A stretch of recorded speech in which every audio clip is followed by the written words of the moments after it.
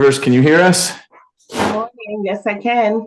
Great. Let's get on the record then. In State versus Poole, it's 23 SC 190102.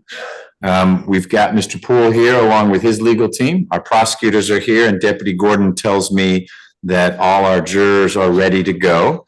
Mr. Miller, good morning, sir. Good morning, Your Honor. Did you have a chance to try out the Zoom link and your ability to connect to it and share exhibits? Oh, I did not go that far, Your Honor, but I believe you're fine. You believe you're fine? Yeah. Okay, great.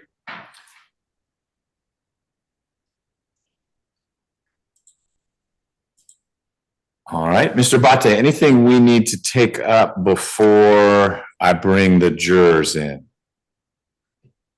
No, Your Honor. Okay, Mr. Miller, anything? No, Your Honor.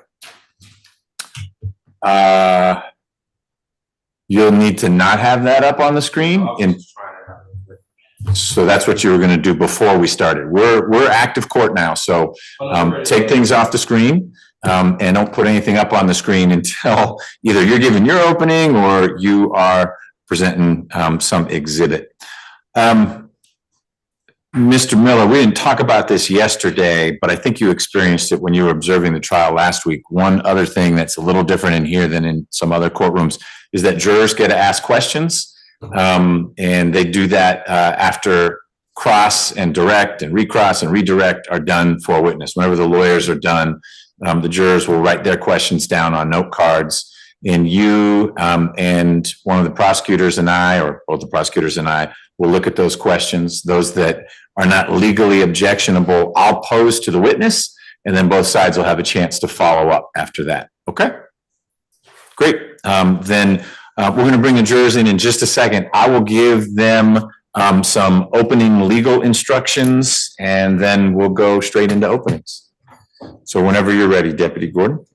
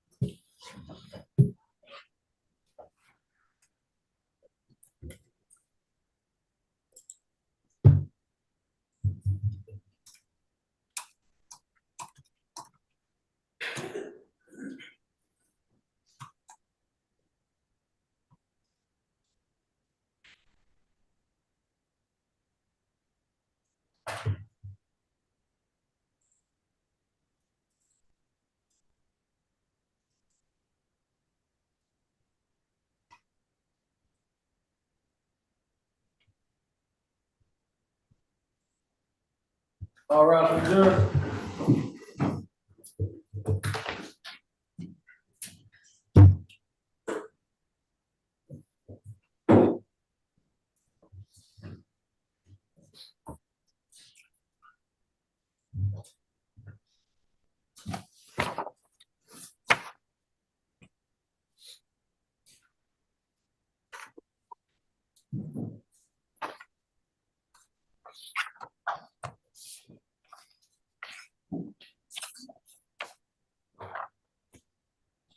The president comes forward. Thank you, Deputy Gordon. Everyone else can be seated, please. Good morning, ladies and gentlemen. Appreciate you being here on time. Sorry we're getting a slightly late start, but I needed to work through a few things with the lawyers, and we are ready to go forward. I need to talk to you for a few minutes before we have the opening statements from the lawyers, after which the evidence will start. But I need to make sure you understand what to do, if anything, with your notepads, and you receive an initial dose of law that you must apply as you work through the proceedings in this case. You checking the temperature or the time? Temperature is high. That may not be accurate. Well, I checked that one. Okay, all right. One of the things I'll tell you, if it's ever too hot or too cold, you need to let me know, and we'll ask the folks who deal with plumbing and HVAC and whatnot are ironically named DREAM, and it's some acronym for real estate asset management, but we have to call DREAM to get the temperature lowered or increased. Your notepads are for you to take notes, should you want to take notes. Notes are not required, but it's important to recognize that at the end of this process, when you are in your deliberations in the jury room, you will not be able to send out a note saying, hey, could we have the transcript for witness Jones? You'll be relying on your collective recollection, what you remember as a group. That recollection may be aided by what you wrote down in your notepad, so you should feel free to take notes. But don't be so focused on your notes that you aren't looking around the courtroom, and in particular, not engaging with the witness who's testifying. One of the things you'll be doing as jurors is determining the credibility or believability of witnesses. Sometimes you do that because the person says something crazy, like they're two moons. I don't believe that. But another way you do that is by watching how the witness reacts. And maybe when one side is asking the witness questions, he's looking at you all and saying, oh, yep, that's what happened. That's what happened. And then when the hard questions come from the other side, there are all sorts of physical reactions where the answers are coming out of the witness differently. And that may suggest something to you about the credibility or believability of the witness. But you miss that if you have your head down and you are trying to write down verbatim what the person says. Give up on that project. You're not going to be able to write down. Ms. Rivers, the court reporter, is the only one who has that skill set. So feel free to write things down, but don't get lost in your notes. Please keep your notes private until you begin your deliberations. When you are deliberating, you're free to say, hey, here's what I wrote down. What did you write down? And also know that at the end of the trial, your notes will be destroyed. They don't become part of the record. So if you write that judge is such a windbag, I'm never going to see that. It will get shredded. If you draw a picture of someone, that will get shredded. But they're private until you begin your deliberations, and then they are memory aids. If you, in your head, remember that a witness said it was raining when the accident happened, someone else said, I wrote down that it was daylight.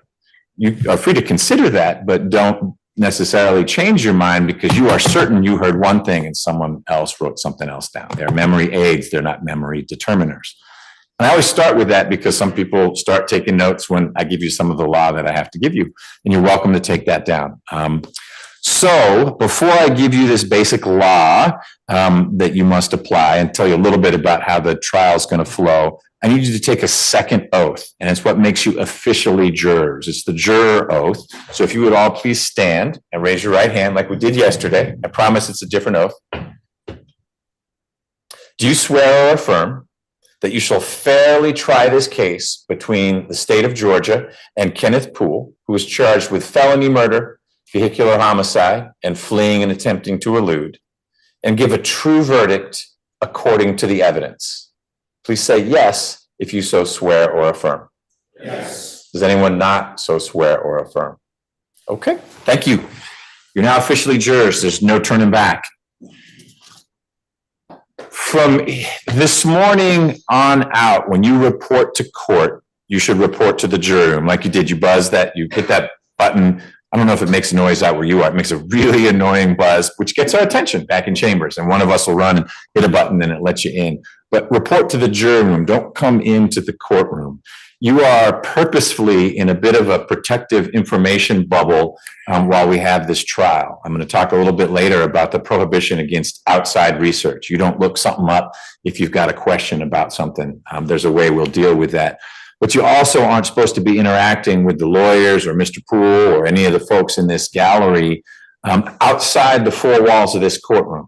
In other words, if Mr. Abate says something to you, Mr. Miller has a right to know what it was he said so that he might try to rebut that if he thinks it's something that merits rebutting. So when you're walking down the hall during a lunch break or during a break and you see the attorneys, they see you and they look startled and they turn and run. They're not being rude. They won't run, but they're under strict instructions not to interact with you all outside the context of legal proceedings that are on the record with Ms. Rivers taking them down. So report to the jury room, stay in the jury room or this back hallway. That is your private space. The lawyers can't be back in that hallway. So when we have a break, you're welcome to be in the jury room. Those are your restrooms. That's your refrigerator. Those snacks are yours. The water is yours. If you're running low on anything, let Deputy Gordon know and we'll restock. But you can also fan out down that hallway as long as you aren't too noisy. There are two other judges down the hall and they'll come fuss at me about having loud jurors if you're like banging on their door or yelling on the phone. But you can actually see daylight if you go down to those windows, and some folks benefit from seeing the daylight.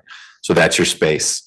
We will break regularly on a 9 to 5 day. We'll have a mid-morning break, always a lunch break, about an hour, and then a mid-afternoon break. We will also break as often as you need to. So if we're in the middle of a witness and it's just really dry, they're talking about how they took all these measurements and you find that you're fading a little bit, ask for a break. We'll make it shorter if it's not one of the regularly scheduled ones. But if you, I just need to walk up and down that hallway twice, then we'll stop because there's not a rewind button. If you miss something, we don't say, oh, juror 7 was kind of drowsy, so I need you to answer those 8 questions again. We don't replay it that way. So do let me know if there's anything that's making it difficult for you to see or hear what's going on. Someone's not loud enough, the screen isn't clear, or like I said, you're just losing focus because we've been going too long before we took a break.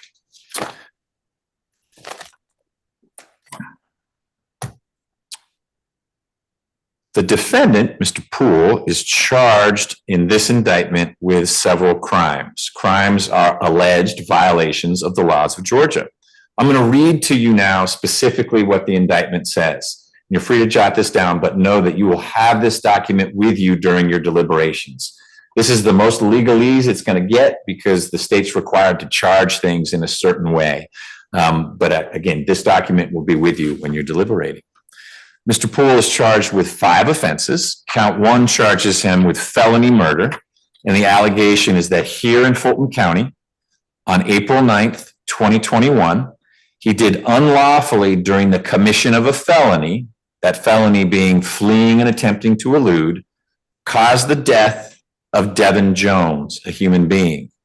Count 2 is a second count of felony murder, and it alleges that here in Fulton County, on April 9th, 2021, Mr. Poole did unlawfully during the commission of a felony, that again is fleeing and attempting to elude, he did cause the death of Detarius Minor, a human being. Count 3 charges Mr. Poole with homicide by vehicle in the first degree, also known as vehicular homicide.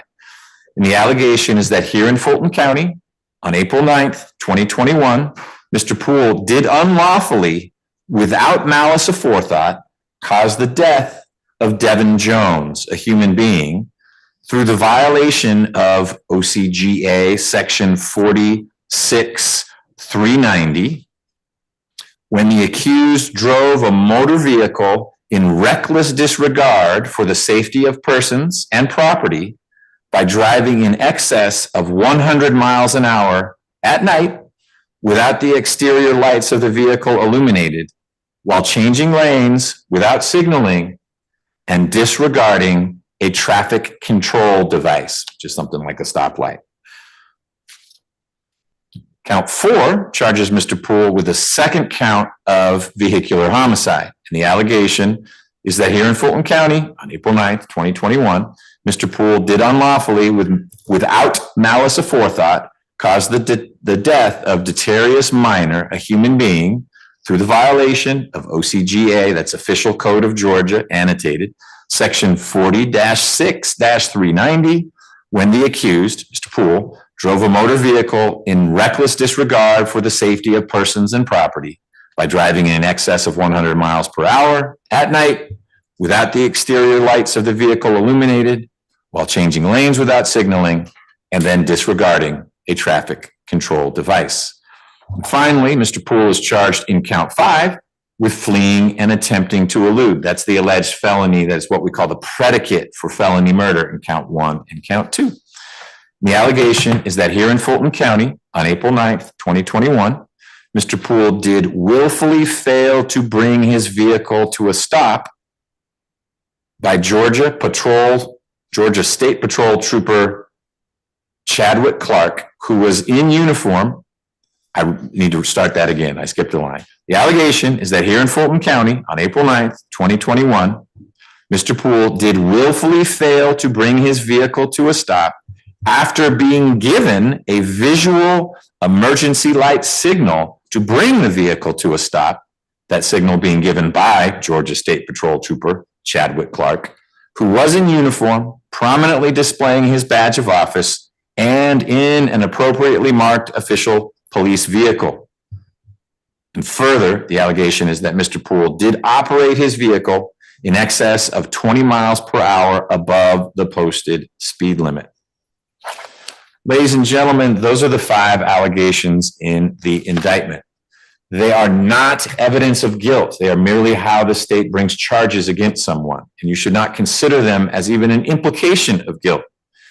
Mr. Poole sits before you with that presumption of innocence in his favor, and it stays with him unless it is overcome by the state with evidence that is sufficient to convince you beyond a reasonable doubt that the defendant is guilty of one or more of the offenses charged. A defendant should not be convicted of any crime unless and until each element of the crime charged is proven beyond a reasonable doubt. And at the end of the trial, I'll be telling you what the elements are of felony murder and vehicular homicide and fleeing and attempting to elude. This burden of proof beyond a reasonable doubt, stays with the state throughout the trial. There's not a point at which I say, all right, you've heard enough, Mr. Miller, it's your turn to do something. It never shifts like that. The state has that burden. This does not mean, however, that the state is required to prove the defendant's guilt beyond all doubt or to some mathematical certainty. The state's burden is to prove the defendant's guilt beyond a reasonable doubt. And that term means just what it says. It's a doubt based upon common sense and reason. It's not a vague, arbitrary, or speculative doubt. It's a doubt for which you can give a reason. And that reason arises from your consideration of the evidence, lack of evidence, or conflicts in the evidence. The defendant, who is, as I said, presumed innocent, bears no burden of proof whatsoever. What that means is that, in theory, Mr. Miller doesn't need to do another thing. I suspect he will, but he has no obligation to do so. He doesn't need to give an opening statement. He doesn't need to ask any questions of any of the witnesses that the state calls. And at some point, when I ask the state to call its next witness, the state will say, we rest, we're done. Mr. Miller doesn't need to get up and call witnesses of his own. But you should know that Mr. Poole has an absolute right to subpoena witnesses, to compel them to come to court. And so Mr. Miller, on Mr. Poole's behalf, may well present witnesses, but there's no burden to do that. Plenty of trials in terms of evidence when the state rests. If, after giving careful consideration to all of the evidence you receive in this case, you find that your mind is wavering, unsettled, or unsatisfied, that is a doubt of the law, and you must acquit. But if no reasonable doubt exists in your mind, you would be authorized to convict on one or more of the crimes charged. The basic structure of the trial you're about to hear runs as follows. In a moment, I'll be quiet and I'll ask Mr. Abate or Mr. Rao if they're going to give an opening statement. That is an opportunity for the lawyer to preview to you what he thinks the evidence will show. You're going to hear from this witness who's going to tell you this. You're going to hear from this witness. And also to share maybe what you're not going to hear, that this isn't what this case is about. It's not evidence. It is like a forecast of here's what's going to happen during the course of the trial. And then Mr. Miller will have the same opportunity. He may give an opening. He may defer his opening until he chooses to present his case, if he's going to present a case. Or he may give no opening at all. When the openings are done, I will then ask the state to call its first witness. And when that person has been sworn in and sits down and answers the first question, you will begin receiving evidence. Evidence is going to come to you likely in two forms. Definitely witness testimony, what they say in response to questions. Questions are not evidence. An attorney may have a long, isn't it true that the following 10 things happened? If the witness says no, the only evidence you have is no, that's not what happened. Not that the lawyer said they happened. The other likely form of evidence you'll get are exhibits, pictures, videos, anything that was collected during the course of the investigation. Those will be tendered. State will say, we tender State's Exhibit 1. And if I admit it, that's part of the evidence. And it is likely something that you'll have with you back in the jury room while you're deliberating. So you can look at those pictures again, or you can hold whatever the object is that has been admitted. When the state rests, I'll turn to Mr. Miller to see if he's going to call any witnesses. Again, he's got an absolute right and ability to do it. He may not. That's a defense decision to make. No burden on them. When both sides have rested, the evidence is closed. You'll have heard all the testimony you're going to hear. All the exhibits will have been admitted. The lawyers have a second opportunity to get before you and offer what we call closing arguments or summations. And these are efforts at persuasion. They will be arguing with you to decide the case in their favor. The prosecutor will say, here's why you should convict, A, B, C, D, E. Defense attorney, should he give a closing, will say, here's why there's reasonable doubt. There's a conflict in the evidence. This evidence is missing, whatever the defense argument may be if they make a closing argument. You should feel free to be persuaded as the lawyers connect the dots between all the different witness testimony. But recall that it is not evidence. If a lawyer stands in front of you and for 10 minutes says, you heard that witness tell you that all the lights were out at the intersection so no one could see what was happening, and you've looked at 10 photographs of the intersection and there are bright lights there, then you would be not persuaded by the lawyer saying that. But the lawyers don't decide what the evidence is. They're going to refer to it and tell you what they think the evidence shows, but you are the fact finders. And so when you're back there deciding things, it's not, well, lawyer X said it was raining. It would be witness X said it was raining, or here's a video showing the rain falling. That's how you decide what the facts are in this case. When the lawyers are done with their closing arguments, I will give you the charge, the law that you must apply to the facts as you find them to be. And I'll read it to you. It'll be up on a screen, but just like you'll get this indictment, you'll also get the charge with you because some of it is a little legalistic. And so you'll have it to read over during your deliberations. During the trial, the attorneys have a right to object to the admission of evidence if they think its admission would violate some rule of evidence. You see this on TV all the time. One of the lawyers will say, objection. They'll need to tell me what it is, or they'll probably say objection, hearsay, or leading, or whatever the objection is. It's my job to rule on the objection. I'll sustain it, which means, whoop, that question was not an appropriate question. Someone needs to ask a different one. Or I'll overrule it, which means let's keep going the way we were going. You should not consider my rulings as a comment on the evidence or which side is doing better or if Mr. Poole is guilty or not guilty of anything. I am simply applying the rules of law as I understand them to the situation that comes up. Some judges like to say, I'm calling the balls and strikes. It's not that simple, but if someone objects, I need to rule on it. And if I sustain it, that just means that was a good objection. Don't ask that question. If I overrule it, nope, we'll keep going. Every once in a while, after I rule on an objection, I may tell you to disregard what you were heard. The lawyer will say, I object, move to strike. A witness started to answer a question, and the question didn't seem objectionable, but the witness veered to the left and maybe starts talking about something that's not responsive or just isn't appropriate under the facts and circumstances of this case. If I tell you to disregard something, you really have to do it. And it's going to seem counterintuitive. Judge, I just heard him say the guy was wearing a blue shirt. How do I unremember that he had a blue shirt? You're not going to unremember it. But what you will remember is that I told you to disregard it. So if you wrote it down, cross it out. More importantly, if you're back there during deliberations and one of your groups said, hey, I know what the situation is in this case because that witness said the guy had a blue shirt. That's who we're looking for. Your job is to say, we need to not rely on that testimony. The judge told us to disregard it. Before you start to think this is a crazy, like, how do we unring that bell? If what you heard, you shouldn't have heard is so central to the case, I don't ask you to disregard it. We have what's called a mistrial, and we've got to do it all over again. Not with you, but with another 14 jurors. So we all hope that doesn't happen, that something comes out and a lawyer says, move to strike, and I have a motion. Because every once in a while, someone says something and there's no unringing that bell. It was something you weren't supposed to hear, or it was totally inappropriate for that witness to say it. And it's just not fair to either side to say, hey, don't rely on what you just heard, because you can't forget something like that. So it's usually way out at the edges. And by the time deliberations come around, you don't even remember that the guy said the shirt was blue because it's not material to anything, but it happened to have been inappropriate for that person to say, I remember that his shirt was blue. Lawyers can also make motions during trial. I mentioned that if it's going to be a mistrial, a lawyer will make a motion. A motion to you basically is code for it's a break for you, because a motion is something where they need to talk more freely with you not in earshot. An objection, they'll say objection, hearsay, and we'll duke it out and have that legal argument. You'll get to listen to all of it, and it's quick.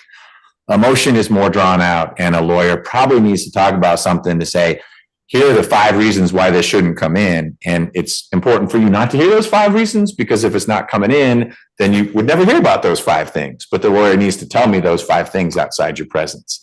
We do our best to handle those motions when you're at lunch, before you come in, at the end of the day. But sometimes it's got to be dealt with right then. And so just know we don't do those for fun. You get an extra break. We'll have you step outside for as short a period as possible. Talked about the lawyer's role, my role. I rule on these things. Nothing I say is meant as a comment on the evidence or the guilt or lack of guilt of the defendant. Talk about your role. You are the fact finders. You are deciding what happened, if anything happened, on that date in April of 2021. And you do that by receiving the evidence and processing the evidence. You'll also do it by determining the credibility or believability of witnesses. In determining this believability, you are free to consider all the facts and circumstances of this case, the manner in which the witness testifies, why is she sweating for half the questions but not the other half, as well as the witness's interest or lack of interest in the outcome of the case. You may have questions of your own during the course of the trial. A witness may say something, you just don't understand what that word meant. It's a technical term. Or when the lawyers are done asking questions of the witness, there's something you want to know about. The way we address that is not ever that you go online during a break and say, I'm just going to look that word up and see what it means. The way we handle it is you see there are 3 stacks of note cards on the shelf in front of some of our jurors. Those are for you. Those are for you to write on one side only, legibly, your questions for that witness. I promise you, at the close of every witness's testimony through the lawyer's questions, I will turn to you and say, do any of you have any questions? And you'll be given time. We don't play the Jeopardy music, but you'll be given time to write down your questions. Deputy Gordon will collect those questions. I'll step outside with the lawyers. We'll look over the questions, because in the same way a lawyer can ask a question that is legally improper, calls for hearsay, or gets into an area we're not supposed to get into, you might as well. And the lawyers have a chance, not in your presence, to say, that's a ridiculous question. I don't want to say that and you're offended, but we'll talk about it outside your presence. And all of the legally proper questions, I will then pose to the witness. That's how you get your questions answered. Do not engage in outside research. Don't go home tonight and say, hey, I was in court and this guy said this funny thing. What do you think that means? If you do that and it comes to light, we may well have to try this case over again. And I promise you, if you're the one who caused that, you will come sit and watch the second trial and maybe a few other trials as well. We have all, you in particular, invested a lot in this process. It's important that you get your information here in court from questions that are moderated and mediated by me, to which the lawyers have a chance to object. So you will get to ask your questions if you've got any. And last thing about that, keep in mind, questions are not evidence. So if you write down a question and it's not posed to the witness, that is evidence of nothing. It's a procedural fact. It means that that was a legally improper question. That's not a knock on anyone. It might be a great question. It's just not one that is appropriate for this witness to answer. And so I don't ask it of this witness. And you should draw no inferences or conclusions from the fact that one of your questions was not posed to the witness. I've mentioned it before, but it bears repeating. You need to pay close attention because there's no rewind button. So if at any point you need a break, or someone's talking too fast, or is too far from the microphone so you can't hear them, I'll get them up close to that mic so you can hear, because the mics work really well in the courtroom, and there's no reason for a witness to be inaudible other than that he or she is nervous and is away from the microphone. It's also important that you view this evidence with an open mind and resist the temptation to reach conclusions early on. You might hear from a couple witnesses. The state may start with some witnesses who are super strong in their mind for their case. You say, we're done. I understand what happened here. Well, number one, you don't even have the law. You don't know what the state has to prove. And so a witness may seem very convincing, but of what? What are the elements of vehicular homicide? You'll know, but you know that at the end of the trial. A corollary of this is that you all should not deliberate early. When you have your first lunch break, it's fine to be a large group, a small group, be with each other, but don't talk about the case. Don't say, hey, what'd you think about that first witness? I don't know where the state's going with this, or that cross-examination wasn't real compelling. You can be thinking those things, but the group doesn't process all that until all the evidence is in, closings are done, and I've given you the law. So you'll have breaks, and it's fine to interact, just don't talk about the case. Talk about anything else. Talked about no outside research. I'll repeat that every time we take a break. You should know this, when the trial is over, there's nothing confidential happening in here. Just we keep you in this info cocoon during the course of the trial. When the trial is over, it is fine to talk with anyone and everyone about what you heard, what you did, what you thought. You're not sworn to secrecy. You can complain to loved ones about jury duty. You can extol its virtues.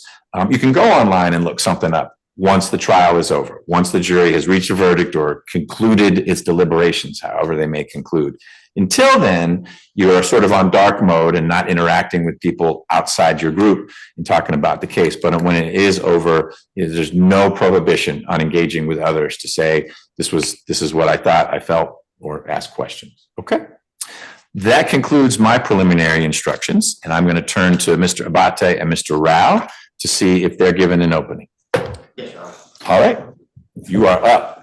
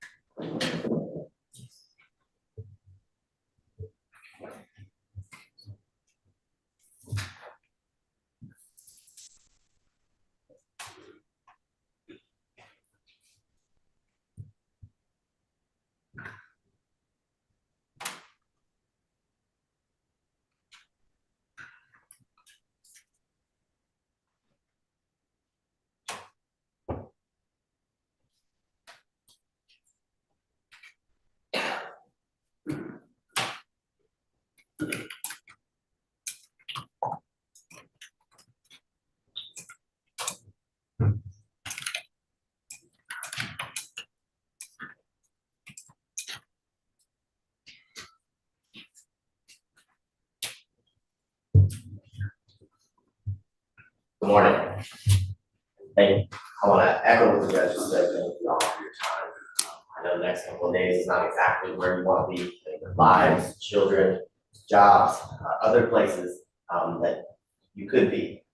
But you being here, you doing this service is one of the most important things, one of the most important places that you could be, not only for the family of both Devin Jones and Detarius Minor, but the defendant and of Poole. Your job is important. Throughout this trial, the judge, myself, defense counsel will all continue to tell you how important your job is as jurors, as you sit and listen to all the evidence and all the facts, and all the testimony that unfolds over the next few days. And ladies and gentlemen, what you're going to hear is that on April 9th of 2021, the defendant was driving his 2017 Q50 Infiniti.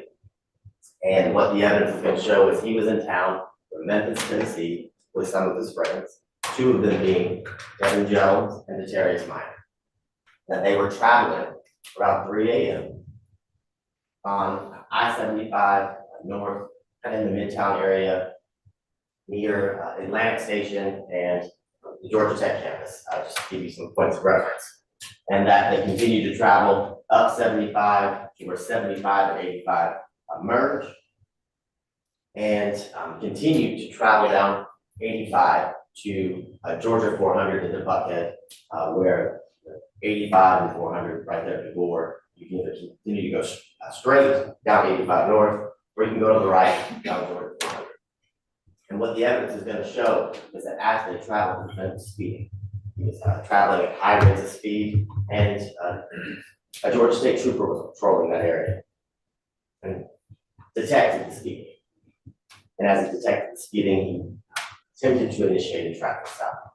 And ladies and gentlemen, that traffic stop, that attempt to stop Mr. Poole, ended the lives of both Devin Jones and Detarius Minor. The conscious decisions, the conscious disregard of this defendant ended the lives of both the passengers and both Mr. Devin Jones and Detarius Minor. The defendant's conscious decisions and disregard left his car like this. Left his Q50 Infiniti almost unrecognizable. The passenger front area of that car instantly collapsed.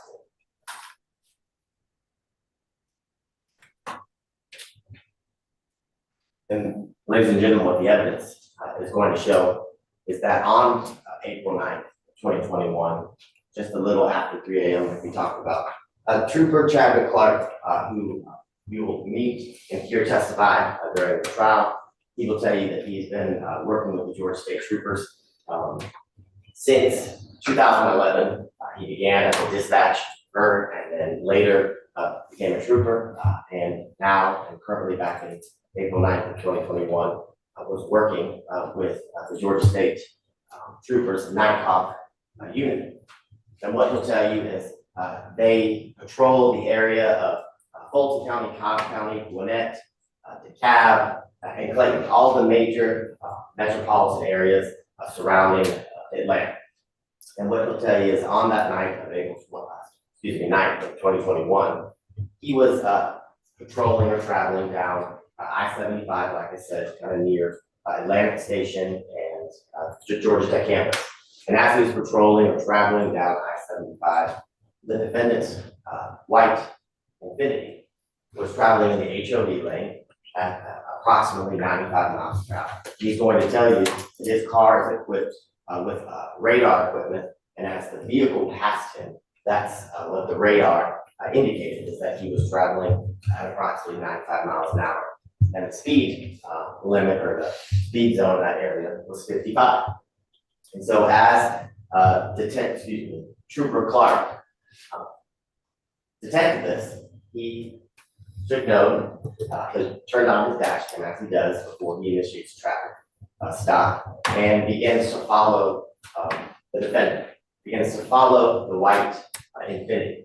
And he'll tell you he follows it for a few minutes because he wants to be able to stop the car in a safe area.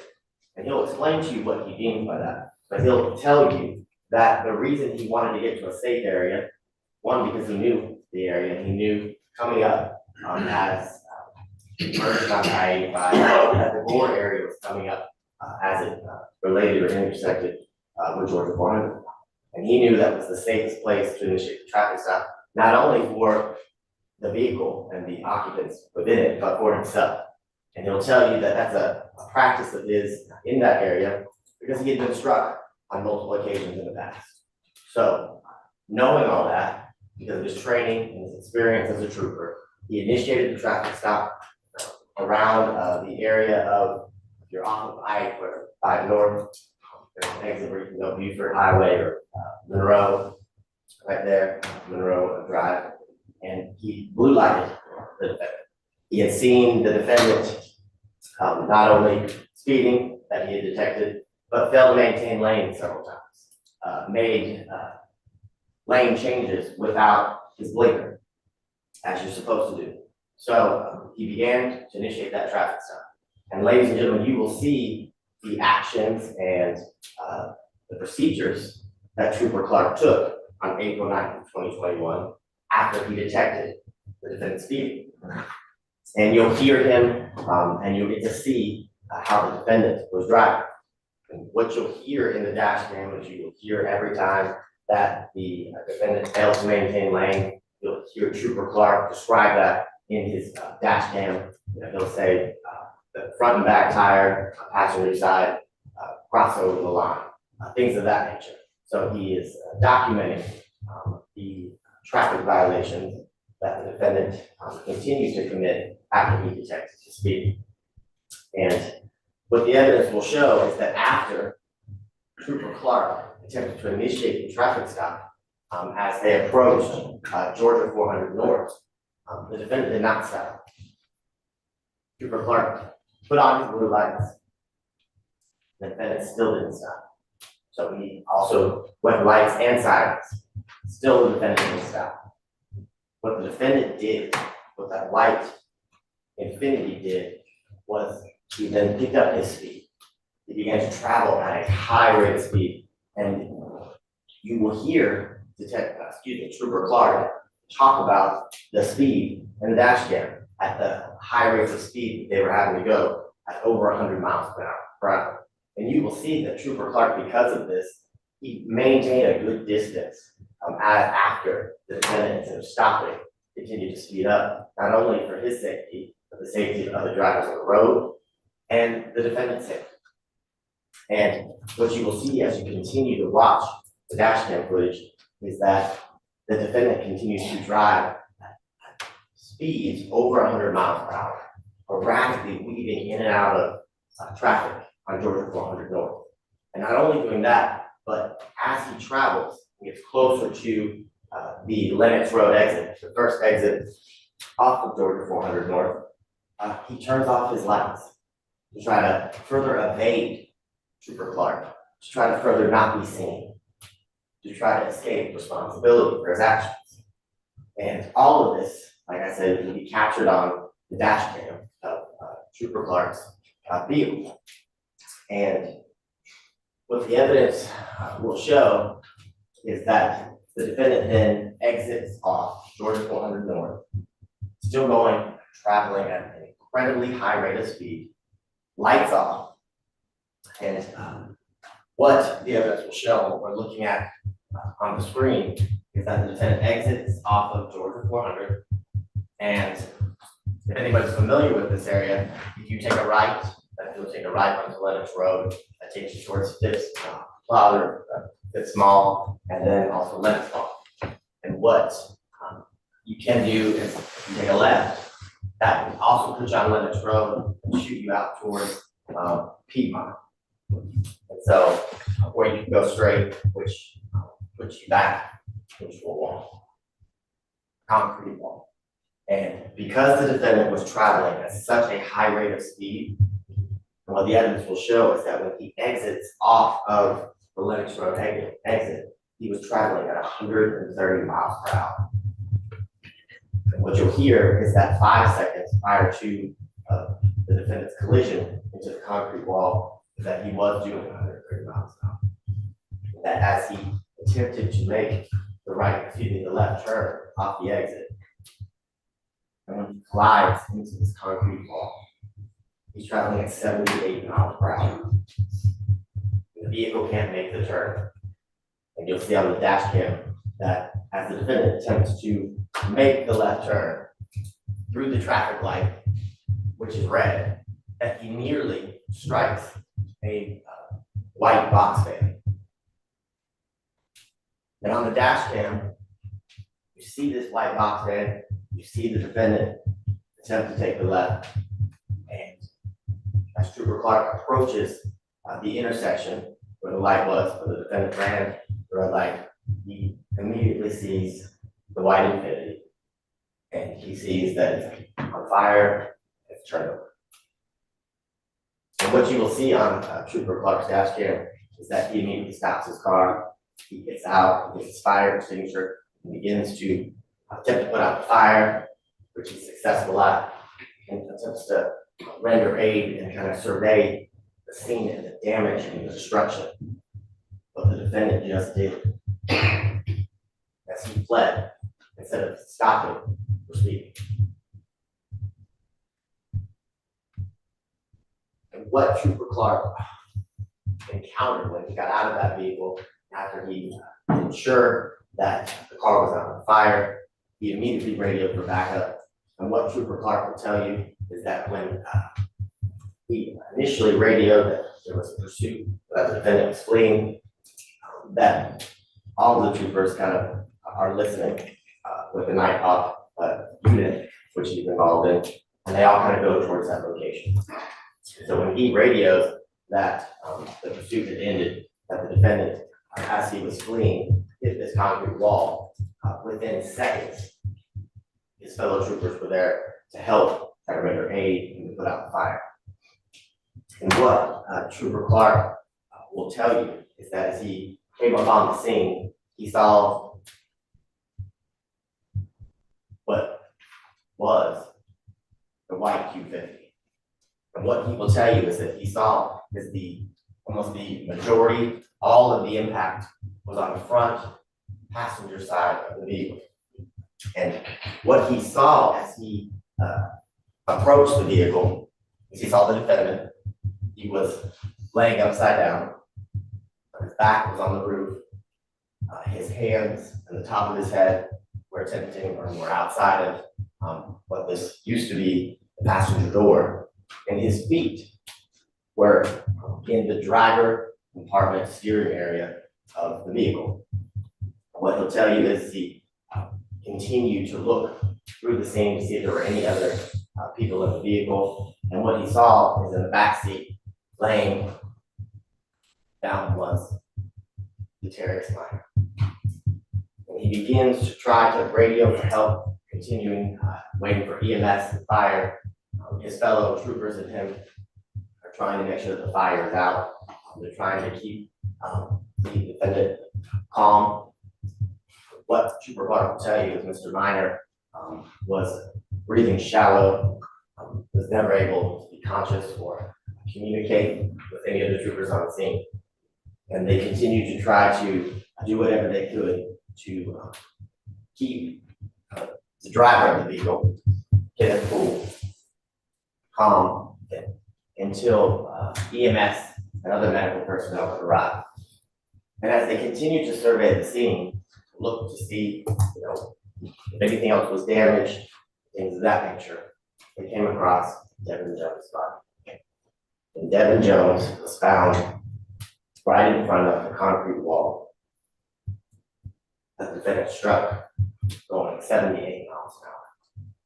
And they checked to see if there were any signs of life. Trooper Clark, his fellow troopers will tell you, is that there were none. Devin Jones was ejected from the vehicle and was dead on the scene. And Trooper Clark will tell you that shortly thereafter, the fire department, Brady EMS responded. They began to initially try to unpin the defendant from inside of the vehicle. And what he'll tell you is that they had to use, for lack of a better word, they call it the jaws of life, to try to extract both Mr. Minor and Mr. Poole out of that Infinity. And they first were able to extract the defendant, Mr. Poole, from the front passenger side of the vehicle as the car laid upside down. And what Trooper Clark will tell you is that the driver's side, you'll see other photographs and video of the entire car, was at a higher, kind of like a seesaw. So the lower area of the car was the passenger side, which is why he was removed head first from that side of the car. But he will tell you that as he surveyed the scene at the beginning of when he encountered the crash, he saw the defendant's feet in the area of the driver's compartment, below the steering wheel. And what he'll also tell you is while on scene, he continued to talk with EMS personnel, and one of the personnel that he spoke to was Joe Connors. And Joe Connors was one of the first EMTs who arrived on scene to initiate medical procedures on the defendant. And you'll meet Mr. Connors, and he will explain to you how many scenes and accidents and other calls that he dispatched to and provided care to anyone he had to. And what he will tell you is what Trooper Clark will tell you is when Joe Connors came to him, he told him that. Objection, Your Honor. May we approach? No, you can just make your objection. All right, this can't get in, it's hearsay. Okay, make sure you're not providing hearsay in your opening. If you have a good faith basis to believe that what you're about to share comes in, you're welcome to preview it. If you share with the jury something that doesn't come in, I suspect Mr. Miller will point that out in his closing. Yes, sir. Also, Your Honor, we spoke to Mr. Connor and he's already. But I don't want you to get into what Mr. Connors told. You can in your opening, but right now this is the state's opening. What the evidence will show and what the testimony will be is that Joe Connors told Trooper Clark that when he was first in contact and surveying the damage, destruction of the passenger, Mr. Minor, and the driver, Mr. Poole, that Mr. Poole told him he was driving the vehicle at the time that it collided with the concrete wall. Now, what Mr. Connors is going to tell you is that he's, since that call, had been on many calls before, and then he calls after. And what he's going to tell you is he doesn't have an independent recollection of this incident as it happened on April 9th, 2021. And he doesn't have any reason to dispute that he told Trooper Clark those exact statements about what the defendant told him. But what's important is Trooper Clark wrote reports documenting everything that he did and everything that happened on April 9th, 2021, moving forward.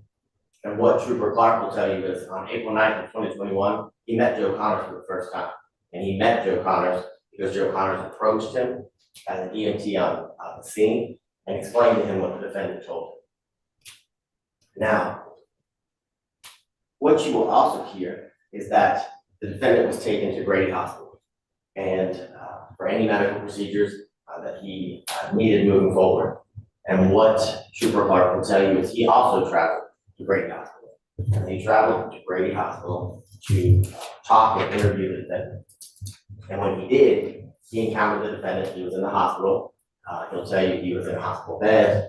He was alert. He was able to speak clearly, and he was understanding the questions that were being asked. He'll tell you that there were doctors and nurses also in the room moving about, and that he just asked the defendant some very brief questions. He asked him, "Why did you run for me?" What Trooper Clark will tell you is the defendant said, "I don't know." Trooper Clark then asked, "You have a good reason for running for me?" And what Trooper Clark will tell you is that Poole said, "No." He then asked Mr. Poole, "Is the car, the Infiniti, is it yours?" He said, "Yes." And then when he asked Mr. Poole, "Were you driving the car when you ran for me?" He said, "Yes, he was driving the car." And then he stopped the interview at that point. And he left and continued his part of the investigation. And what I mean by that is he collaborated with other members of the Georgia State Patrol. And those other members include Corporal Lee, who is a member of they call it the SCIRT team, but it's called the Specialized Collision Reconstruction Team. And what you're going to learn and hear from Corporal Lee is that he is a collision reconstruction specialist. He's received countless hours of training. He's been working with the Georgia State Patrol, specifically the SCIRT team, for a number of years. And what he'll tell you is that on April 9th of 2021, he also responded to the scene. And he, as a trained collision reconstruction specialist, zeroes in on specific things that he sees when he's surveying a crash scene. And one of the first things he does is he walks the scene, he looks for tire marks, and any marks that he finds, he spray paints them, why he spray paints them for distance reasons, to put in equations and things of that nature. He photographs the entire scene. He takes pictures of what he knows and believes to be important based on all the training that he's received and his experience in collision reconstruction. He then has the car impounded after he does his investigation at the scene, after he takes his photographs, after he takes the measurements that he needs to do his part of the investigation. And what he'll tell you is the vehicle is then impounded or towed to a tow lot or an impound company. He later, what he does, he then goes to that lot on April 14th. And what he'll tell you is that many cars have what's called an airbag control module. The lack of it, where there's like a black box in the front. And it's in somewhere in the front of the vehicle. And he'll tell you he's able to, based on his training and experience, plug his computer up to that black box and extract the data that's contained in this airbag control module. He will go in great detail about why the airbag control module is important, what it tells you, and things of that nature. But what he will tell you is, like, as we've discussed, that 5 seconds prior to the collision, the defendant was traveling down the exit ramp or off the exit, attempting to go onto Lennox Road at 130 miles an hour. That at the time or the point of impact with the concrete wall, the vehicle was traveling 78 miles per hour. He'll talk about how he reviewed dash cam footage of Trooper Clark and that he did math equations to determine, calculate the feet traveled per second. And all of that goes towards the investigation and statements that Trooper Clark obtained from the defendant and from Joe Connors. And as a result of that, what Trooper Clark will tell you is that on April 17th, 2021, he takes arrest warrants, or swears arrest warrants out for the defendant: felony murder, vehicular homicide, fleeing and attempting to elude, and other traffic charges. As the judge had already discussed to you earlier, that Trooper Clark then will tell you that he then goes to see the defendant again, because he knows he's still at Grady, and informs him of the charges. He has charges, the warrants have been taken out, and that upon discharge, he's turned himself into Fulton County Jail. What the evidence is going to show, and what you're going to hear from Trooper Clark, is that the defendant fails to turn himself in upon discharge from Grady, when he's discharged in April.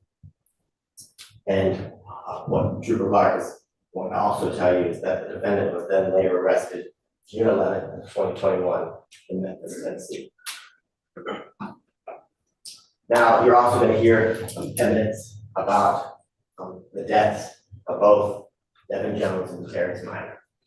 You're going to hear from Dr. Michael Heninger, who is a medical examiner, or was a medical examiner in Fulton County Medical Examiner's Office. And he'll tell you he's now currently employed, still as a medical examiner, just in one of the neighboring counties, DeKalb County. He'll talk to you about an autopsy and what goes in to an autopsy and the procedures that are done when he's doing the autopsy of both Mr. Jones and Mr. Minor. And what he'll tell you is ultimately based on what he saw through his procedures and the analysis of the injuries of both Mr. Minor and Mr. Jones, is that both Mr. Minor and Mr. Jones died of blunt force trauma to the head. And he'll tell you the manner of death, which is no surprise to any of you after you've seen the photographs. And it will be no surprise after you hear all of the evidence in the testimony, the witnesses, that the manner of death was a traffic accident. Now, the judge kind of went through some housekeeping stuff briefly before, but as the judge said, you get to take notes. And note taking is important, and it's important that you pay attention, because though the court reporter, Ms. Rivers, is terrific at her job, what she can't do is during the deliberation time, after all of the evidence is closed and y'all's time, to go through all the evidence and apply the evidence of the law together. She can't give you transcripts. Your transcripts are your notes, and your memories of the evidence and the testimony as it unfolds over the next couple of days. So your notes are important. They're very important because they become your transcript. What to remember is that this trial is not about the victims and the witnesses being put on trial for things that can and can't remember. You're going to see Trooper Clark and other troopers and EMTs, they have reports, and they'll likely have to have their recollection refreshed. They'll have to look at their report to recall exactly what they wrote, what they observed on April 9th, 2021. And that's the purpose of those reports. I can't remember what I did yesterday most times. So it is the reason for those reports and the importance that they hold is that they document things that happened on the day and at the time that they observed. So you shouldn't penalize them for having to look at the things that they were required to do in order to be able to give you, ladies and gentlemen, the best evidence as you sit here as jurors on this case. But what the evidence will show is that there was no excuse or any sort of justification for the conduct of the defendant on April 9th, 2021. And that conduct and those conscious decisions ended two lives. Ended two lives. All because he was trying to escape responsibility that evening. The lives of Mr. Jones and Mr. Minor ended because of the decisions that this defendant consciously made. Now, as we talked about, as I wrap my opening up, what the evidence is going to show, what this case is about, is going to be about the conscious decisions, the conscious disregard that this defendant has for human life that night. Not only the lives of his passengers, but the danger he put other drivers on the road that night in. And that he had zero concern or hesitation as he reached speeds as high as 130 miles an hour. And that he attempted to escape all responsibility, not only on April 9th, 2021, but following when he failed to turn himself in and was later arrested months later on June 11th of 2021 in Memphis. All the evidence will be clear about the defendant's guilt. And at the end of the trial, after all the evidence and testimony that's been put forth before you, ladies and gentlemen, as jury, I have the privilege to come before you, myself, my co-counsel, Mr. Rao. We'll get to explain all the evidence and all the facts as you heard them here during the trial. We will talk about the law that Your Honor will charge you before you get to deliberate, and what all of the evidence will show, and what the truth of what happened on April 9th, 2021 is. The defendant is guilty of all counts. The defendant consciously disregarded the traffic stop that Trooper Clark attempted to initiate. The defendant consciously reached speeds of over 100 miles an hour. And the defendant consciously attempted to escape Trooper Clark. And as a result of that, caused the death of both the passengers in his car, Devin Jones and Darius Minor. And at the end of this, we'll ask you to find the defendant guilty on all counts. Thank you. Thank you, sir. Mr. Miller, are you going to give an opening at this time? Yes, sir. Great. Your Honor, at this time we would ask to invoke the rule of sequestration. All right. Mr. Bate, if you could make sure if there are any witnesses here that they step outside. Yes, sir. Additionally, Your Honor, there is a screen that is outside the courtroom. It would be pointless for us to invoke that if that screen is still showing what's going on inside the courtroom. We would just ask that that's turned off. I don't think it is, I don't see that listed as the Zoom room. So if someone wants to go out there to confirm that it's showing there is a screen, but if the screen just says Judge McBurney's courtroom. Okay, I didn't think so. Good to keep in mind, but we intentionally don't add it. It is the screens you see here are the only ones that are part of the feed. Thank you, Deputy.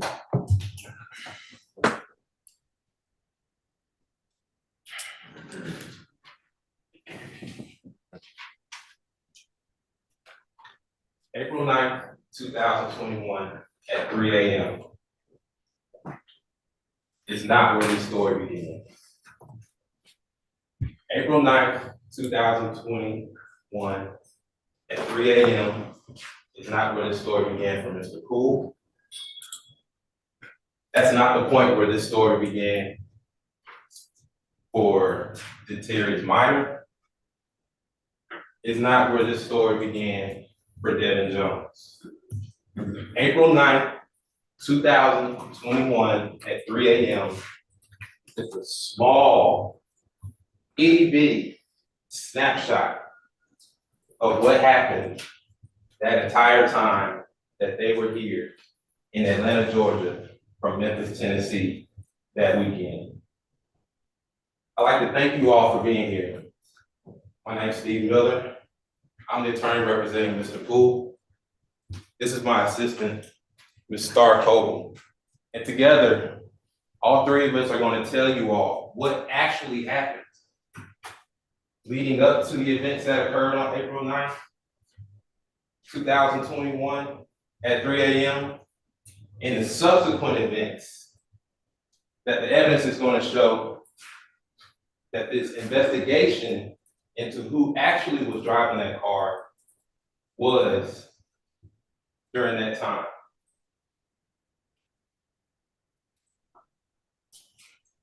This story begins in Memphis, Tennessee. My client, Mr. Poole, Devin Jones, who they call Devo, and Deterius Minor, who they call DT, were all friends. And it's going to show that they have been friends for years. Their family, their friends will tell you that blood did not bring them closer, that they were tight. If you saw one, you saw the other. A couple months prior to this, Deterius Minor moved to Atlanta, Georgia from Memphis, Tennessee. He had started cutting hair down here, and he had lived in an apartment in Atlanta, Georgia. Now, on April 8th, Mr. Poole had been cutting hair up until 12:30 a.m. That next morning, evidence is going to show that he went cut another person's hair. They went to work, and then he met up with Devin Jones, Brandy Jefferson, Corey Williams, who they call House,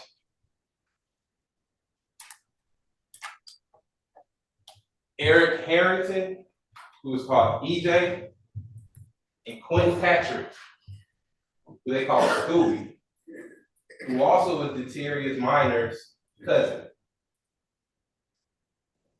Quentin Patrick owned a barbershop in Memphis, Tennessee. And it was not your typical, you run in, get your hair cut, and you're out. This was a community barbershop. And it was full of some of the best barbers that were in Memphis, Tennessee. That's where everybody met. All of these 5 people were all barbers at this barbershop. They were called celebrity barbers. Why? Because they were going out of town to cut hair for celebrities. Like I said, they did some very good job. They did a very good job of cutting hair. And while they were there, they all became a family at that barbershop. Every single last one of them. That weekend of April 8th, 2021, April 9th, 2021, they were coming down to Atlanta for a number of reasons. They were coming here to go to a hair show that was happening in Atlanta. They were coming down here to cut hair for a couple artists, hip hop artists, who they cut. And they were coming down here to look for another location for Quentin Patrick to open up his barbershop in the game. It was gonna be a part 2. Now, the ride down here, in one car was Mr. Poole and Devin Johnson, who's called Devo. In another car was a rental car, was Brandy and EJ, Eric Harrington. The third car contained Quentin Patrick and Corey Williams. They left everyone and went down to Atlanta earlier. Detarius Minor, remember, already stayed in Atlanta, already had an apartment in Atlanta. That day, April 9th, they left around 3 p.m. and made the 6-hour drive from Memphis to Atlanta, Georgia. Once they got to Atlanta, Georgia, the 2 cars split. Brandy and EJ went to the Airbnb where Corey Williams and Quentin Patrick had already made it. And Mr. Poole and Devin Johnson went to a family member of Mr. Poole's house so that he can cut their hair.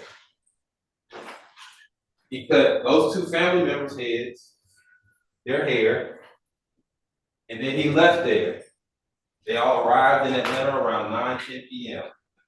He cut their hair, he left, and he went to a artist named Kivo Money's Airbnb to cut his hair and to cut his chef's hair. While there, and he cut their hair, everyone at the Airbnb was sitting around waiting, with the exception of Brandy Jefferson. Brandy left shortly after arriving at the Airbnb and drove to pick up Detarius Minor. The reason she had to drive to pick up Mr. Minor was because although he lived in Atlanta, he did not have a car, he did not have any transportation. And so as soon as she got here, she went to go pick up their friend. She picks up Mr. Minor, they arrive back at the Airbnb. By now, it's early morning. Mr. Poole and Devin Johnson left from cutting Kivo Money's hair and went to an album release party where Kivo Money was. They stayed there about 45 minutes to an hour, and they left around 1:15, 1:30 a.m. They left there and they drove to the Airbnb.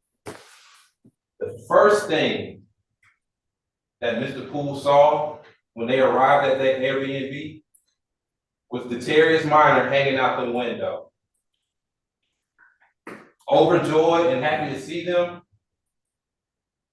he was yelling, "Hey, my friends are here." He runs out of the Airbnb and he sees Mr. Poole and Devin Johnson. Quentin Patrick and Corey Williams are the older ones out of the group. I know I'm giving y'all a lot of names. It's going to make sense, like even more sense. Corey Williams and Quentin Patrick are the oldest ones out of the group. It is around 1:30 in the morning. They're tired. They had actually dozed off and went to sleep inside. Evidence is going to show that everybody went inside, tried to wake them up, played around with them until they finally got up so that they can go out to yet another spot to grab some food, hang out, whatever they could do, because they were in Atlanta. They were coming from Memphis. Let's keep the party going. They got to that last spot around 2 to 2:15 a.m. And I'm giving you roundabout times because it's 3 years later and they didn't write reports. They get to this last spot around 2:15 a.m. They have social media to show that they were at that spot at 2 to 2:15 a.m.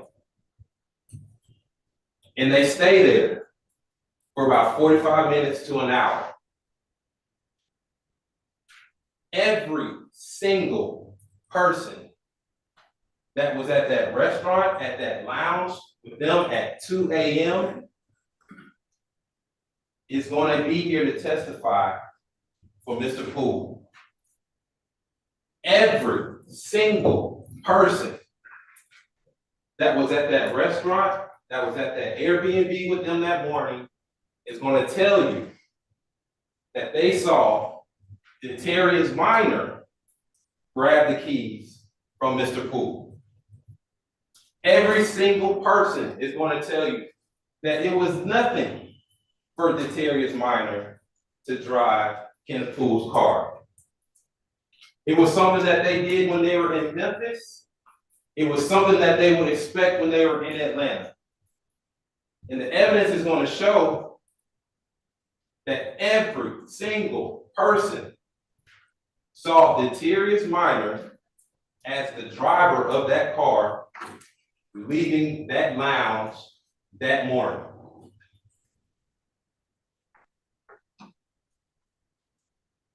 They're also going to say that was the last time that they saw Detarius Minor. That was the last time that they saw Devin Jones. And they will tell you Detarius Minor was in the driver's seat. They will tell you Devin Jones was in the passenger seat. They will tell you Kenneth Poole got into the back. They will tell you that he was the last one to get into the car. That the two of them had went up, the two being Detarius Minor and Devin Jones went first to go get the car from Mr. Poole, Brandy, and Quentin Patrick were standing outside of that lounge, laughing, joking, and talking. Every single one of them will tell you that. We expect the evidence to show that what happened shortly after 3 was that Detarius Minor was driving that vehicle. And not only was he driving that vehicle, but he was the one that got off that exit and ran into that overpass bridge. It's going to show you that the car flipped multiple times. The evidence is going to show you that the car hit a wall going 78 miles per hour. You'll see the debris field from where this car flipped multiple times. And the evidence is going to show that not a single person had on their seatbelt. Airbags were deployed, and it was a bad accident. You'll see from the video that it took seconds for the officer to get to the top of the hill. And you'll see the fire that was there. You'll also see Mr. Poole attempting to crawl out of that vehicle. You're going to see that it was wreckage everywhere. You're going to see that Mr. Poole is in and out of consciousness. And from that, you cannot expect for anyone to give any kind of statement. You're going to hear from Dr. Conlon, who's going to tell you that from the time that this accident happened to the time that Mr. Poole was inside of that hospital, there is no way that he could have given any kind of statement. That if you run into a wall going 78 miles per hour, you cannot expect anybody to be coherent. You cannot expect anybody to voluntarily give a statement. We also expect that evidence to show that the so-called statement that Trooper Clark claims that he has was not audio recorded, it's not video recorded. He didn't even read any Miranda rights, attempt to have Mr. Poole sign anything. There was not a doctor in that hospital when they heard that statement. There was not a nurse around that heard that statement. The medical records will not even show that he was there objectively on the day that he says that he went. They'll say he went at a later time, but the day that he claims he made this statement, there is nothing objectionable to show that it even happened. Nothing.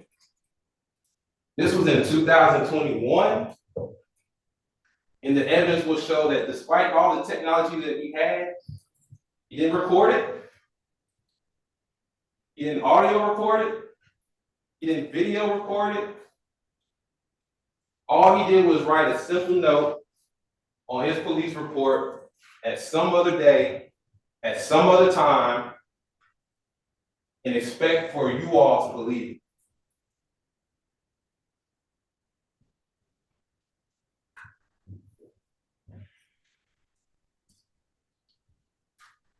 Throughout this trial, you'll see myself talking with my investigator. You'll see me talking with my assistant. You'll see me on my phone. Please believe that every single thing that we are doing and everything that we are working on for the duration of this trial is to ensure that you all get the truth, to ensure that you all see the real story, not this 30-second investigation that they all want you to believe. You have notepads, and I've seen you all writing on them. But like the judge said, do not be hammered down by those notepads. Do not try to write every single thing you do. My mentor always told me that if it is important, you will remember it. So just take that in mind as you do it. I want to leave you with the words that I left with Mr. Poole when we first met. You cannot prove a negative. Thank you.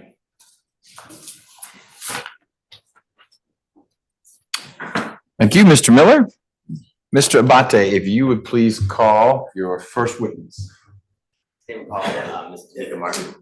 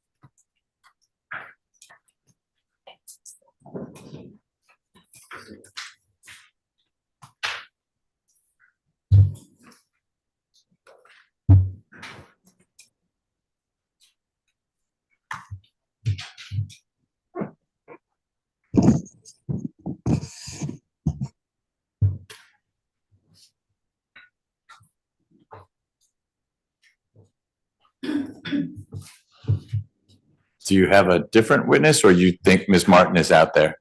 He does it.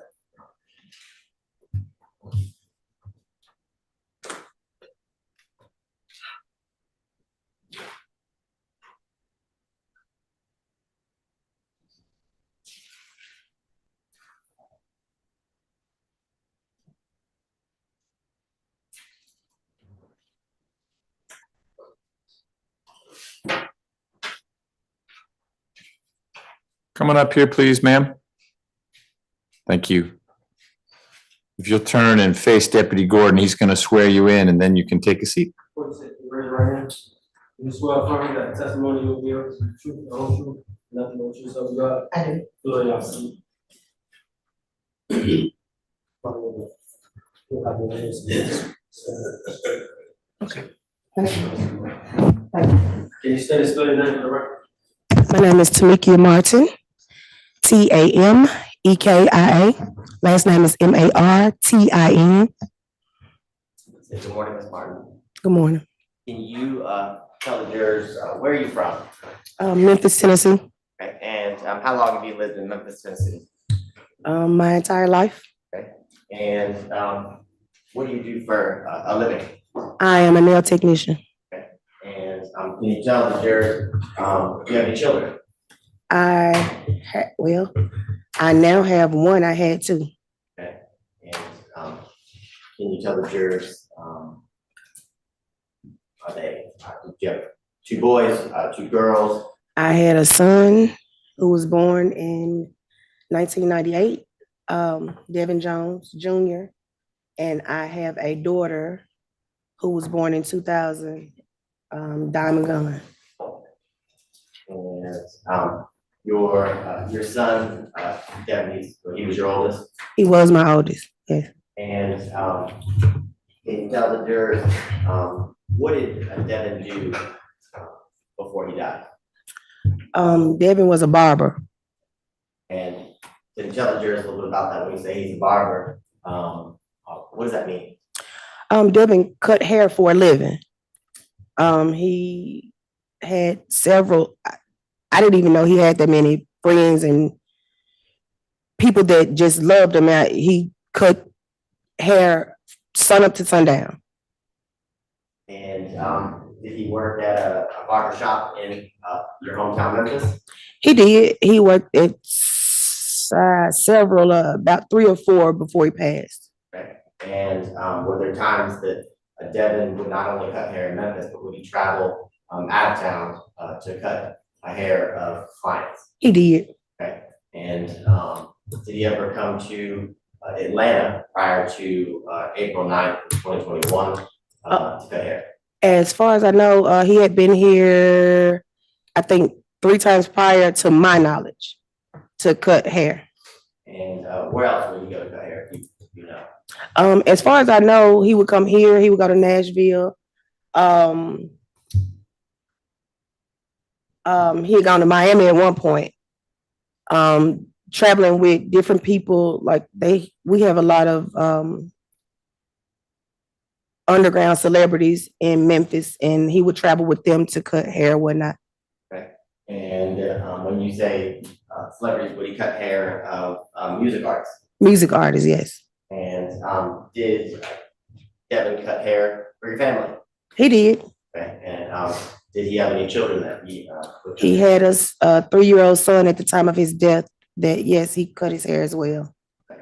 Now, can you tell the jurors a little bit about why, to your knowledge, Devin was coming to Atlanta on the weekend of April 9th, 2021?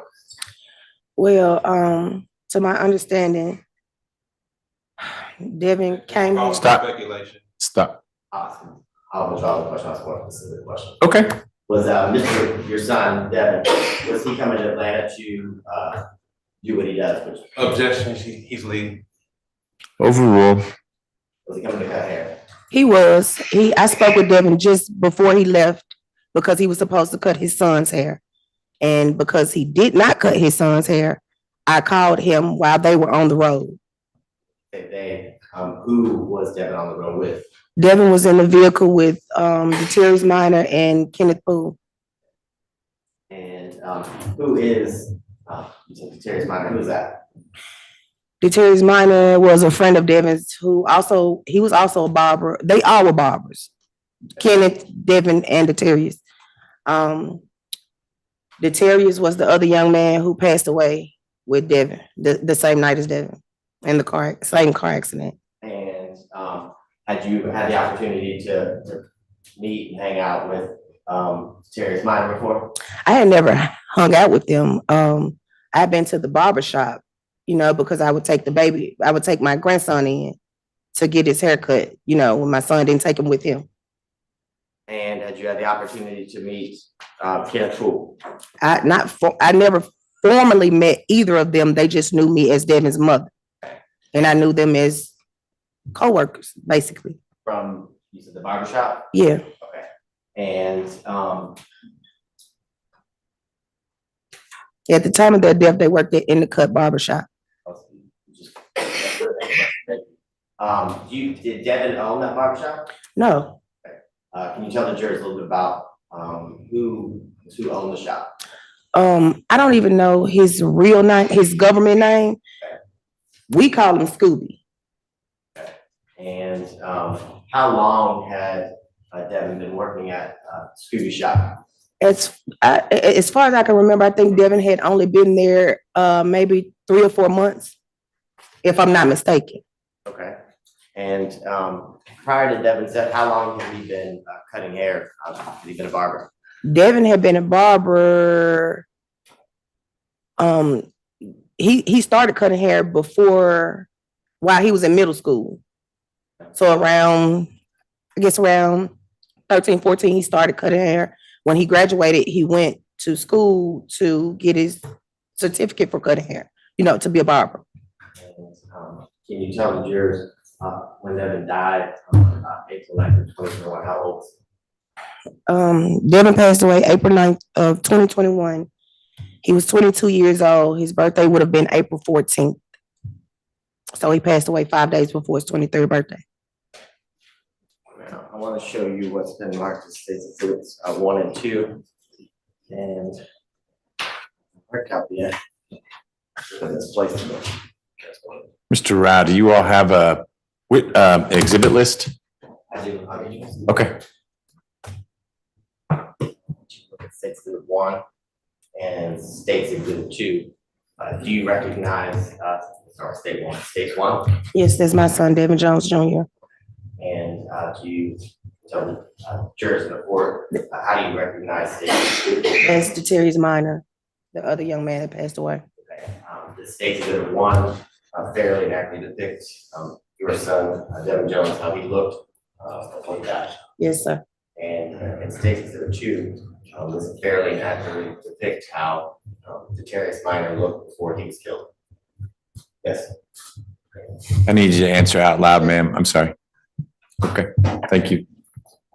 This time around, State Contender with remark to State's Exhibits 1 and 2 in the evidence. I would object to State's Exhibit 2, as she said she's never met DT. I didn't say that. So you may need to say something other than DT. I'm not sure what you mean. Serious mind. I apologize. Okay, do you want to explore that with her? I don't want to state what my recollection is of the evidence, but the objection is she's not in a position to identify Mr. Minor. We definitely go through it again. Yeah, I thought you said, and I'll just ask you the question. Had you had an opportunity to come in contact or see Mr. Minor at the barbershop like you talked about? I knew my son, of course, which was Devin Jones Jr. I knew Deterius Minor. I also knew Kenneth Poole. and you knew Mr. Minor not by name only, but you'd seen him before. Yes, sir. Okay. I've seen Deterius Minor. I've shook Deterius's hand. All right, we're not pressing you anymore on that. The objection is overruled. 1 and 2 are admitted. Commissioner Publisher. Yes, sir.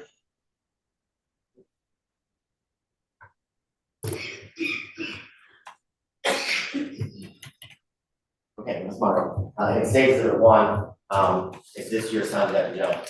It has a screen over the. If you hit, does it say stay Stay mute? muted Hit or- stay mute, please. Yes. Thank you. And you asked me, is that my son? Yes. Yes. And is this how you remember Devin before he was killed? Yes. And then in State Exhibit 2, is this Mr. Minor, the same Mr. Minor that you just recently spoke about the time you had met him on several occasions? Yes. Okay. And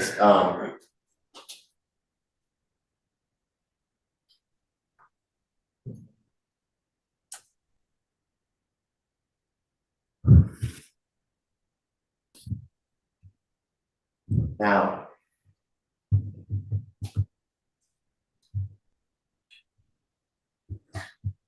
after Devin left with Mr. Minor and Mr. Poole, did you have an opportunity to speak with him when he arrived in Atlanta? I didn't speak with him after they got to Atlanta. No, I didn't. And can you tell the jurors, prior to him leaving, when was the last time that you spoke with him? I spoke with Devin around, I want to say around 1 in the afternoon. The day before they were killed, the day before they left, I called him and asked him why he hadn't cut his son's hair. He told me he didn't have time because Mr. Poole had come to pick him up. And he was ready to go. And the last thing he said was he'll cut it when he get back. And is this, in the conversation that you're referring to, is this a conversation you had when he was on his way to Atlanta? They were en route to Atlanta. And can you tell the jurors, how did you know that your son, Mr. Jones, was not only with Mr. Poole, who had come to pick him up, but he was with Mr. Minor? Because they hadn't actually picked Mr. Minor up yet. They were en route to pick him up. They were behind schedule. To my understanding, everyone else had already left. And they were behind schedule, so they were trying to catch up. So he had picked Devin up and they were gonna pick Mr. Minor up. And at the time that you had met both Mr. Minor and Mr. Poole, were all the times in Memphis, Tennessee? Yes. Okay. And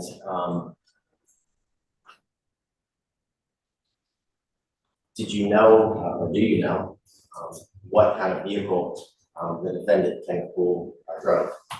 He drove a white Infinity. Okay.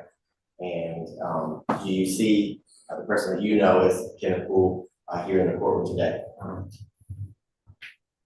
If you need to stand up, it's okay to stand up. These monitors block a lot of things. I do see him.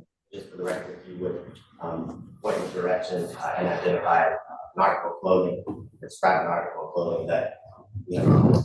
Yes, on I'm assuming that's black blazer and a white button down. Into his There are 3 people at the table you were looking at, and there are 2 people with dark blazers and lighter shirts. Is Mr. Poole the person in the middle or the person on your left? Mr. Poole is the person in the middle. Okay, you've identified Mr. Poole. now after Devin left with Mr. Poole and eventually Mr. Minor, how did you learn about his death? I got a phone call about 8 a.m. on the 9th. My husband called. He was at work and he called and said that he had bad news. Thanks, listener, but I'll ask a more direct question. Did you get a phone call that your son was killed? I did. Okay. And where was he killed? He was killed in Atlanta. Okay. And after you saw him, the last time you had seen him in Memphis, and the last time you spoke to him on the phone, did you ever see or speak to him again? I didn't.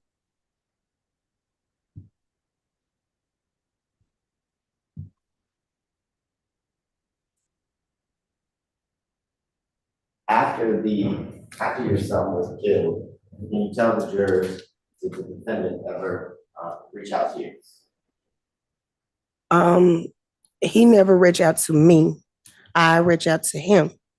And can you tell the jurors at the time that you reached out to him, were you able to connect or have a conversation with him? I did. Tell me about that. I called him, I think it may have been a week or so after the accident. I don't even think it had been 2 weeks because I don't believe I had buried my son yet. I actually called to ask him how he was doing. I ended up speaking with his mother that particular day, and the conversation didn't go too well. But I did call him back to check on him again. He said he wasn't doing too well. He was still in the hospital. And I understood, but throughout the entire conversation, I never got my condolences, my apologies. I never got I'm sorry for your loss. I never got any of that. And the last time I spoke with him, I was told that he didn't want to talk. He had nothing else to say, and that was it. That was the last conversation we had. During that conversation, did he tell you that Detarius Minor was driving the car? No, Did he tell you he wasn't driving his car? no.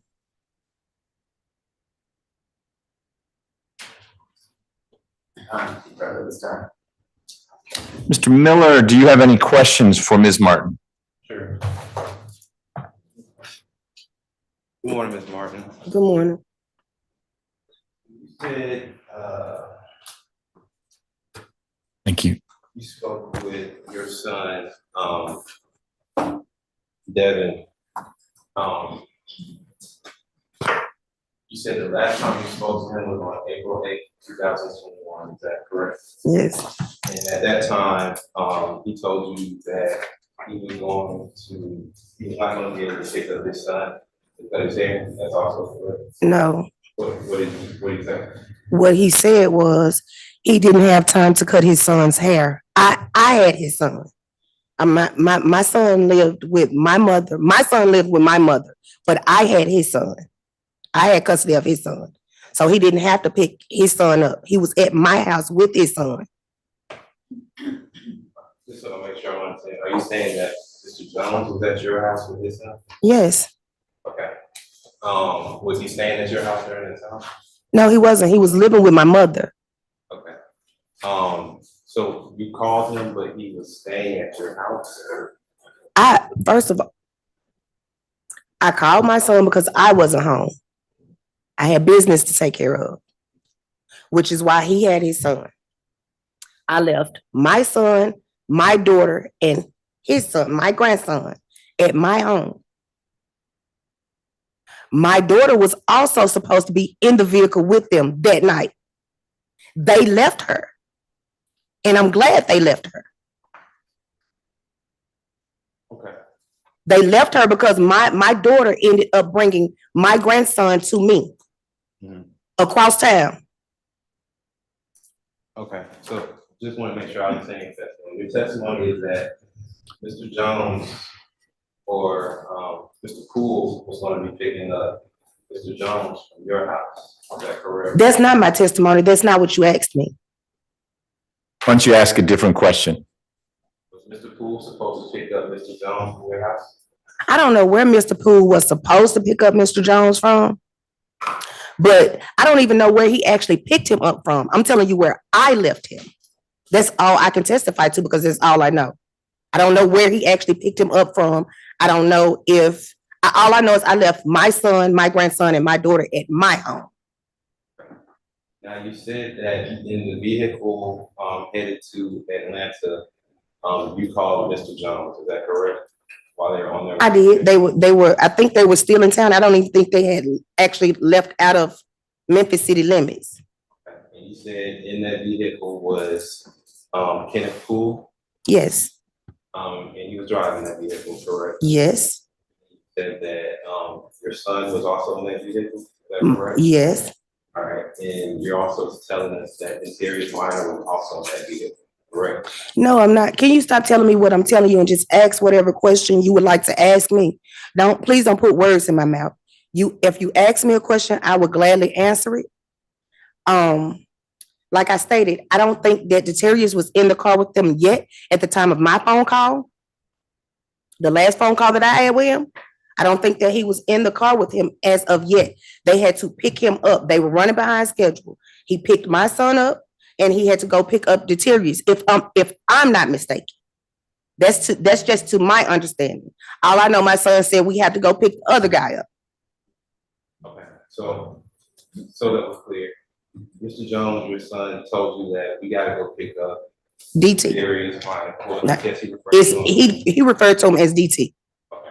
So he said that it is, me and Kenneth Poole in the car at the time, correct? I asked him who he was riding with. I'm with KP. He refers to Kenneth as KP. I'm with KP. Why didn't you cut the baby's hair? I didn't have time. He was rushing me. Okay. And then he said, we are en route to go pick up. We have to pick up DT. Ms. Martin, make sure you let Mr. Miller finish his question before you Yes. give your answer. Thank you. And so then he said, we are en route to go pick up DT, correct? No, he just said we have to pick up DT. Have to pick up DT. And at this time, they're still in Memphis, correct? I'm assuming. Okay, so your understanding is that they had to pick up DT in Memphis? I'm not sure where they had to pick him up from. All I know is they were running behind time. To be quite honest with you, I don't even think DT lived in Memphis. All I know, he said we have to pick up DT.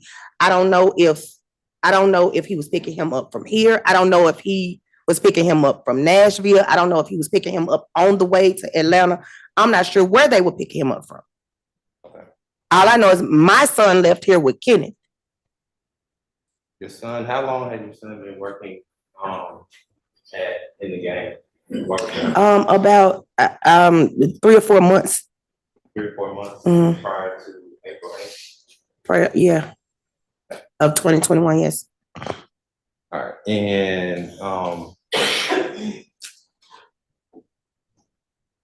were you familiar with a barbershop called K-Dog shop that he worked at? I was. All right, you know, the time period where he worked at K-Dog. He was at K-Dog. I think K-Dog was the shop he was at just before in the cut. And if I'm not mistaken, I'm sorry, in the game, I'm sorry. If I'm not mistaken, he had been with K-Dog around about a year, but I can't tell you exactly because I didn't know Devin's every move. I just know, bring the baby here, Okay, but you do know that he was working there for about 3 months prior to this. 3 or 4 months, if I'm correct. I'm not positive, yes. Thank you. Mhm. Any redirect, Mr. Bate? Nothing further to say. Ladies and gentlemen, if you have any questions for Ms. Martin, now's the time to write them down. Anyone? All right. Thank you, ma'am, for your time. Thank you. Appreciate it. Mr. Bate, next witness. State calls Jadrian Tate. And ladies and gentlemen, for your planning, we're going to go to about 12:30 and then break for lunch. Assuming you all can make it that long. Being still an hour for lunch, but since we didn't start till about 10:30, not your fault. I figured we'd get in 2 hours. We'll see how long this witness is. Ideally, we'll finish with this witness, but if this is a lengthier witness, we'll still break for lunch around 12:30. Thank you.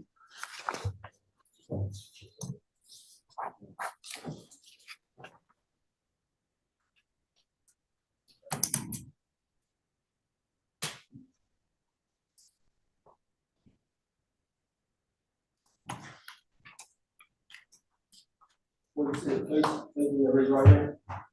This will affirm that testimony you will give, truth, the whole truth, nothing but the truth, so help you God. Yes, sir. Good, yeah.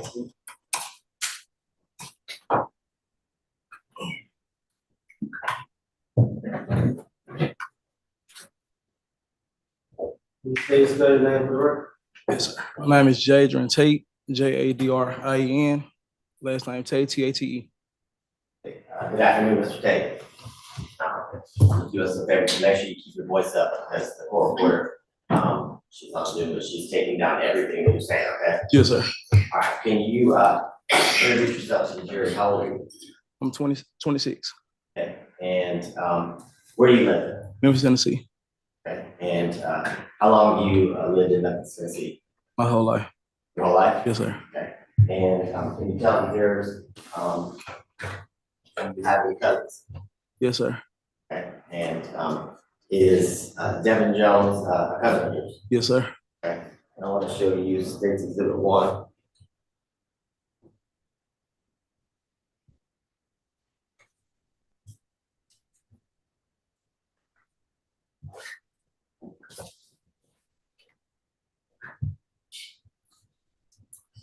screen in front of you, there should be a picture. Do you recognize, who is in State Exhibit 1? My cousin. Your cousin? Mhm. And, can you tell jurors a little bit about, did you grow up hanging out with your cousin often? Yes, sir, all the time. I used to go my auntie house. I used to also, he used to always come at grandma's house all the time. Just, hang out every weekend. When you say your auntie's house, that's Mr. Jones's mother's house? Yes, sir. Okay. And you see, it's your aunt, Miss Martin, right here in the white back here. Yes, sir. Okay. And you said you referenced, you guys would all hang out at your grandma's house? Yes, sir. And is that your grandmother right there in the pink? Mm-mm. No, who's that? This her mother, but he'd be over my uncle's house, but still, and my uncle is like, Okay. Yeah. That's Devin's grandmother Mhm. on his mother's side. yes, sir. Now, how often would you see Devin in Memphis? Really like a lot, but once you get older, we all split up. Okay. And I guess, can you tell the judge, did you cut hair in barbershops like Devin did? No, sir. And what were you doing back in April 2021 for work? I rap cars. Rap car? Yes, sir. I work on cars. Do that solely in Memphis, or you kind of travel around doing that? I travel. I'll be in Nashville, Atlanta. I'll be over all over. Okay. Now, can you tell the jurors, back in April 2020, were you still in contact and did you regularly talk to your cousin Devin? Yes, sir, I did. Just not all the time. It was kind of occasionally, just to check in, make sure you're straight, make sure you're okay. Okay. I'm gonna try to move that microphone a little bit closer to you. Yes, sir. It doesn't do a lot of moving. You actually have to slide. The chair doesn't have wheels for good reason, so you don't roll off. Yes, sir. But you need to get a little closer so we can hear you better. Yes, sir. Thank you. Now, would you often though talk to Devin on the phone? Yes, sir. And can you tell the jurors, were you both on social media? Yes, sir. We were. Devin, did you both have Facebook, Yes, sir. Instagram? Yes, sir. And did you follow Devin? Did Devin follow you? Yes, sir. Until I got my new account, then we won't follow each other. So back in April, on April 9th of 2021, did you follow Devin, whether it be on Facebook or Instagram? Mm-hmm. Yes, yes. Yes, sir. And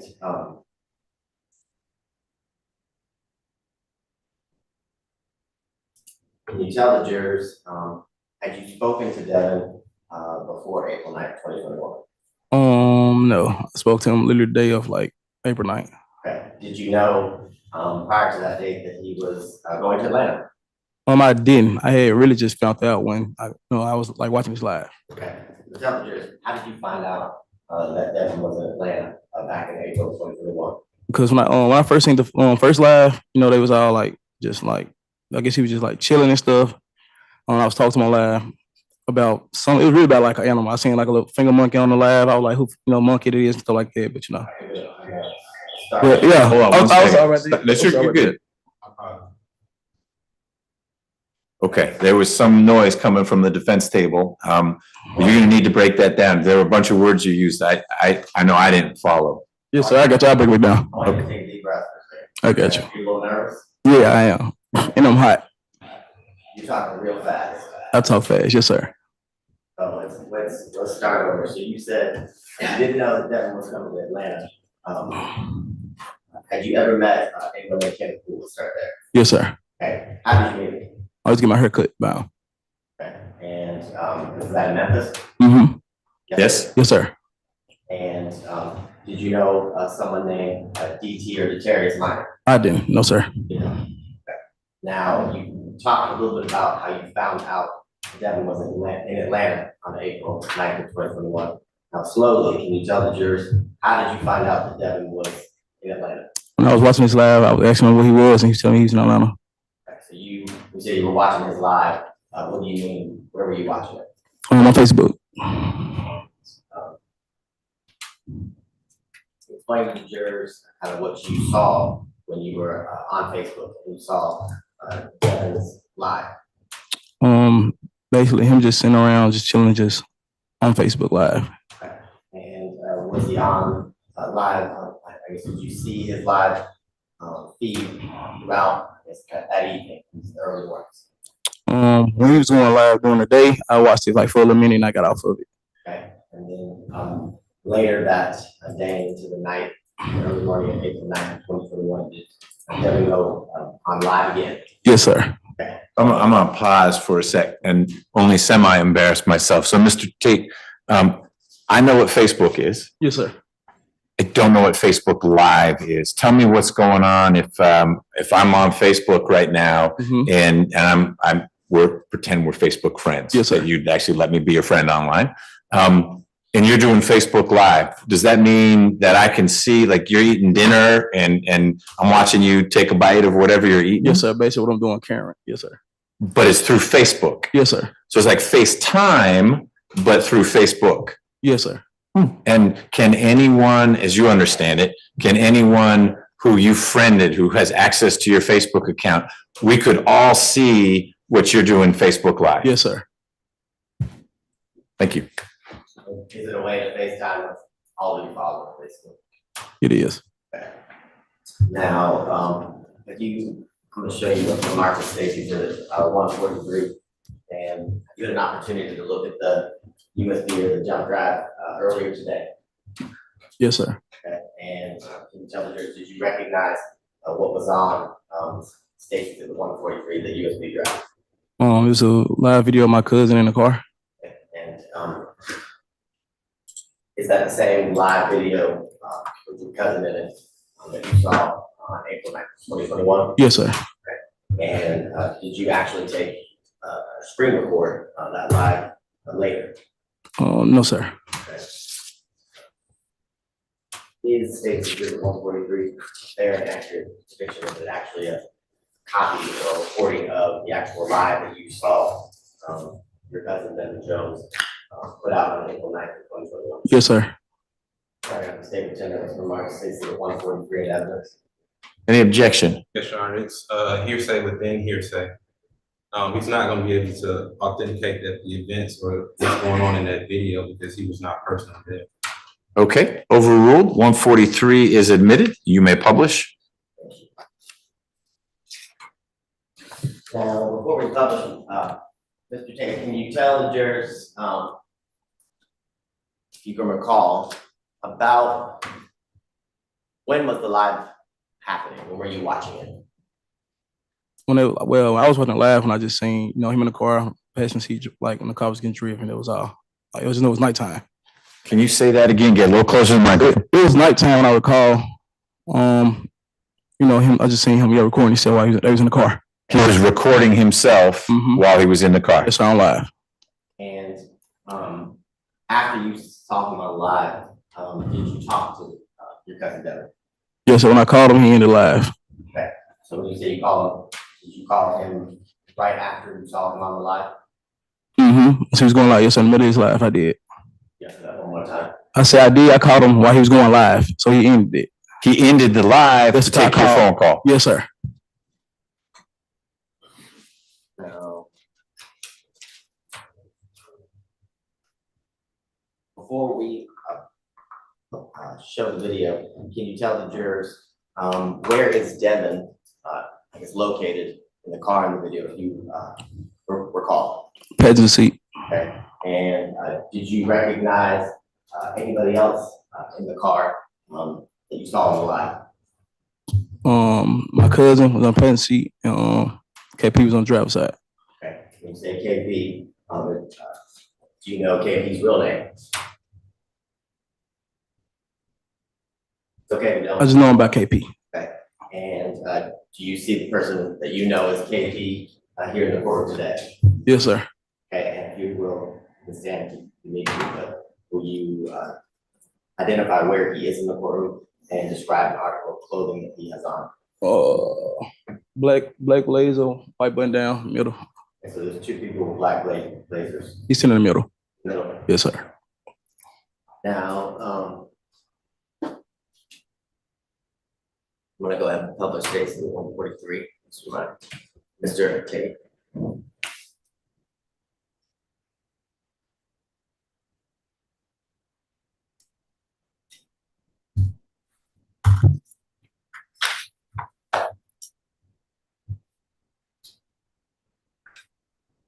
And Mr. Tate, before we publish it, can you describe for the jurors the quality of his video? Is it real clear, high quality video?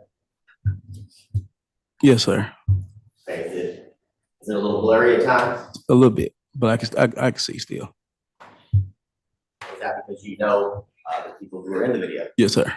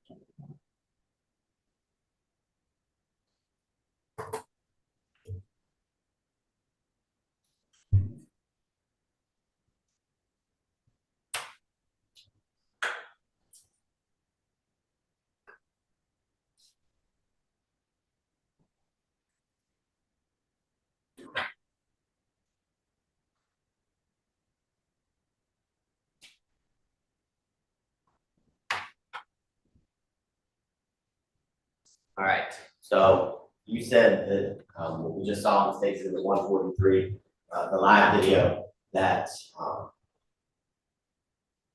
you called Devin while he was online. Yes, sir. And when you called him, what happened to the live? He ended it. Cancel the phone for me. Yes, sir. And if we just back it up, right?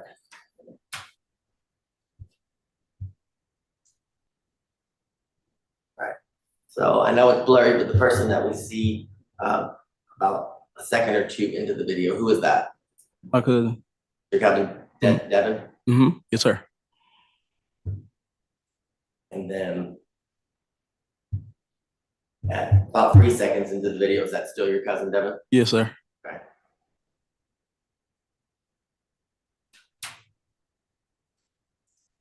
Now, let's see. You see right there, about 4 or 5 seconds into the video, can you tell the jurors who is in the driver's seat? KP. How do you know it's KP? I can just chill about the chain. And what about the chain is recognizable or makes you know that it's KP? Because the only person I know that got a KP initial chain. So the chain is an actual KP, is that what you're saying? Mm-hmm. Yes. Yes, sir.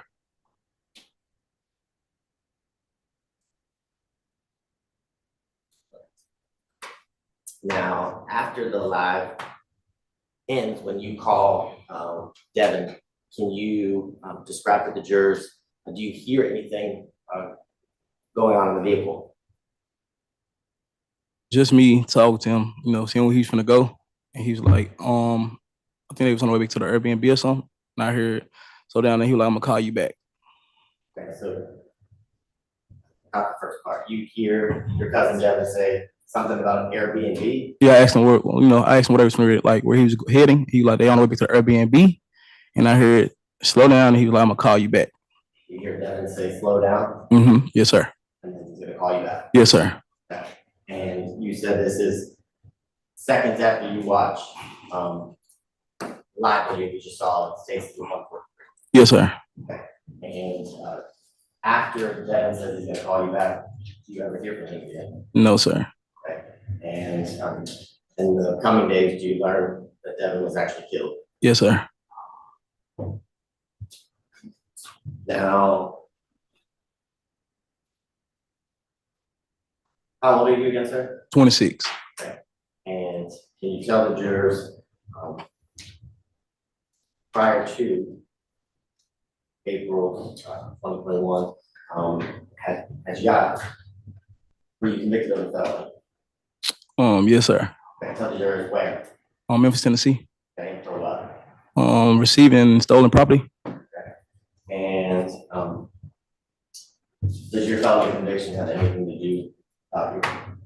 do, or anything with your testimony and what you told the jurors that you saw and heard, your cousin say on April 9th, 2021? No, sir.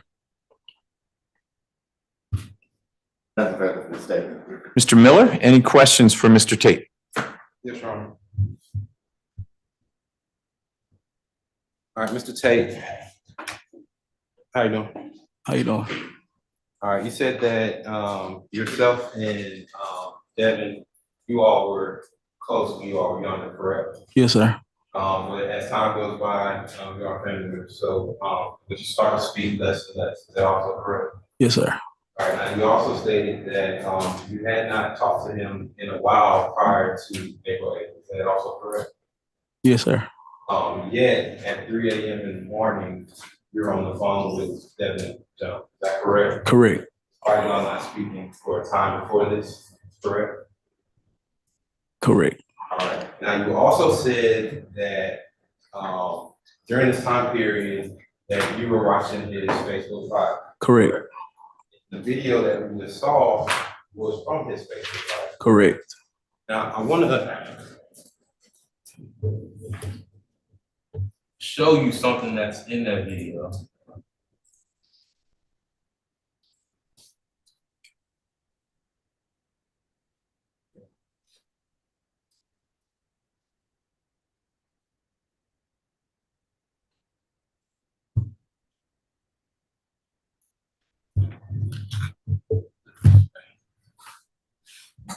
All right.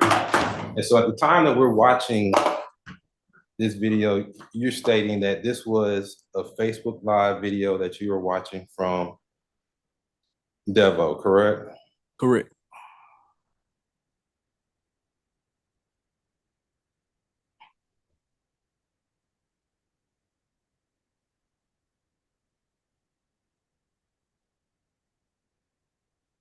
So we'll go to the very beginning of this video.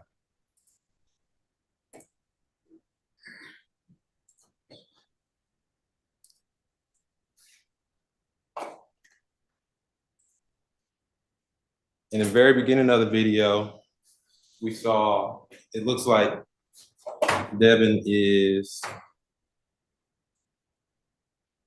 this Devin here? Yes, sir. All right. And as it keeps going, it doesn't look like he's in a car at that time, correct? Correct. All right. And if we continue to press play, we then see what is another video, correct? Correct. So this isn't a Facebook Live. This is actually a story, isn't it? Correct.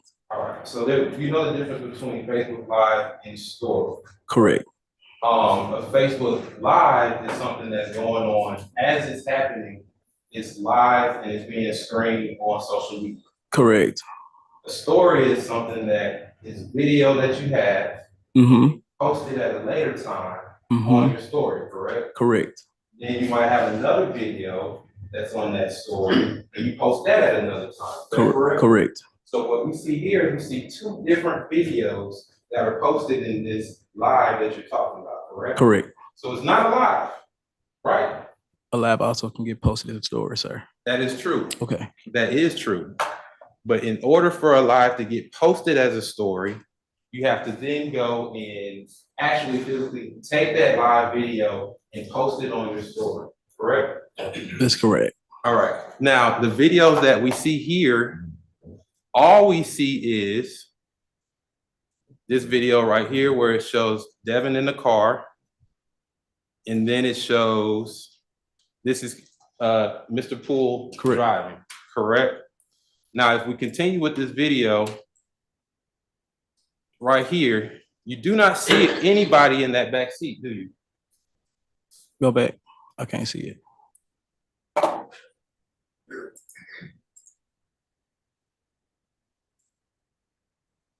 Right here. You see Devin, you see KP, Mr. Poole, right? And right here, this is a shot of the back seat. Do you see that? No, it's blurry, sir. All right. I don't It see is two blurry, people. isn't it? Out of these, I don't think I see two people in the front seat, my cousin and KP. All right. But you don't see any movement in the back seat of that car, do you? Because it's blurry, I can't see it. It is very blurry. So again, now he's flipped the camera and we can see what's in the front of that video. Is that correct? Correct. And we see that, like I said, Mr. Poole is driving the car, Correct. right? And we see what is the Atlanta skyline, Correct. right? And my understanding, you've been staying in Atlanta for a while now, correct? I don't stay in Atlanta, sir. You're not in Atlanta? No, I'm in Memphis, Tennessee. I'm sorry? I'm in Memphis, Tennessee. Oh, you went back to Memphis? Yes. After you got those charges cleared up, you were able to go back? Charges where? I don't have any charges in Atlanta. After that conviction, you were able to go back to Memphis, Tennessee? I've been in Memphis, correct? Tennessee, sir. All right. You saying you never stayed in Atlanta during that time period? No. All right.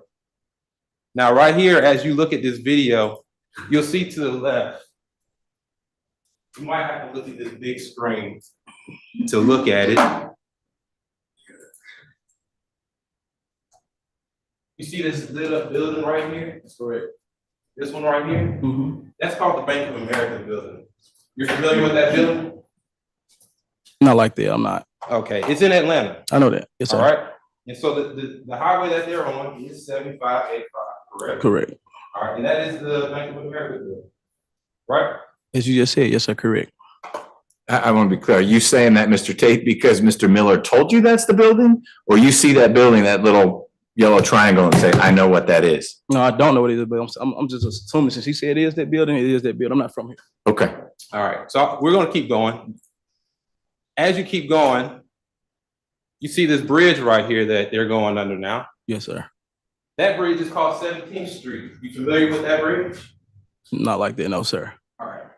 That's the 17th Street Bridge on 7585 connector, Mhm. okay? I'm gonna object if he's asking a question. Right. You need to stop telling him what things are. You can ask him if he knows what it is. He's now repeated a number of times. He's not from here. He's from Memphis. So we're getting into lawyer testifying here. That's fine. And then that is the end of that video, correct? Or that's the end of what you're calling is that live, correct? Correct. And then what time did you call? Shit, it was between, had to be like, if it was not between like at least about, well, I'd probably say, I can't just say the exact time, but he's between like 1 and 2, like 2 a.m. in the morning, for sure. Called at 2 a.m. in the morning. Yes, sir, I called him to check on him, as usual. All right. And between 1 and 2 a.m. Yes, sir.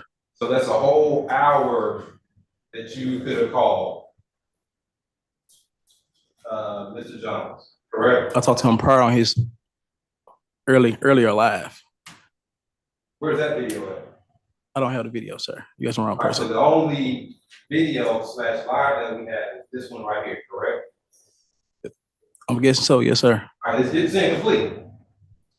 Correct? Say that again. It's incomplete, correct? Correct. Because if there was other videos showing that you interrupted his live, we would see those videos as well, wouldn't we? I only interrupted live when he was in the car. I couldn't. I called him when he was in the car. You just said a few minutes ago that you also called him another time while he was on. No, so I was talking to him on live, his previous live. I didn't call him. I was talking to him on Facebook. I was coming on his live. He was commenting on it. Yes, sir. All right, so that's the time where if it was on that live, then you would see those comments actually coming up. I said his prior live. It was earlier that day, not that night. But you didn't bring that video with you, did you? I don't have the video. All right, the only video that you brought was this one. I didn't have the video. The only video that you brought was this one. You have to answer. Yes, all sir. of them. All right, and that's not a video, it's, what you said was a live, but it's actually a video, correct? And for it to, you have to answer all of them. Now say it again. Can you repeat yourself? Yes, you said the only actual, what you're calling is a live is actually a video, correct? Like I said again, a live can get turned into a story or a video. Yes, it can. Right, but you have to upload that. Correct.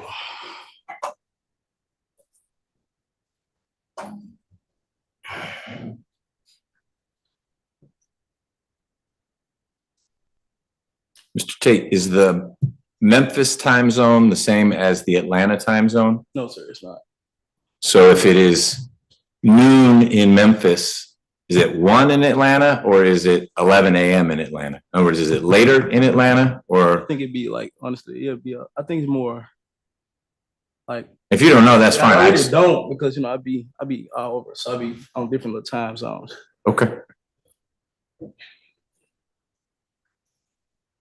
You stated that yourself and Mr. Jones were close when y'all were younger, correct? Yes, sir. So yourself and Mr. Jones, I imagine that y'all talked a lot during that time period, correct? Yes, sir. All right, and as you stated, the same day you had actually talked to him at 3 a.m. Or I'm sorry, at between 1 and 2 a.m. Yes, sir. Yes, sir. Yes, sir. To check up on him. To check up on him, and you saw that he was in Atlanta. Yes, sir. Going south on 7585, correct? I don't know if he's going south or not, sir. Yeah, stop putting in testimony about where the car was or what it was doing. I asked that question, you struck. But we don't strike questions, but don't, with this witness, don't ask anything more about where was the car, what direction was it going, what building was it? That's fine. Now, that's when, that was the last time that you all spoke, correct? Correct. You all were close. Correct.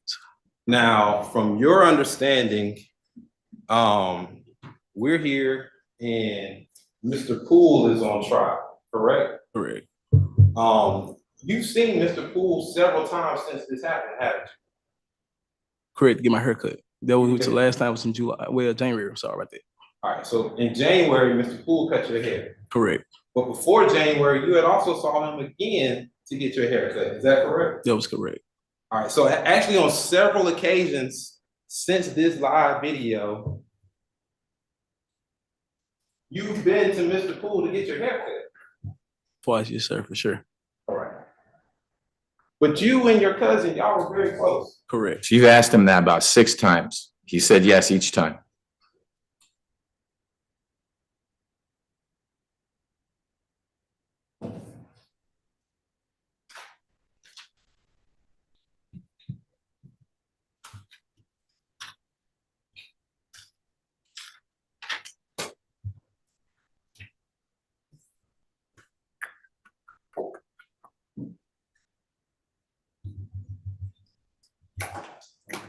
One moment, y'all. Okay.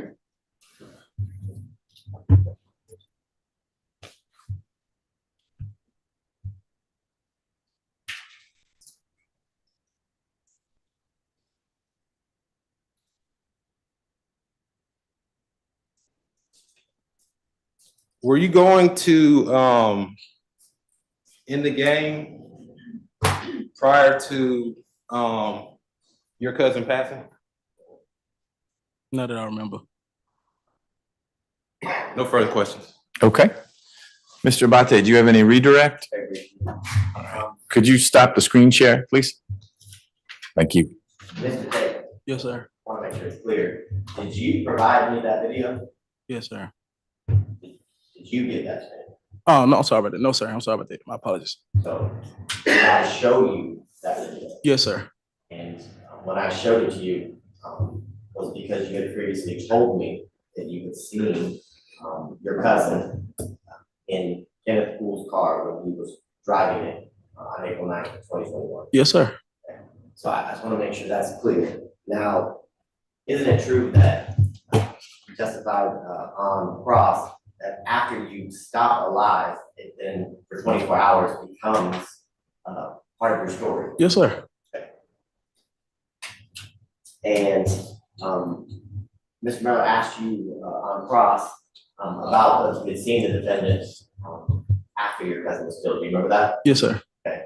And you said you went to the barber shop and he cut your hair. Yes, sir. Okay. My birthday, it was January 8th. And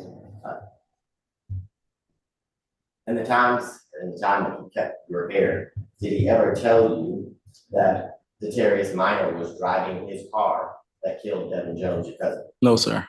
Did he ever tell you he wasn't driving his own vehicle, the white Infiniti, when your cousin Devin Jones was killed? No, sir.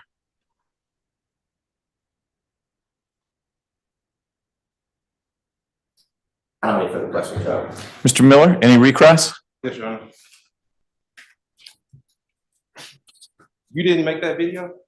Sir, You didn't make that video that we just saw? it was a screen recording, sir. Right, but you weren't the one that screen recorded me, correct? Correct. You have no idea how they got that screen recording, do you? I do not, sir. Okay. Do you know when that screen recording was taken? It had to be the night of the incident. The night of the incident? I'm guessing it had to be the night of the incident. I'm not for sure. You don't know where it was coming from? I don't. You don't know where the rest of those videos are, correct? Meaning, can you repeat that? You don't know where the rest of those videos. The ones that you showed me, correct?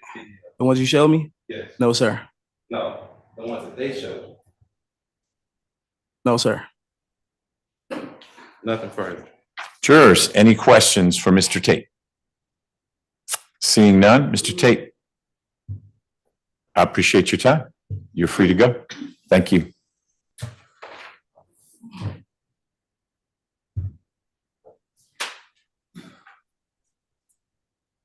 Ladies and gentlemen, we're going to break for lunch now. That clock is a little slow. I think it's closer to like 12:50, so I appreciate your stamina.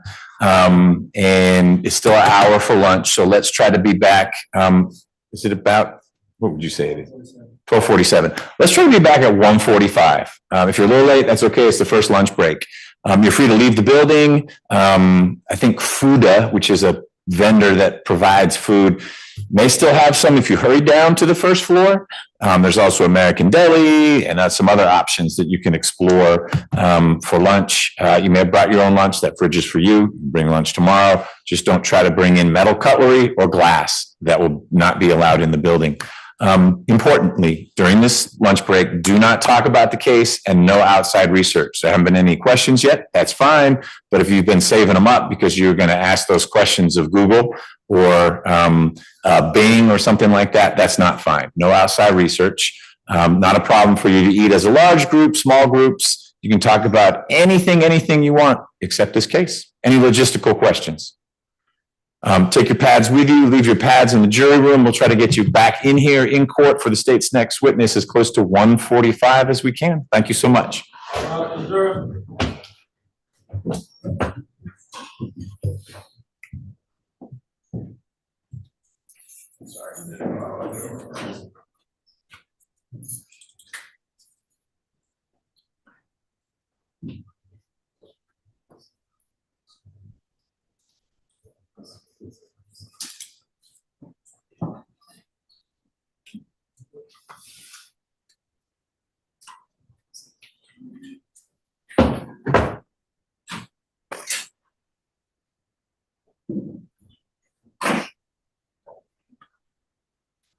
Mr. Abate, anything from the state before we break? No, Judge. You have witnesses for the rest of the afternoon? Yes, Judge. Great. Mr. Miller, anything on behalf of Mr. Poole before we break? Oh, Your Honor, what time did you say for us to be back? You all should aim to be back close to 1:40, but 1:45 is when I ask the jurors to be back. You're welcome to leave your stuff here. Courtroom will be secure. Let's try to start as close to 1:45 as we can.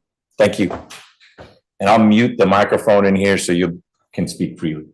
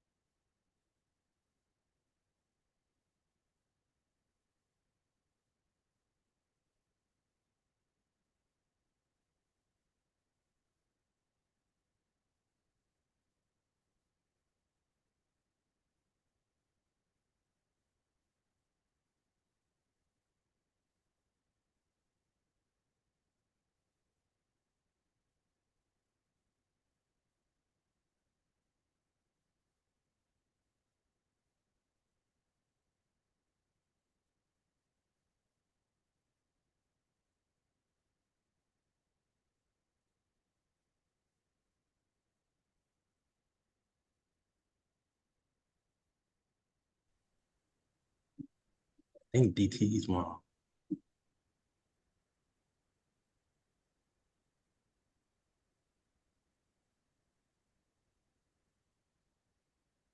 But don't none of them fool with.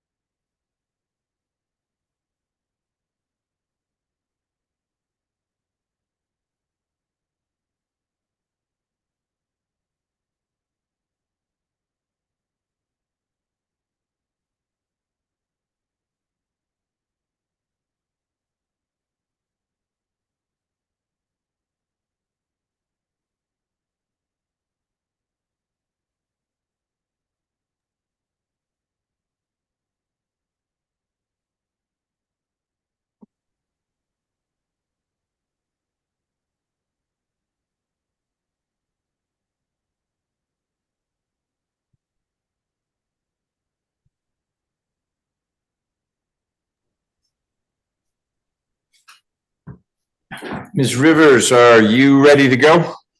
Yes, I am. Great. Let's get back on the record in State versus Poole. Mr. Poole is here with his lawyer. We've got our prosecutors here. I had to take one matter up before I could come out here. I need to get on the record that juror number 8, that's 8 from yesterday, it was the 4th juror selected, has a family medical emergency, and I am excusing her. So you will not see her again. We will all hold a thought for her and her family, but she is not going to be with us for the rest of the trial. Mr. Abate, anything from the state before we bring, all the other jurors are here, before we bring the other jurors out? Okay, Mr. Miller? Thank you. Let's bring him up.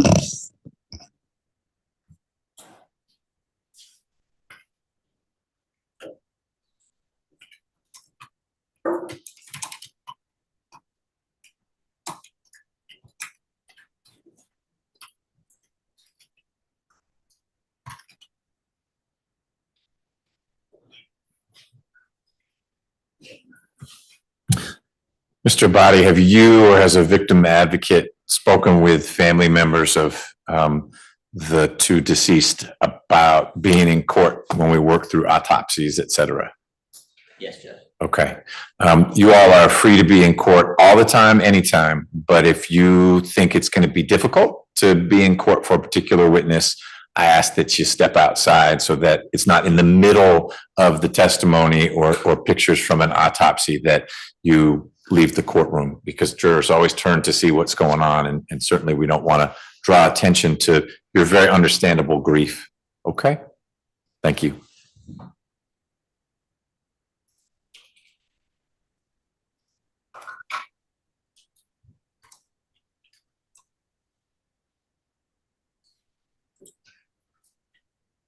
All right, for the judge.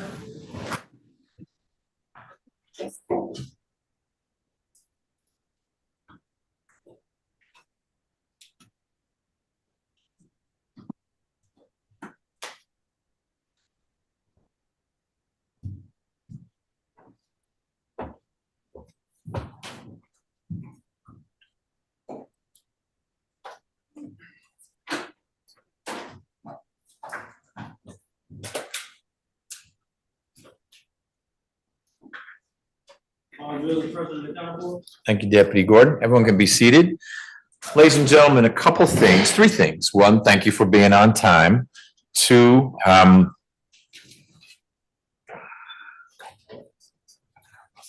I mute that. I had to have a conversation with one of your colleagues, and she's not going to be able to continue with jury service. So don't draw any conclusions from that, but situation has arisen for her that makes jury service not compatible with things she and her family need to deal with. I made it sound ominous. I didn't have to have a conversation with her. She shared with me something that has come up in her life. And that was such that it was appropriate to excuse her. So we're not waiting for number 14. She's attending to what she needs to attend to, and the 13 of you are here to move forward. Last thing, and I should have said this at the outset, there are no assigned seats. I actually encourage you to rotate where you sit. If you are to, I'll call my left end of the jury box, you're much closer to the witness and you see and hear things differently. If you're further away, maybe these screens work better, but you get literally a different view of the proceedings if you move around. Now, you may have a spot that makes sense for you because of your knees or your ears or whatnot, but don't get grabby with a spot. And maybe you're the first one to come out, you go to the very end. But I do encourage you to try different seats during the course of the trial. We remain in the midst of the state's presentation. Mr. Abadi, if you'd call your next witness, please. Mr. Rao. Yes, Judge. State would call Lieutenant Gas.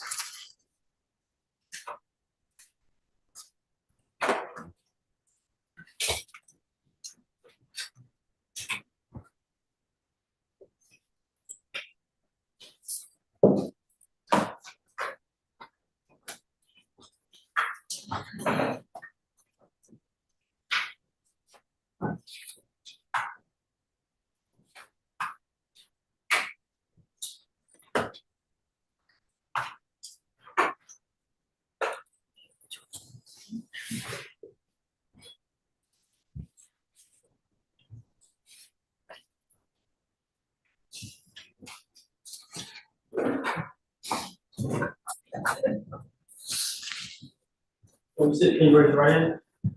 You swear or affirm that the testimony you will give, the truth, and the whole truth, nothing but the truth, so help you God. Yes, sir. So, yeah, I see. Can you state, spell your name for the record?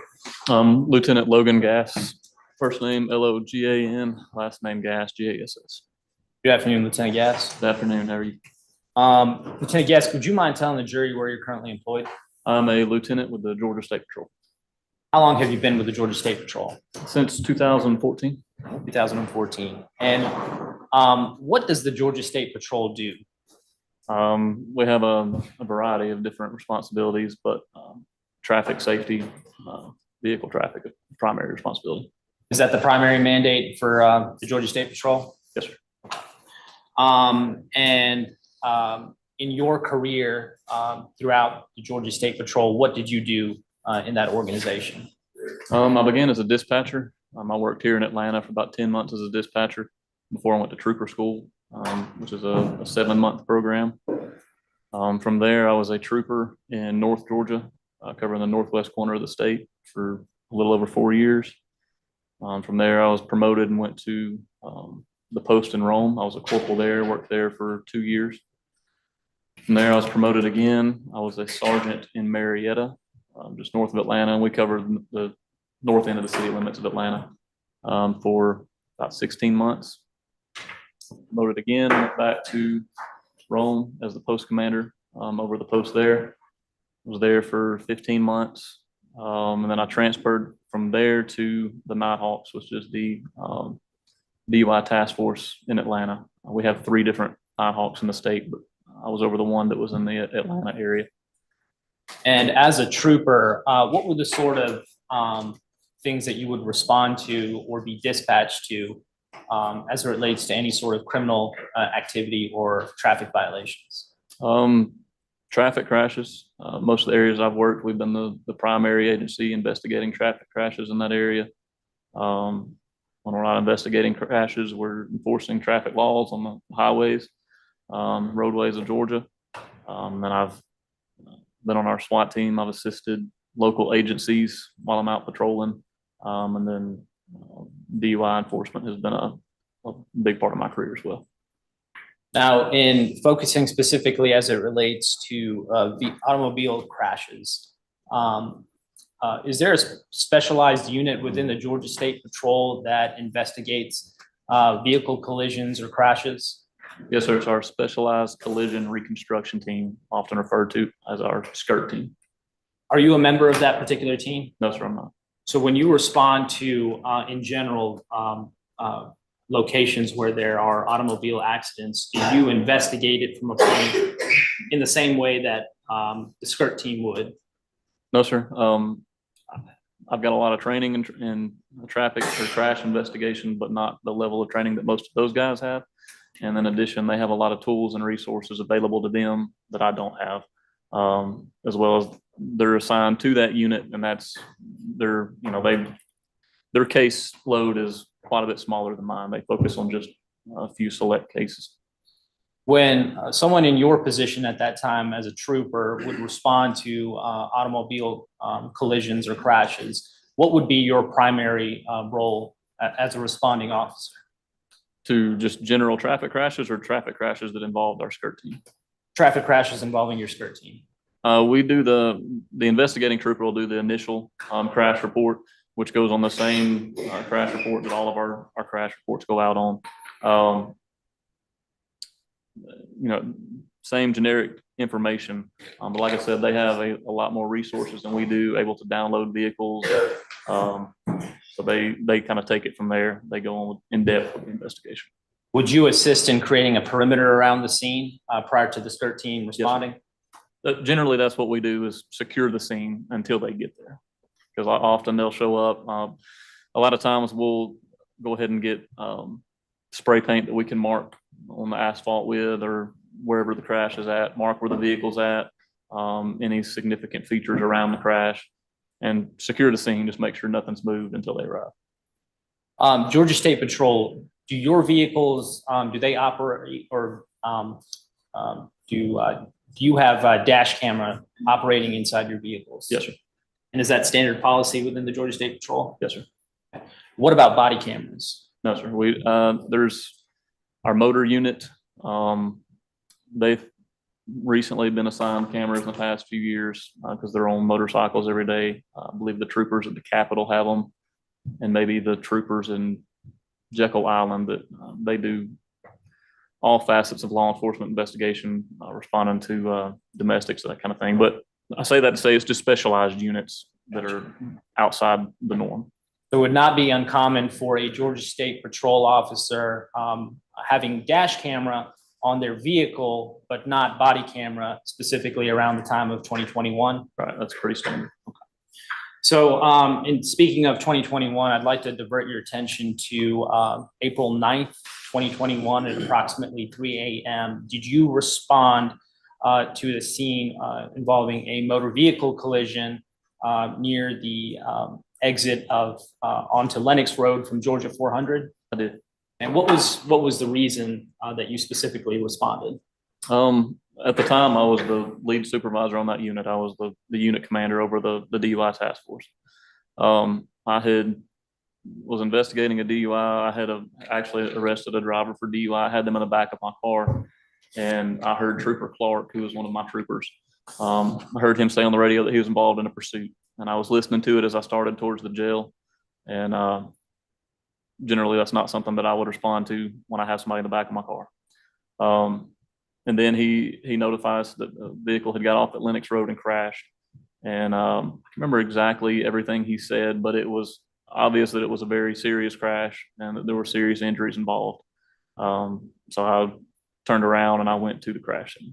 So based on what Trooper Clark was indicating to you via radio or dispatch, you responded to that particular location? Yes, sir. And when you responded to that location, what did you observe?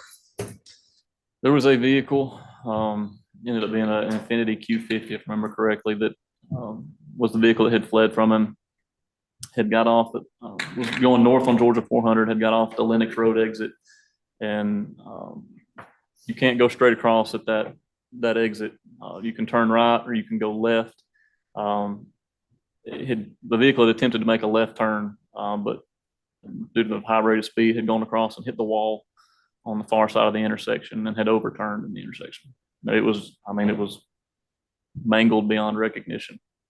Now, you authored a report in this particular case, is that correct? I did the initial report, yes. And part of that report, did you also conduct a diagram of the incident location? Yes, sir. It's a rough diagram of the intersection. It's not to scale, and it depicts where the final rest of the vehicle was, not everything that leads up to the crash.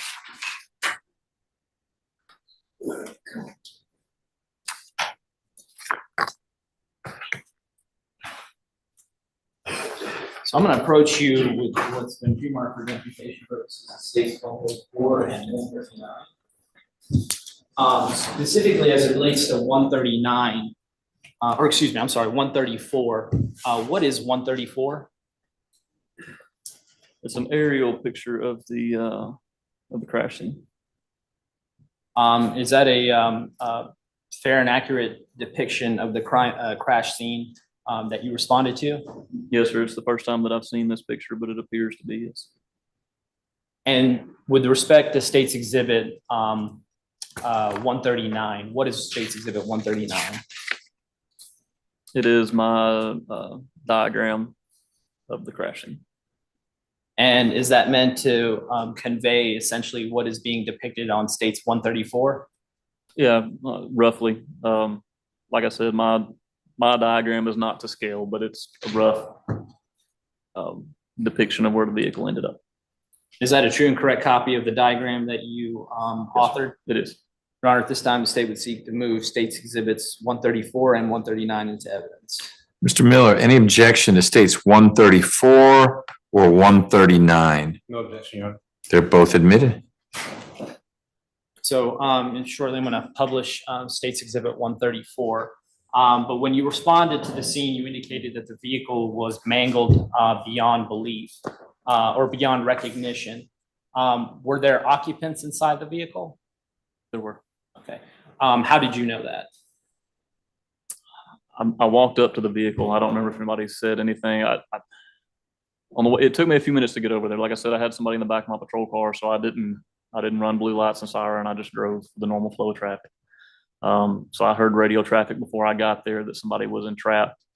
When I got there, I saw that there was one person entrapped and pinned under the car. And there was another occupant that I could hear that was inside the car that was breathing, had really labored breathing. He was trapped inside the car. And I apologize, continue. and I don't remember in which order I went to see both of these, but there was another occupant that had been ejected that was laying over close to the wall that they struck. Is that individual the one that was ejected from the vehicle? Is that the one that Officer or Trooper Buffington had recovered or found? I believe so. The vehicle, after it hit the wall, rolled away from the wall, overturned away from the wall. So I believe initially the troopers that arrived on scene found the occupant that was pinned and maybe the one that was inside, and didn't immediately notice it's a catastrophic crash. I mean, there's stuff laying everywhere. And I believe it was Trooper Buffington that located the other occupant that had been ejected. As it relates to the two individuals that you just testified to being inside the vehicle, where were the two individuals? Before I go into that, would you be able to recognize any of the individuals if you saw them again today? Likely not, no, sir. And how many scenes would you say you've responded to since April 9th, 2021? Hundreds. Now, going back to April 9th, 2021, the two individuals that were inside the motor vehicle, as you previously testified to, would you be able to remember exactly the positions that they were in or the area of the vehicle that the two individuals were in? Roughly. Yes, sir. Okay. The first individual that you saw, where was that individual? He was pinned under the vehicle. So when it hit the wall, if I remember correctly, it's laying southbound in the intersection on its top. So if you walked up to the passenger side of the vehicle, it's laying on the side. He's pinned under the passenger side of the vehicle with his feet still in the car, his lower body still in the car towards the driver's side of the vehicle. And when you say towards the driver's side of the vehicle, what was towards the driver's side of the vehicle? His feet were pointed in that direction. And where was the other individual located inside the vehicle? He was trapped inside the vehicle in the back seat area.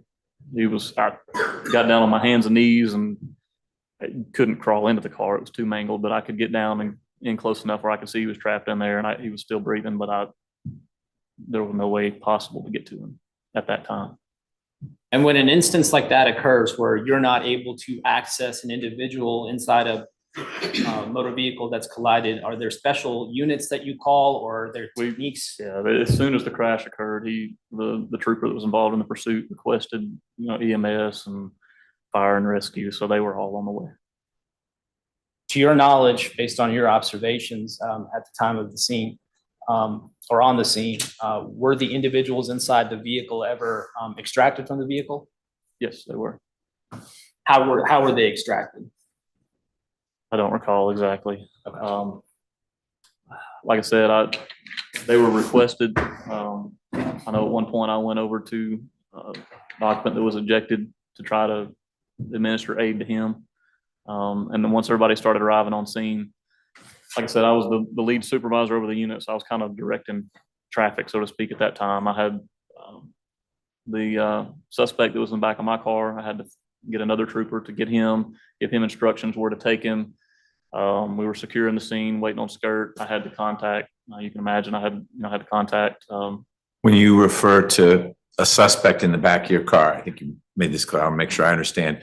Not a suspect in any way, shape, or form in connection with the accident scene you're investigating, something completely separate. You were endeavoring to get him to jail when you rerouted to the scene we see in State's Exhibit. That's correct. I was involved. 34. It was an unrelated DUI arrest that was in the back of my car when this pursuit began. So that's to whom you're referring when you say suspect? Yes, had Okay. nothing to do with this case particularly. Okay. Lost my train of thought for a minute. Oh, so I had to deal with that. I had to notify our command staff, notify skirt. So I remember them performing rescue operations to get him out of the car, but the details of it, I don't really remember. When you say you attempted to administer first aid or life-saving, or perform life-saving measures on the individual that was ejected, did you actually perform those? No, sir. I went to him once I knew that he was there. Like I said, I could not get the one in the car. There was nothing that we could do for the one that was trapped under the car. So I went to him, and he still had very heavy labored breathing, agonal breathing. I had on rubber gloves, and at some point he stopped breathing. And I went to try to administer CPR. And when I moved his arm, and I don't mean to be gory at all, but the injuries he had were just, there was absolutely nothing you could do to help him.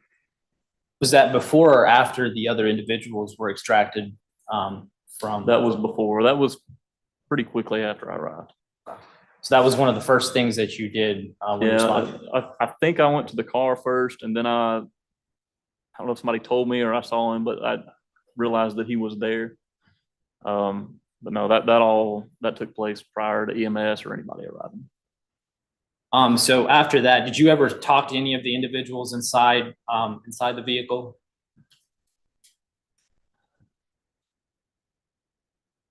Like I said, I got down on my hands and knees, and I could see into the car. I may have spoke to him or tried to talk to him, communicate with him. I didn't get any response from him. I know Trooper Clark stayed pretty close by the car most of the time that he was there. And I know he was talking to the driver. I never had any conversation with anybody there that was in the vehicle. So after that, is it fair to say that your primary role was to assist in creating the perimeter until, I guess, the vehicle or the scene was cleared? Yes, sir. And State's Exhibit 134, I'm going to transition to State's Exhibit 139. That is essentially State's Exhibit 139.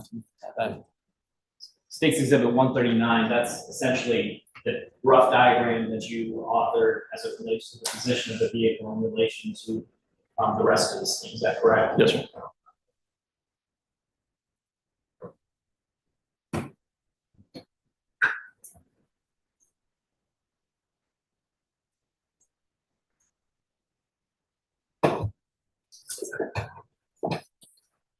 And so just going back to your observations inside the vehicle, I know you said you got down to try and see if you could communicate with either of them or to extract any of the individuals. The individual in the back that you observed, do you remember anything specific as it relates to his body position? So I can tell you that he was trapped inside the car, but I really don't have a memory of how, other than we just couldn't get to him. Thank you, Trooper Gas, or Lieutenant Gas. I appreciate your time. Mr. Miller, questions for Lieutenant Gas? Yes, Your Honor.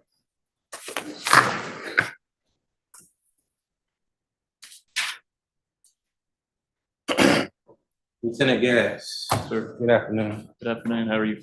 I'm doing well.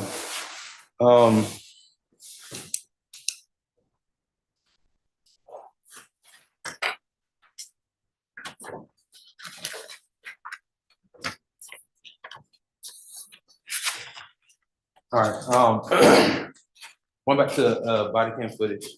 You said the troopers, you all do not have body cam footage, correct? There are some throughout the state on specialty units, but no, we do not and did not at that time. Okay, the special unit is SCIRF considered a special unit? Yes, sir. Would they have body cam footage? I don't believe they do, no, sir. Not all specialized units, just only a few of them? Yeah, there's select ones. Okay. Now, you said that you were already on a call, dealing with somebody with a DUI, correct? Yes, sir. It Where was that stop taking place at? was on Peachtree Road somewhere. I don't remember the exact location, but somewhere on Peachtree Road. Okay, so from the time that you heard, Trooper Clark was in pursuit,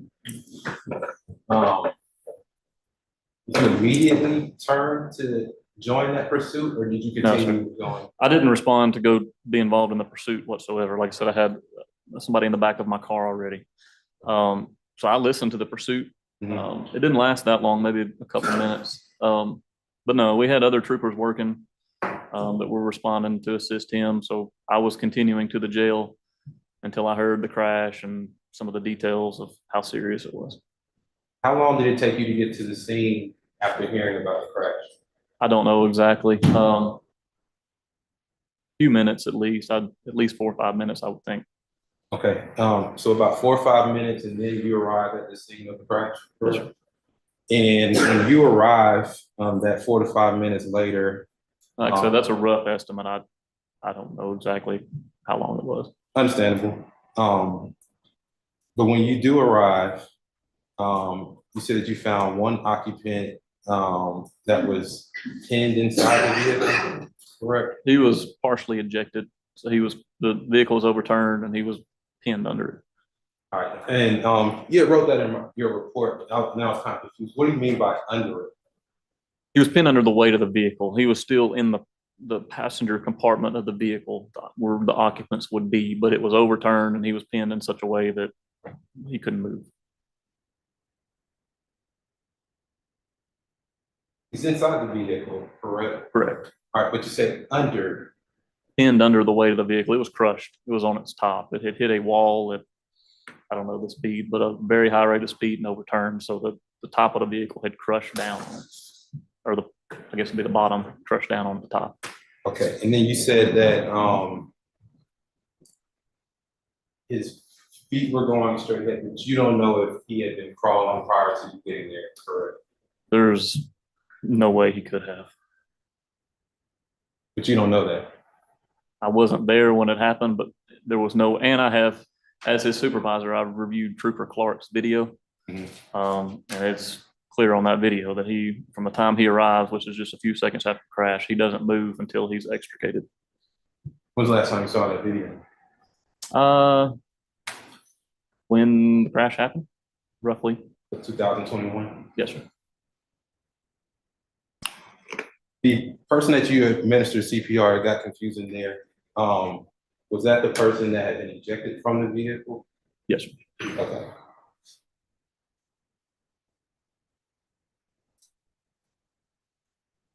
And from what you remember, the person that you said was partially ejected out that passenger side, Trooper Clark was not getting much of a response from that person, correct?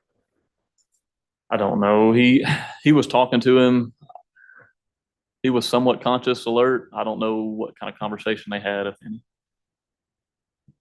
All right, and you're unaware of how many times that car flipped prior to you getting there, correct? I'm not. All right, thank you. Mr. Rao, any follow-up? No, Your Honor. Questions from jurors? All right, Lieutenant, thank you for your time. Thank you. Appreciate it. Next witness? State will call Trooper Buffington. You understand?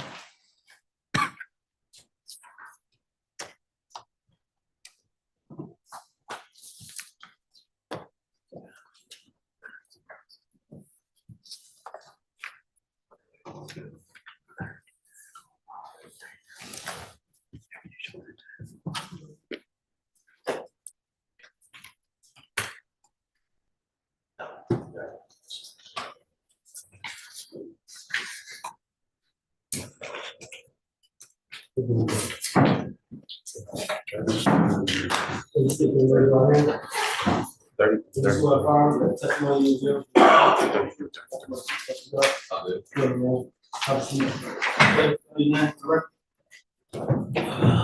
Trooper Jordan Buffington, JordanBuffington. Good afternoon, Trooper Buffington. How are you? Good, how are you? Well, thank you. Trooper Buffington, can you tell the jurors where you're currently employed? Georgia State Patrol, And how long have you been with the Georgia State Patrol? since 2017. And in that time, since 2017, what has been your role within GSP? So I've worked at several field posts, was on the Nighthawks DUI task force in Atlanta for 4.5 years. Currently at a field post in Gwinnett now. This is probably the second or third time we've heard the term Nighthawks. Would you mind explaining to the jury what the Nighthawks unit is? Yeah, so it's a state-based funded DUI program. And are there specific troopers that are assigned to that unit to perform DUI stops? Yes. And in that time as a trooper, have you ever had to respond to scenes where there have been occurrences of automobile collisions or crashes? Yes. How many times would you say you've had to respond to one? Just normal crashes or serious injuries or Serious injuries? a lot. I couldn't put a number on it, but a lot. In those prior instances involving serious injuries, have there ever been fatalities that you've responded to? Yes. So I'd like to draw your attention to April 9th, 2021. Did you respond to Lennox Road just off of the exit of 400 at approximately 3 a.m.? Yes, I did. What was the reason you responded to that location? Trooper Clark had advised over the radio he was trying to stop a vehicle. I was close to the area. Not long after he said he was trying to stop the car crashed. So I was in the area and responded over there. But to be clear, you were not part of the pursuit that Trooper Clark was involved with. Is No, that I correct? was not. Did you respond after that pursuit had ended? I did. And when you responded to that particular location, what did you observe at the scene? The car was flipped upside down, facing towards which would be southbound on 400, but on top of the overpass of Lennox Road. Were there any occupants inside the vehicle that you could observe? Yes, there was one partially hanging out the passenger side, and then there was another one in the rear. The one in the rear, were you able to see the body positions that individual was inside the rear? From the best I can remember, the person in the rear was kind of crunched in there. The guy in the front was partially hanging out the passenger side, or top of the head would have been passenger side window area, feet over towards the driver's side. So you mentioned two individuals inside the vehicle. Was there another individual that you encountered at the scene? Yes, I found a third that had been ejected. I don't know how many feet, a little ways from the crash scene. I'm going to approach you with what's been pre-marked for identification purposes. It's 30 through 33. Okay. Do you mind taking a look at those photographs and letting me know when you were done?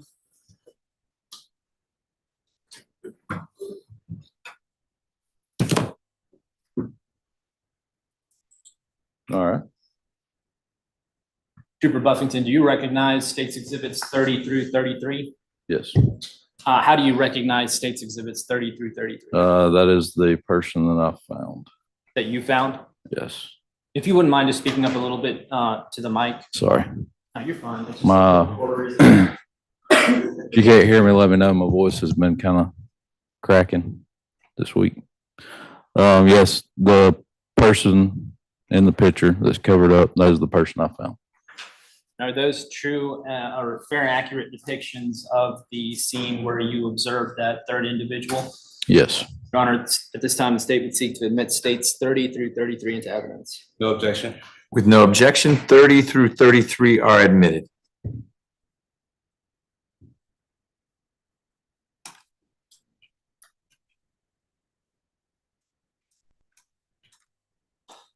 So Trooper, are you able to see it on the computer screen right here? It's got something up there. So if you wouldn't mind,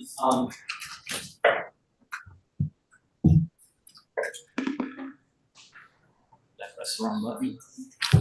You probably hit unmute rather than stay muted. So you need to figure out how to mute. Actually, I think I can do it. So yes, hit the wrong button. Yep. There. Now, Trooper Buffington, would you mind, for the jury's edification, drawing a circle around where you see the third individual's body? Oh, I don't know what I did. So if you tap the screen once, then there's a little, it's going to be blocked by this. See that pencil icon in the left corner? Yes, sir. There you go. Now your finger will draw.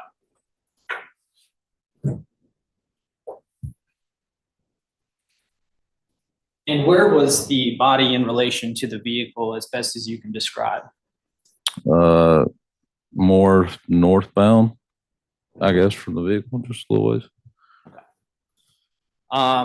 And when observing that body, did you notate that, or not notate it, but did you call out for other troopers to indicate that there was another individual? Yes, I didn't know if they'd actually seen him or not. Gotcha. After that, what did you do on the scene? Honestly, I think Lieutenant Gas at the time, well, SFC Gas at the time, now Lieutenant. I think we started getting some medical supplies, and he ended up going over there and dealing with him. So Lieutenant Gas was attempting to perform life-saving procedures as you observed it? Yes. In addition to that, did you remain on scene until the scene was cleared? I think I had to leave and go somewhere else. I didn't stay the entire time till it was completely cleared. I think I ended up having to transport somebody for somebody else unrelated to this incident. We had a lot going on when this happened, so there was only 10 of us if everybody was working. So you were still on duty and potentially in a position to respond to other calls. Is that fair to say? yes. Okay. Did you ever attempt to make contact or communications with any of the individuals inside the vehicle? No. And after the scene was cleared, did that conclude your, I guess, role, or whenever it is you left the scene, did that conclude your role with respect to this particular response that you made? Yes. I appreciate your time, Trooper Buffington. Yes, Thank sir. you. Mr. Miller. Trooper Buffington, how long after the crash did it take you to get to the scene? I'm gonna say 1 to 2 minutes, maybe. I was fairly close. If I remember right, I think I was, so this happened Lennox Road 400. I think I was northbound 85 just before 400, somewhere in that area. So I would say within a minute or two. But you didn't actually see the crash happen? No, sir. Any follow-up, Mr. Rao? No, Your Honor. Jurors? Okay. Thank you, Trooper Buffington. Appreciate your time. Next witness. We'll call Mr. Joe Connor.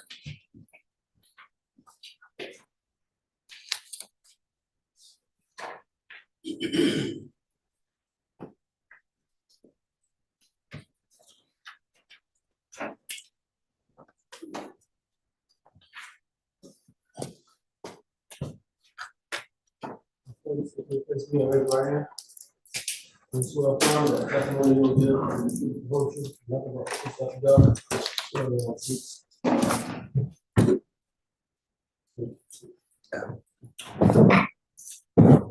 You say your name, correct? Paramedic Joseph Connors. Can you get a little closer to the microphone for us, please? Unfortunately, it doesn't adjust, so you have to do the adjusting. Gotcha. Thanks. Yes, sir. Spell your name for the record. Spell my name? Yes, Last name, both names? Or? first and last, please. Joseph, Joseph, last name Connors, Connors. Good afternoon, sir. Afternoon, sir. Can you tell the jurors how you are currently employed? So I'm currently employed as a paramedic working for a non-emergency transport. However, I guess at the time of the call, I was working as a paramedic for Grady. And can you tell the jurors how long did you work as a paramedic for Grady? 3.5 years. Okay. And can you tell the jurors a little bit about your educational background that you acquired to be a paramedic? So to be a paramedic, you have to go through roughly about 3 years of schooling between internships and classwork and whatnot. Okay. And at the end of, I guess, all the classwork and the internship, can you tell the jurors, do you get a license or certificate, things? Yes, sir. Like that? Yeah, you get a state and national license. Yeah, and altogether, I have 17 years as experience as a paramedic. Okay. And you said you have 17 years? Yes, sir. So I guess, can you tell the jurors prior to your 3.5 years at Grady, what did you do or where were you working? United States Marine Corps. And you were a paramedic in the Marine Corps? No, sir. Okay, what did you do with the Marine Corps? Avionics, worked on F-18, non-electronics, something completely unrelated. Okay. And then I guess, is that when you switched careers and became a paramedic? Yes, sir. And so where did you work as a paramedic for the 17 years, or I guess in the years prior to your 3-year stint at Grady? A couple of different places between South Carolina and North Carolina, and some places in Georgia, smaller places, not Grady. Grady is his own entity. I'm sorry, am I not speaking loud enough? Yes, you're not speaking loud enough. It's all right. You want to try to get everyone's attention, like you're seeing if they're alert. Can you hear me? Are you injured? That kind of interaction with them. They're not injured. They're okay, but they need to hear you. Yes, sir. Okay. Like how they talk to you in the Marine Corps, okay?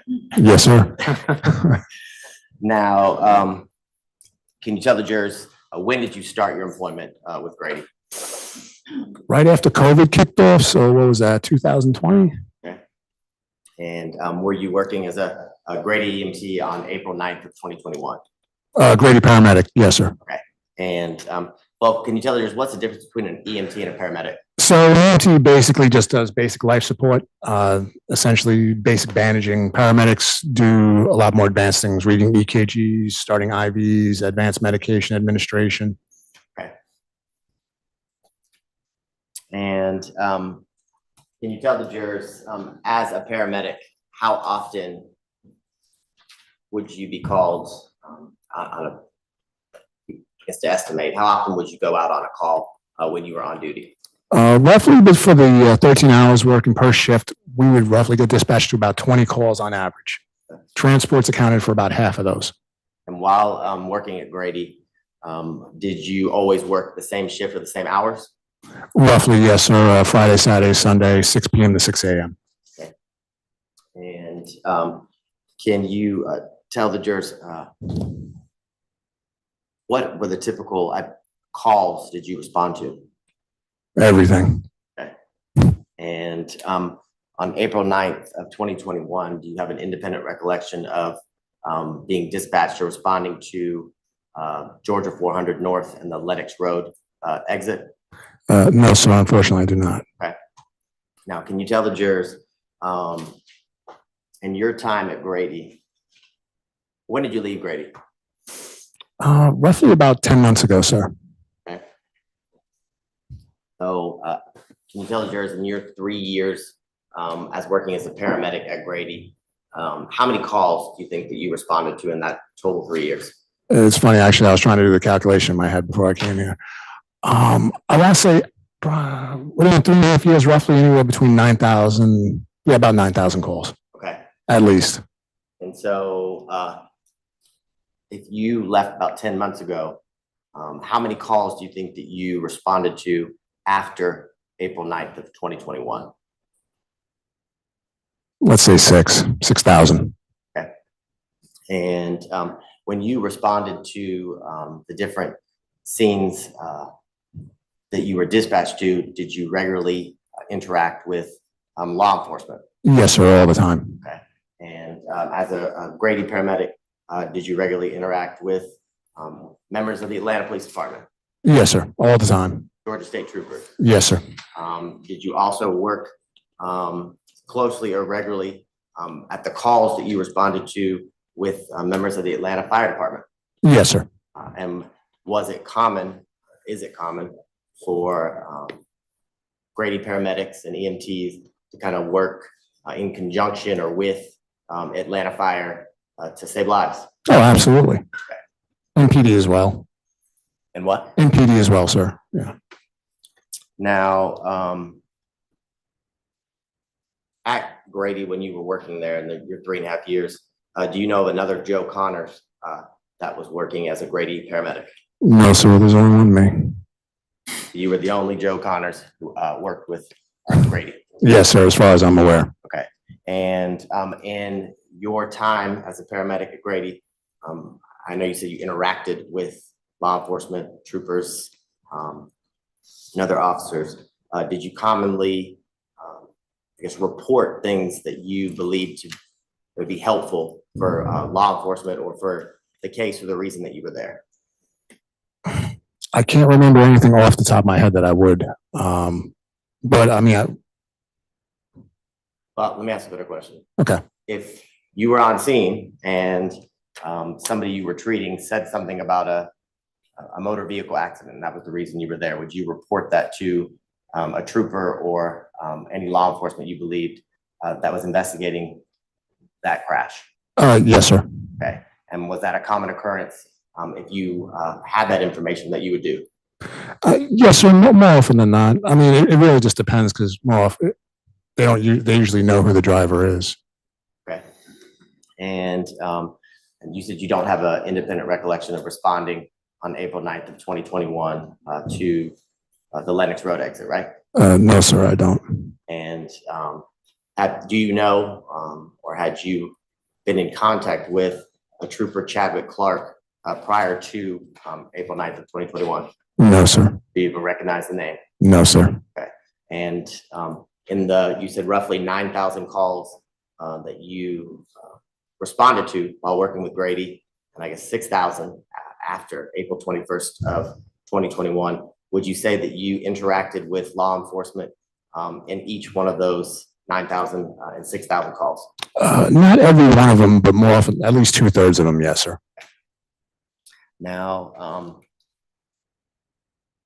on April 9th of 2021, do you recall speaking to or telling Trooper Chadwick Clark that you had spoken to the driver, Kenneth Poole, and he told you he was driving? Objection, Your Honor. And that objection is Leading. overruled.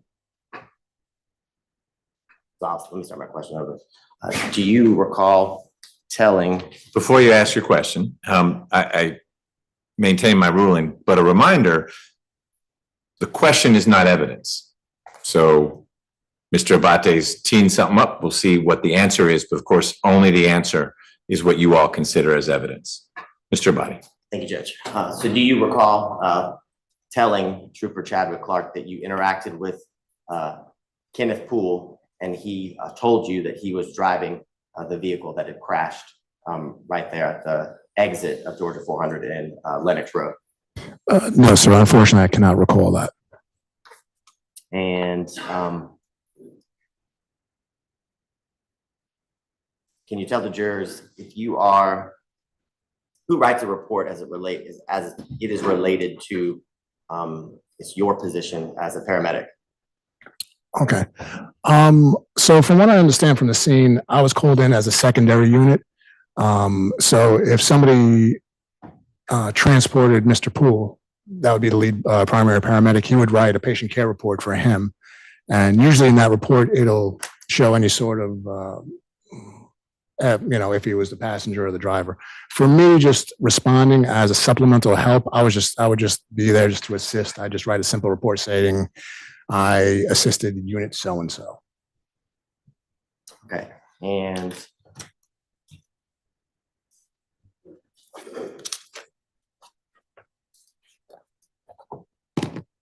now you said you don't recall making the statement about what Kenneth Poole said about driving. Is that your testimony here today?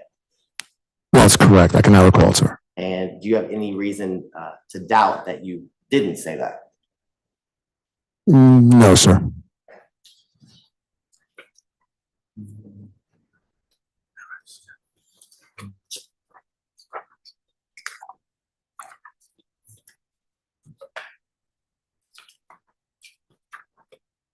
I don't have any further questions. So. Mr. Miller?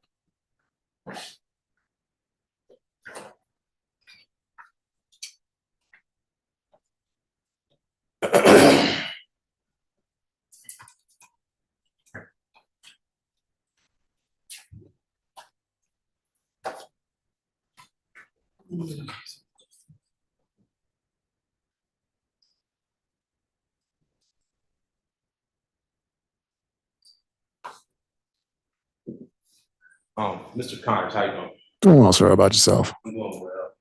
As we sit here today, you do not recall making that statement. Is that correct? That's correct, sir. That's all. Thank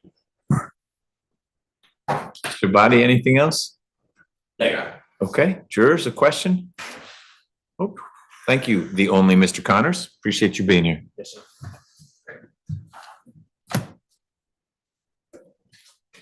State's next witness, please. Call Mr. Larry Berry.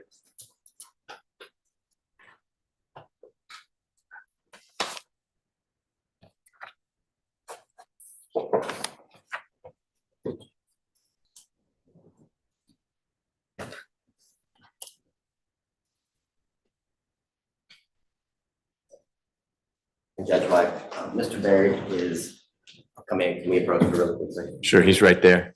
Mr. Miller, can I just see you right through the door, please?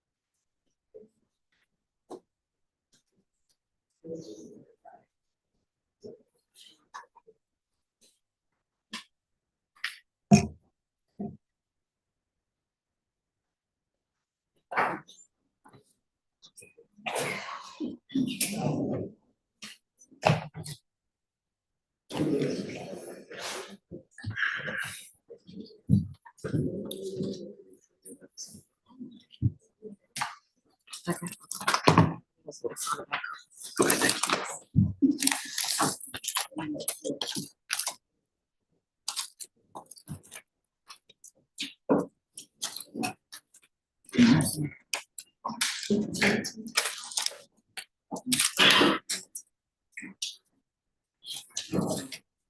All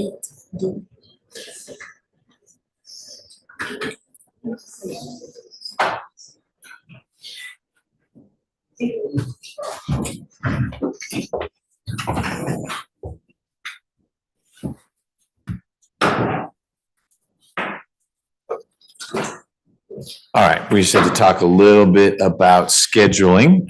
Did we already do the swearing in? All right, if you'll pop back up, I'm just gonna swear you in, please. You swear affirm that the testimony you will give is the truth, the whole truth, nothing but the truth, so help you God. State and swear your name for the record. Name is Mike Berry, Mikeberry. Is Larry some part of your name somewhere? I was Pardon me? always known as Mike since I was a kid, so March of 23, I had it legally changed. Oh. It's just Mike Berry. All right, well, Mr. Barry, thank you for being here. So, thank you for being here, Mr. Berry. Can you tell the jurors where you are currently employed? I'm currently employed with Piedmont Fayette Hospital. Okay, and just so everyone's not confused, did your name used to be Larry Michael. Correct. And prior to working at Piedmont Fayette Hospital, can you tell the jurors where you were employed? I've been a paramedic for 24 years at this point. So prior to Piedmont Fayette, it was Grady EMS. Okay, and can you tell the jurors a little bit about your educational background and training that has allowed you to be a paramedic for the last 24 years? Education-wise, I have an associate's in fire science. I have a bachelor's in occupational safety and health. I have a master's in organizational leadership. Outside that, about the past year or so ago, I let my paramedic instructor license for the state of Georgia lapse. I don't ride an ambulance anymore. I don't do that sort of stuff anymore. So. Okay, and prior to this last year, can you tell the jurors a little bit about what is required to obtain and then maintain your paramedic license? Paramedic license in the state of Georgia goes by national curriculum standards. So you're looking at an EMT prior to joining or starting paramedic school. Paramedic school itself is a minimum, depending on the program, minimum about 1,400 hours. Out of that, it can vary, but you're looking at about 50% didactic, 50% clinical rounds. And then once you, I guess, obtain your license, is there training or things that have to be done yearly in order to maintain that license? CEUs, yes, sir. Okay, some of us don't know what CEUs, what are Continuing they? education units. So basically, recurrency training averages out to about 48 or so every 2 years. Okay. If you'll do me a little bit of a favor, if you'll move the chair up a little bit. There, is that better? Everybody's been very light or quiet spoken today. Okay. So you said you were a paramedic for 24 years prior to working with Piedmont Fayette. 24 years as we sit right now. So probably 21 and a half to 22 prior to working for Piedmont. Okay, and you said prior to Piedmont, you were with Grady. Can you tell the jurors, I guess, about your background as a paramedic, where you worked prior to Grady, and the number of years that you worked as a paramedic? Over the years, I've worked for Clayton County, Henry, Gwinnett, mixed with active duty military time, reserve military time. I spent about 10 years down in Savannah on active duty military, where I was a flight paramedic. I was moonlighting as a medic down there, city of Savannah, Chatham Metro, Chatham County, that sort of thing. Okay. Retired military 2018, moved back to Metro Atlanta. Thank you for your service. Can you tell the jurors, what does a paramedic do? Kind of a broad sort of thing there. Layman's terms, give the hospitals and the trauma team something to work with, some sort of viability to work with when it comes to vital signs or patient care, expedite movement from the field to the surgeons, be the eyes and ears of the medical director for what's going on in the field, and coordinate best treatment. And can you tell us a little bit about that, coordinating the best treatment and being the eyes and ears for the medical professionals that you are, I guess, transporting the patient to? Why is that so important? Different hospitals have different designations as to what their specialties are. Some hospitals are trauma centers, and even hospitals that fall into the trauma center categories have different levels of their specialties as what they can provide. Other hospitals are known more for cardiac and various other specialties. So if you have, in this case, like a trauma patient, it's more acceptable. It's only rational to take them to a designated trauma center rather than taking a trauma patient to a pediatric facility, let's say. Okay, and do, I guess, your observations and the things that you report to the medical professionals that you're transporting a patient to help kind of, I guess, mold or start the procedures that would be performed at the hospital? Yeah, so there's always a standard of care, and you pretty much across the board, it's accepted, head to toe assessments, things of that nature. Things are systematic, and they're done systematic so that you don't overlook anything, you don't miss anything.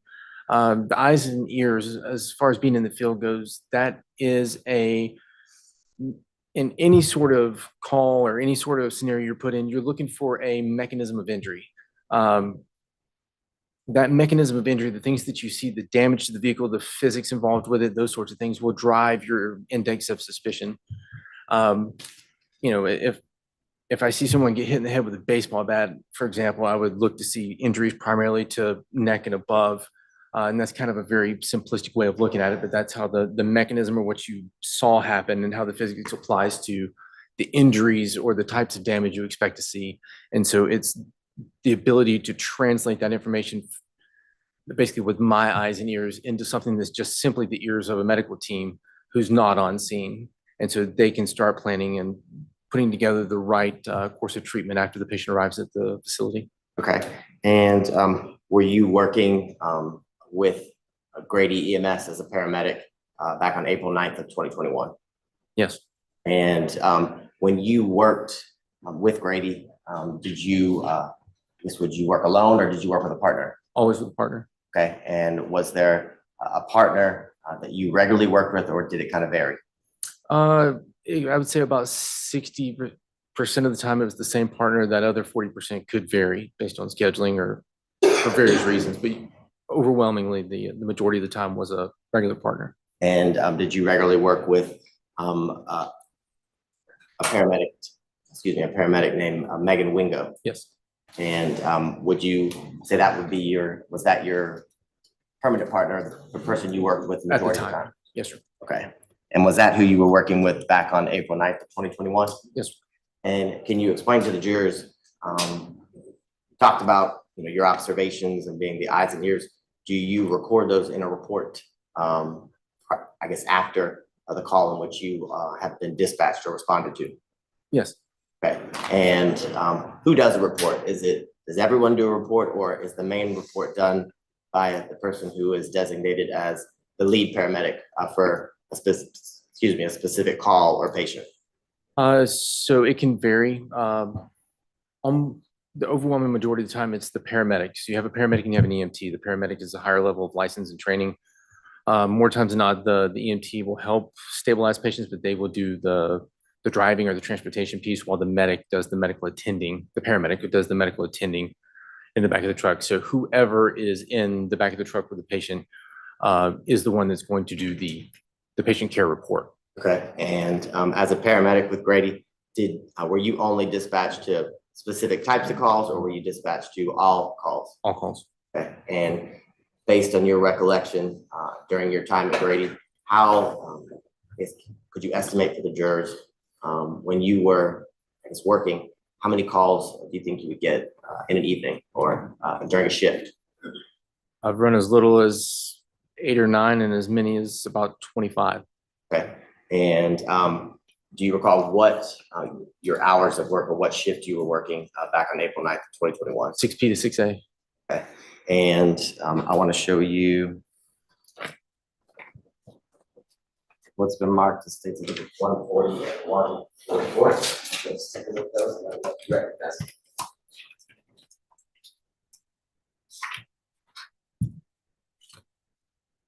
Yes, I do recognize it. Okay, and let's start with 140. How do you recognize State's Exhibit 140? I'm sorry, well, 140, this is the patient care report.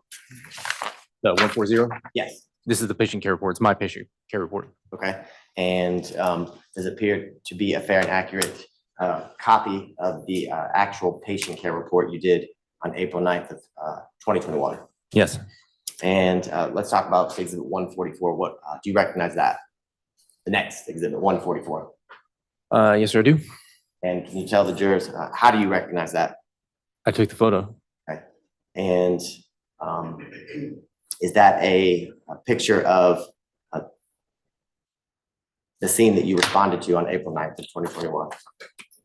That car matches this incident here, yes, in this patient care report, yes. Okay. At this time, around the state would tender what's been marked as state exhibit 140 and 144 in the evidence. No objection. Both are admitted. Okay, so let's talk about April 9th of 2021. Can you tell the jurors why were you dispatched to the area of Georgia 400 and the Lenox Road exit? Responded to location for reported MVC with ejection. Okay. And can you tell the jurors about what time did you receive the call, or were you dispatched to that location? Dispatched in en route at 0308, 3:08 in the morning. Okay. And can you tell the jurors what was the nature of the call for your being dispatched? Responded to location for a reported motor vehicle collision. Okay. And from looking at your report and from your recollection, can you tell the jurors, were you working with anyone that night? Megan Wingo. Okay. And in your time at with Grady as a paramedic, can you tell the jurors, was it common for multiple, I guess, units or ambulances to respond to scenes with multiple injuries reported? Or multiple It's people? not uncommon. Okay.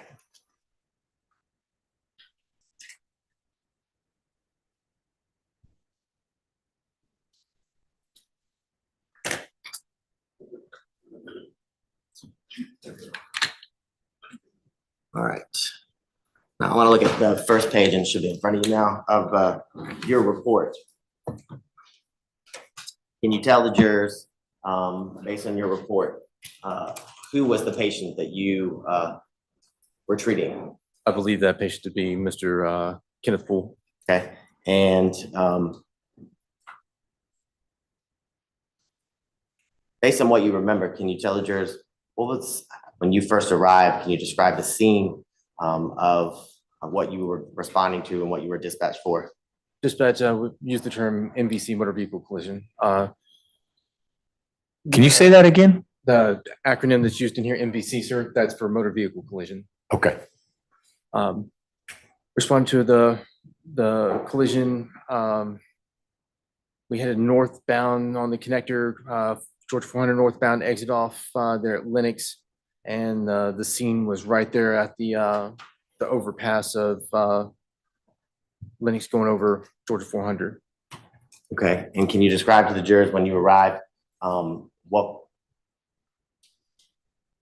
I guess if you were comparing it to the number of years you had been a paramedic prior to April 9th of 2021, can you describe to them the severity of the motor vehicle crash that you were responding to in relation to others that you had seen in your number of years as a paramedic? I would say it was a substantial.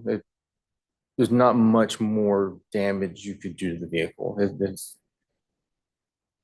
And as, I guess, a paramedic, when you first arrived, can you kind of describe to the jurors, what are the first things that you regularly do as a paramedic responding to a motor vehicle crash or collision? If there's already first responders on the scene, it's to get a quick feel for who's already there and who's not. Whether it's primarily a law enforcement presence so far, or fire department already on scene, that sort of thing. Try to get a scope of the scene as a whole, and then start doing an immediate hazards assessment and a victim count. Okay. Patient count, if you will. When you say a hazards assessment, can you kind of explain to the jurors, what do you mean by that? Typical car wreck scenes. Do I have power lines down? Am I going to need a power company out there? Is this a hazardous materials release? Am I going to need somebody to deal with that? Is the vehicle on fire? Is there multiple patients to the point that I'm going to need multiple ambulances? If I get multiple ambulances, now I need an EMS supervisor. So those sorts of things go into play. Okay. And in instance, and in this instance, where there are multiple patients, are multiple ambulances always, I guess, dispatched to the scene?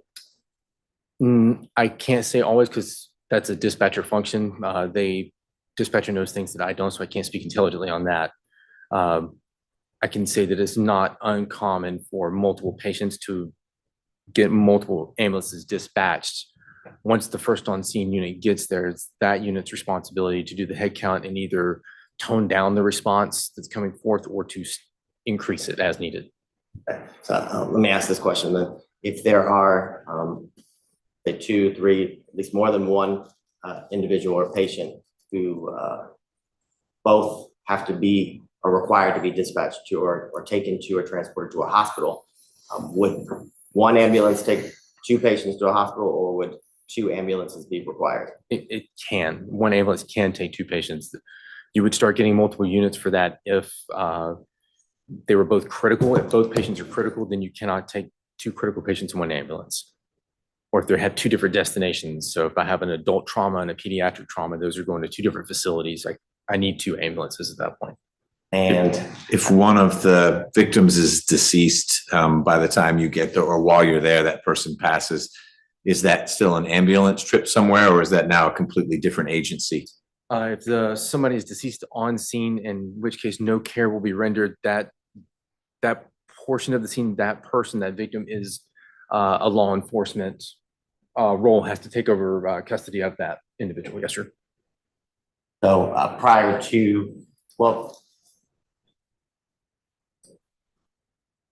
to someone being pronounced deceased, if there are 3 individuals who appear to have life-threatening injuries, would, based on your number of years, would it be more likely than not that 3 ambulances would respond to the scene? Correct.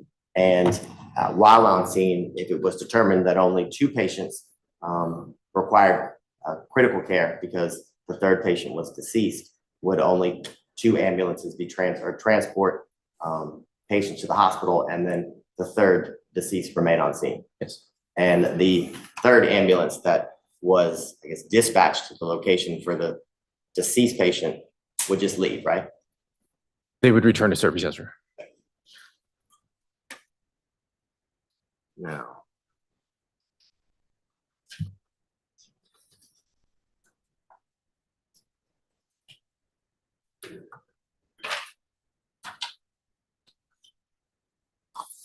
All right.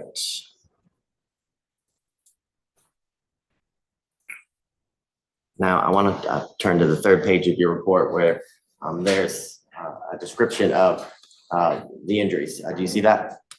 Yes, sir. Okay. And were you in unit A74 that evening? Yes, sir.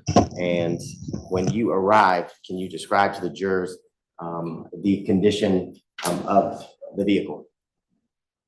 So I arrived, exit off the northbound exit number 2, 400, turn left. Vehicle was on its top. It was overturned in the intersection. Okay. And when you got there, did you, I guess, inspect or kind of try to assess the vehicle and the people inside of it? Vehicle first, people second, yes to both questions. Extrication or the attempt to remove or dismantle the car to get the victims out. That had already been initiated by Atlanta Fire Department personnel that were on scene prior to my arrival. Okay. I can't actually go in and get near the patient. We don't carry the safety gear for that. So we wait till the patient be extricated, then they bring the patient to us. Okay. And on this evening, did you observe or watch the extrication of the people inside of the car? One of them, yes. Okay. And can you describe, when you say one of them, describe, I guess, what you observed and what you saw? 2 patients inside the vehicle. One patient was in the back seat area. The door was not open at that time. So I was informed by Atlanta Fire that the patient that I would receive would be the one that's in the front seat, if you will, of the vehicle. That individual, they were partially ejected. So their head and upper part of the torso was outside the vehicle, and part of the vehicle was down on them, pinning them to the ground, which prevented prevented them from being able to get out, hence the need for the extrication. And it states it at 144.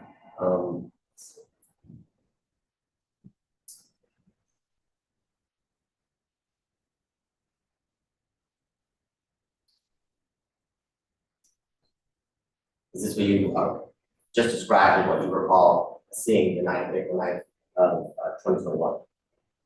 Yes. Okay. And do you see the individuals who are in States Exhibit 144?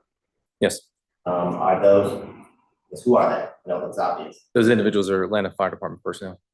And what was their role when you arrived that night? Vehicle stabilization and patient extrication. Okay. And can you describe to the jurors what we're looking at in States Exhibit 144, what the focus was? The part of the vehicle closest to the me at the camera there, that's the engine compartment. So that's the front of the vehicle you see closest to you. The side that the firefighters are on, that is the passenger side of the vehicle. And they are the gentleman that is squatted down there, black helmet, and you see the little bit of the letters there at the bottom of his jacket there. Him and the gentleman to his immediate right, they're both focusing on the patient that was in the front seat area, the patient that was assigned to me. They're concentrating on trying to get him out of the vehicle. Okay. And you said, based on your observations, the concentration of the damage or impact to the vehicle was primarily where? Front and passenger sides there.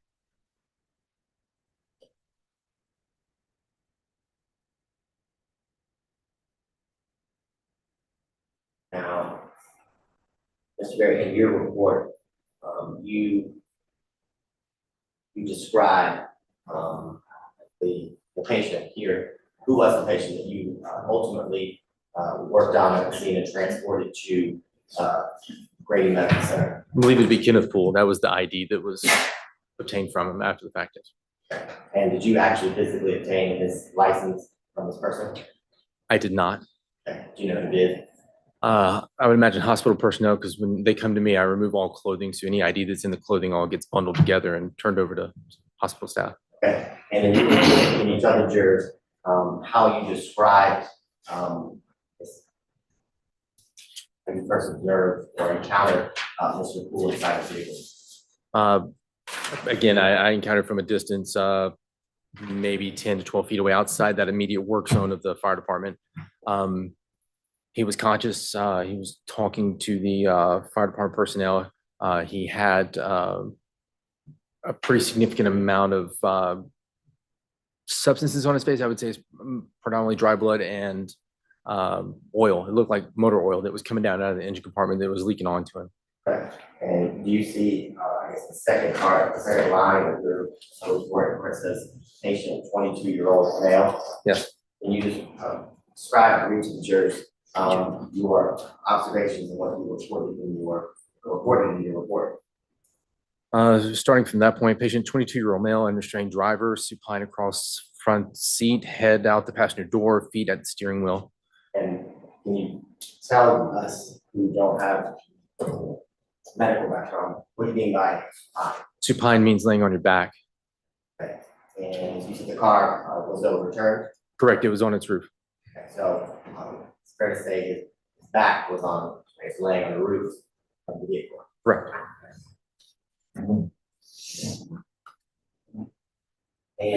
if you continue to where it says patient was conscious and alert, can you describe to the jurors, based on your report and your recollection, did the patient at that point, Mr. Poole, have any issue communicating or speaking to you or any of the personnel that were working to extricate him? He did not. That's specifically why I put alert, because I could verify that he knew what was occurring. He was aware of person, place, time, and event. He knew that he had been in a car wreck. He knew his name, that sort of thing. And at any point, while you were working on the defendant, Mr. Poole, on scene, and then ultimately, as you transported him in the ambulance to Grady, is your report or your recollection that Mr. Poole was conscious the entire time? Yes, So he never lost consciousness while he was in your care? that is correct. Now, can you describe to the jurors, once, the defendant was extricated from, the white sedan, Infiniti, what are the first steps that you take as it is related to his treatment? Initial treatment is initiated by Atlanta Fire in his case. They're the ones that put the collar around his neck to minimize movement of the head and cervical spine. They're the ones that put him on the long backboard to immobilize the remainder of his spine. My care took over at that point. As a quick, is the airway open? Are we breathing? Do we have any massive hemorrhage anywhere that we can see and fix? After those are secured, basically put them in the back of the truck and then start a more detailed head to toe assessment. Can you talk to us a little bit about, once you were able to do that, describe the assessment that you had on your initial observations in your hair in the back of the unit? Patient Constellarian head had numerous soft tissue injuries. Basically a multitude of either abrasions, small lacerations, things like that that are too numerous and relatively superficial in nature to get in detail on. Eyes appeared to be burned, burns and dry blood noted in the mouth, but the patient could speak without difficulty. No complaints of neck or back pain, unable to assess the spinal column as he was placed on a long backboard prior to being brought over to EMS. So again, that's the Atlanta Fire Department doing their piece to stabilize prior to movement. Abrasions noted to the anterior chest to the front of the chest. The chest is stable. Bilateral breath sounds are clear and equal, meaning that he had good lung fields all the way around. There was no indication of blood or air filling up parts of the chest that should not be. Injuries to any of his extremities on his legs? Coming down, abdomen soft, non-tender, unremarkable in appearance, pelvis stable, no priapism, no rectal bleeding noted. Left leg was unremarkable. Right leg had obvious deformity fracture to mid-shaft femur with extensive pain. Your Honor, I would just object to him reading from the report. Okay, sustained. So you're welcome to look at that to refresh your recollection, given that it was a long time ago and you've seen many scenes since then. If Mr. Abate or Mr. Miller has a question and looking at the report would refresh your recollection, feel free to look at it, but then having had your recollection refreshed, you can answer from that, the memory you then have. Understood. We'll definitely be mindful of that, but it's my recollection the report was submitted to evidence, so you can read straight from it. Okay, but your question to him wasn't, could you read from the report? And so you can do that and then we'll see if that elicits an objection, but that's what we had devolved into. And so I just want you to shape the question in the way you want it to be. Yes, and based on State's Exhibit 140 and your own personal recollection, can you tell the jurors what the primary complaint of as it relates to pain for Mr. Poole defendant? Anything related to that is going to come straight from the report. My recollection at this point, after that many years, that many calls, Okay. Well, you can use your report to refresh your recollection. he had right leg pain was his primary complaint.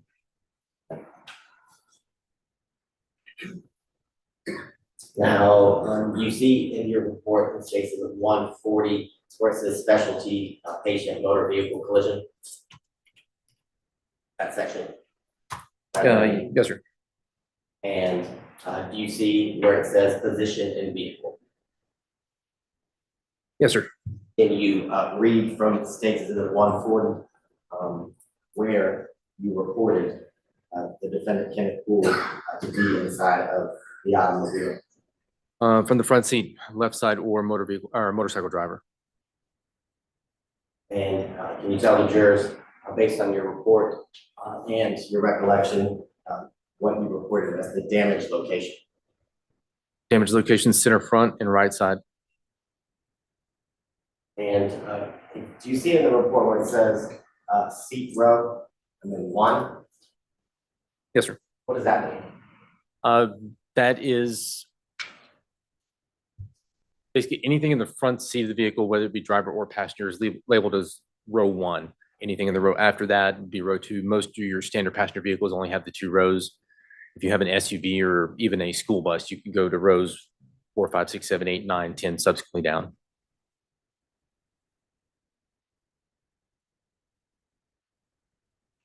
Now, can you tell the jurors, once you get Mr. Poole in the back of the ambulance unit,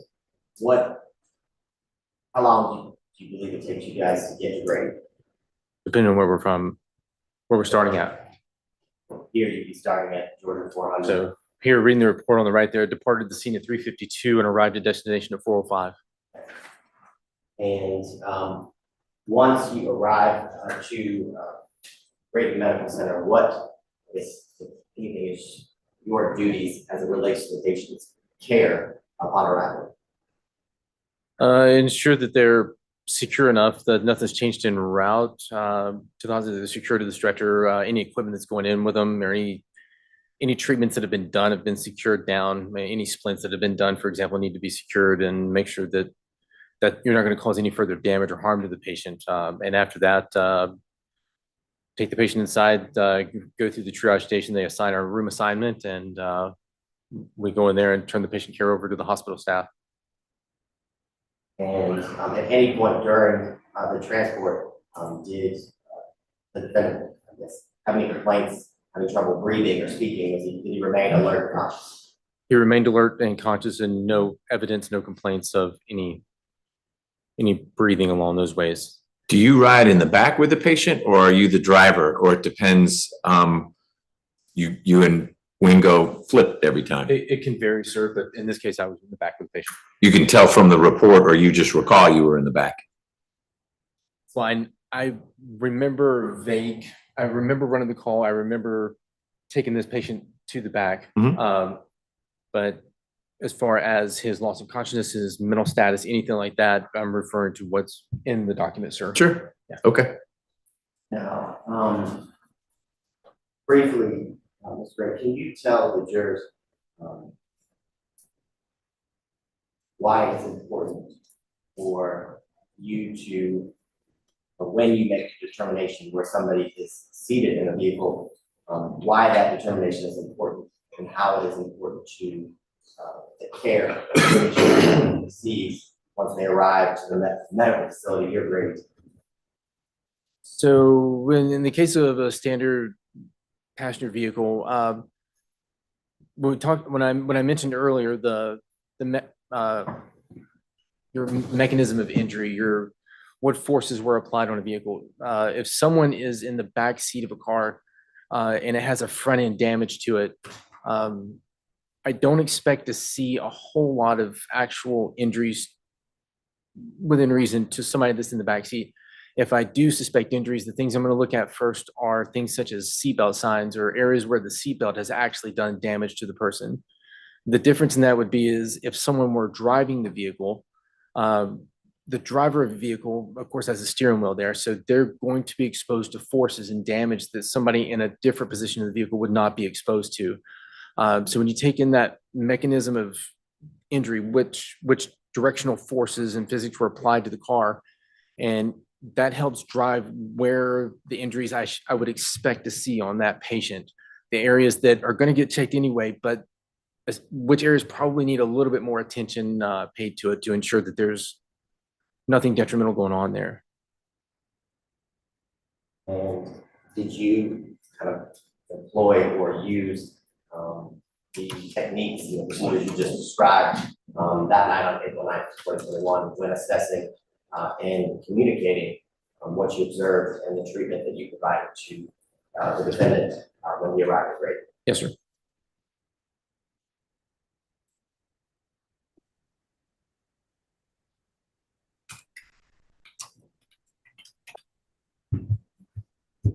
After April 9th, 2021, did you remain working at Grady after this incident? For a brief period, yes, sir. And you said you left to work at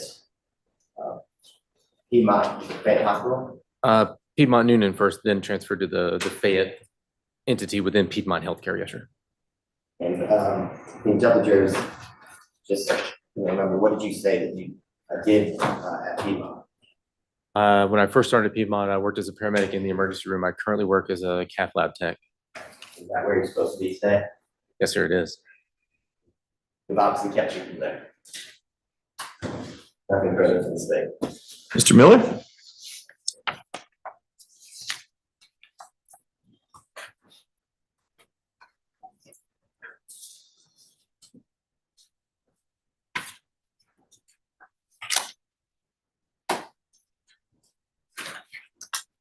Mr. Barry. Yes, sir.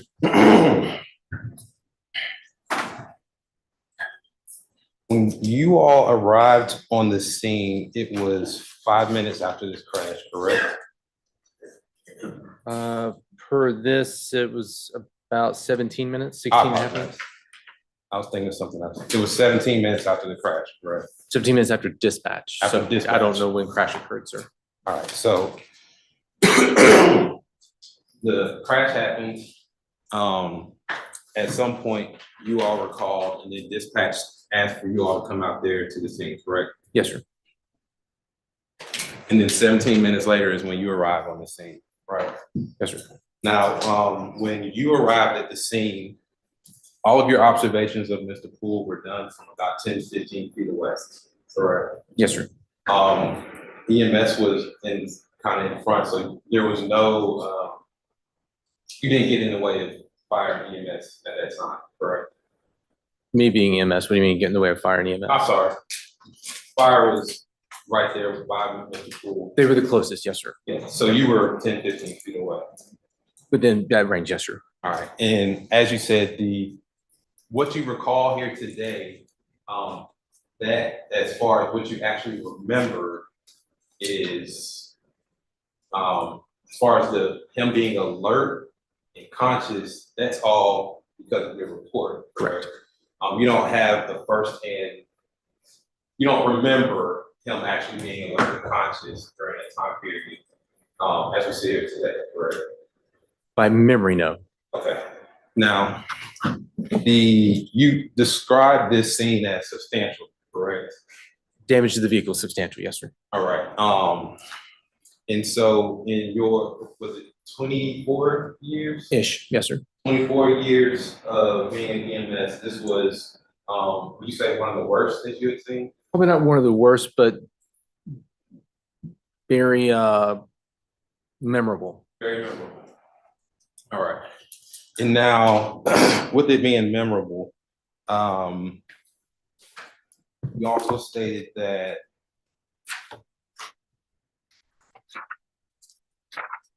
with State's Exhibit, what's the picture? What's that picture? 134.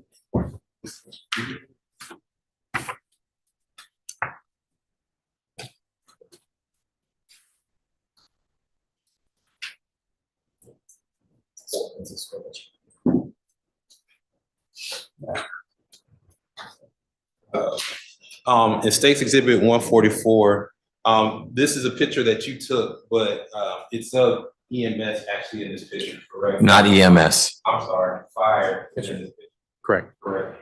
And you said that during this time, you were 10 to 15 feet away, but that you remember him talking to fire?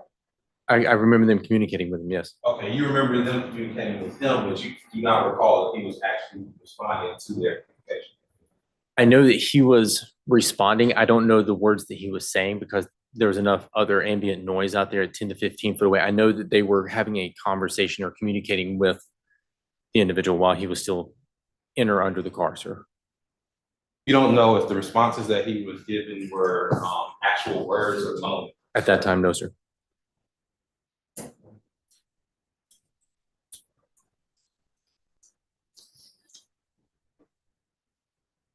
Your primary focus, once you get him in your ambulance, is to keep him alive, correct?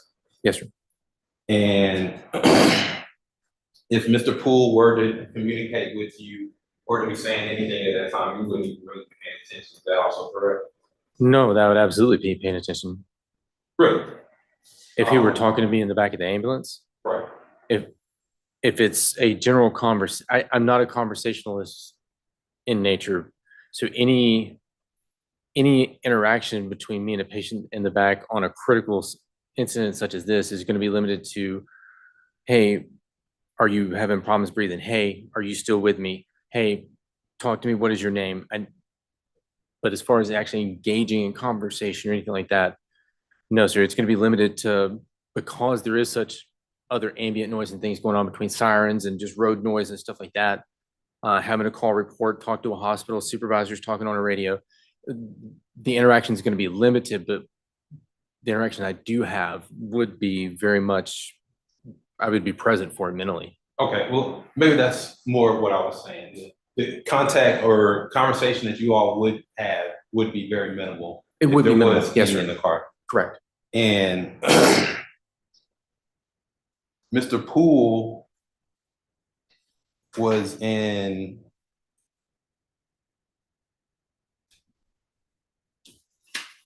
I know where I'm going. You're familiar with a Glasgow scale, correct? Glasgow coma score, yes, sir. Okay. Could you explain to the jury what a Glasgow coma scale is? A Glasgow coma score, we abbreviate it in the report here, it may be mentioned as a GCS score. It is a neurological exam originally formulated for and by neurologists within the hospital to determine brain activity over a long-term period of time. It was adopted by EMS early mid-'80s.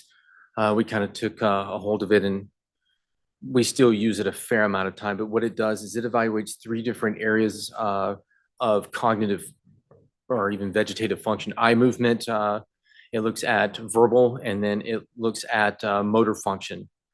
And it uses, depending on how coordinated they are in their answers or their responses in each one of those 3 categories, they're assigned an individual score that cumulatively will end up on a scale of 3 to 5. 3 would be a deceased person, and 15 would be a normally functioning person such as you or I.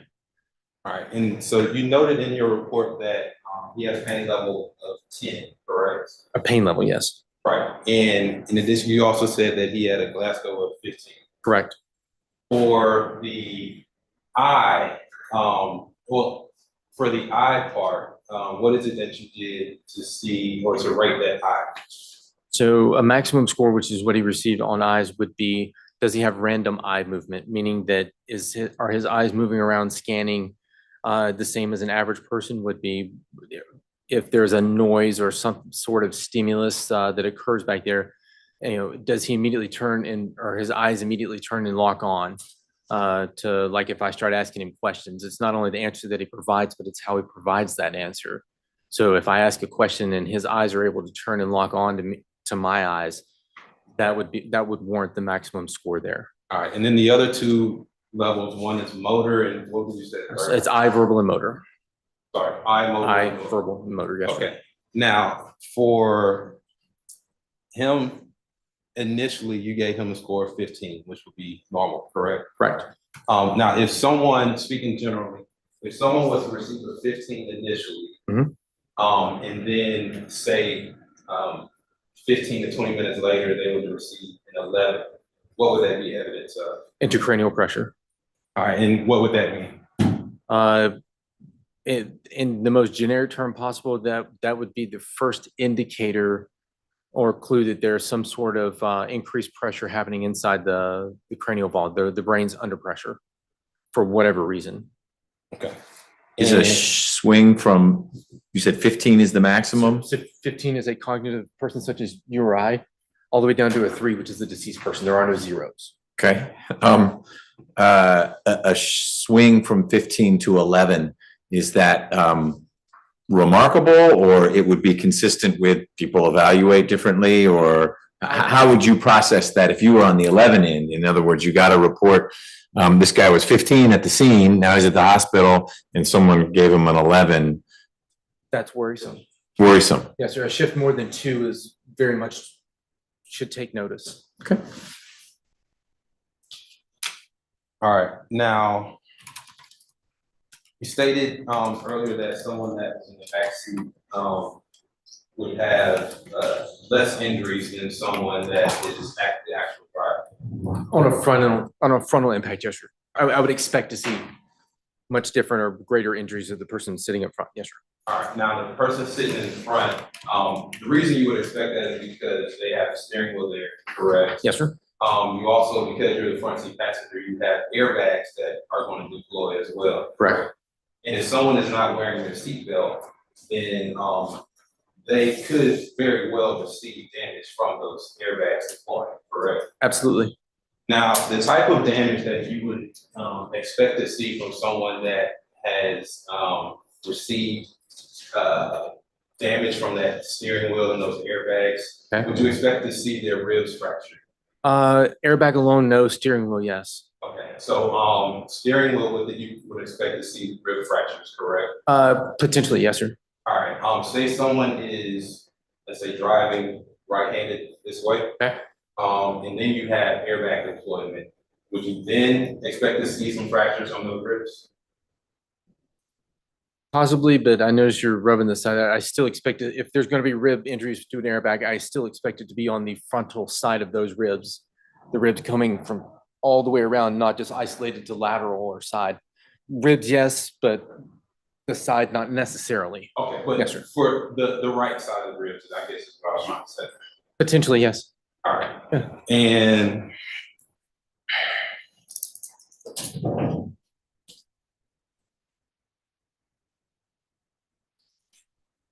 the gallbladder, Yes, sir. that's located on this right side as well, correct? Underneath the liver, yes, sir. Underneath this liver. And if someone has a ruptured gallbladder, that's the type of injury that you would expect from the airbags or the steering wheel? Neither. Either one? An isolated gallbladder, I'm not sure I've ever seen an isolated gallbladder injury. Let me put it this way, that gallbladder ruptured, in conjunction with the rib fracture. And rephrase the question, sir. In relation to a rib fracture, what's the Right, so question? you have a person that has rib fractures Okay, as well as a gallbladder, rupture. okay. Is that an injury that you expect from someone, from the steering wheel or the airbag? I would say more steering wheel than airbag, but at the same time, I would say that I would have no idea of knowing that in the field. I'm sorry. I would have no idea of knowing that in the field. I could not even come close to a gallbladder diagnosis. No, I understand. Okay, I just, for purposes of this. Yes, sir. On your report, it says that you were unable to gain IV access. Why was that? So initial IV access, he had a tremendous amount of motor oil and fluids from the vehicle on him. So to do an IV is not a sterile technique, but it is as clean as possible. There were no indications at the time that I had him that would warrant needing a massive fluid bolus or anything, or a fluid administration, a fluid of normal saline, let's say, IV fluid. There were no indications that he was having any sort of hemorrhagic event that would require that. So the combination of the skin that was sloughing on his upper extremities, the extreme amount of dirt, motor oil, debris, everything else, I had enough other assessment things that took priority over establishing an IV at that time, sir. All right. Now, we had that his pain level was at a 10. Was there any pain meds that you all administered in the EMS on his way to the? Not that I'm Right. aware of according to the report, sir. Would that have been in your report or is that a separate report that would show? the Anything that actual happens on the meds? ambulance would happen in my report, sir.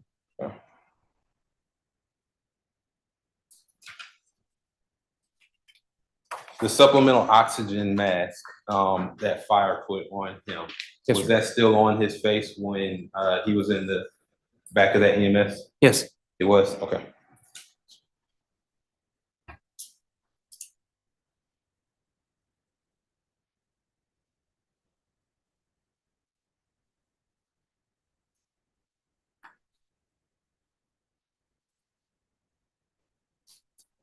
All right, thank you. Yes, sir.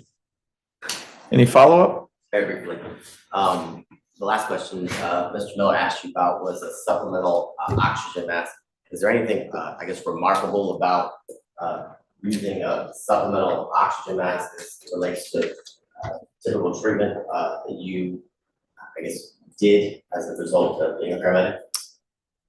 No, Atlanta Fire put it in place. I saw no reason to remove it. There's no contraindication to high flow oxygen on a trauma patient. So no harm, no foul, left it in place. Does a supplemental oxygen mask prevent you from speaking in any way? Speaking, no, I may have, depending on the individual, I may have to kind of pull the mask up slightly and put my ear down to listen to them talk. But as far as their ability to communicate, I've never experienced a patient have any sort of deficit in their communications as a result of a mask.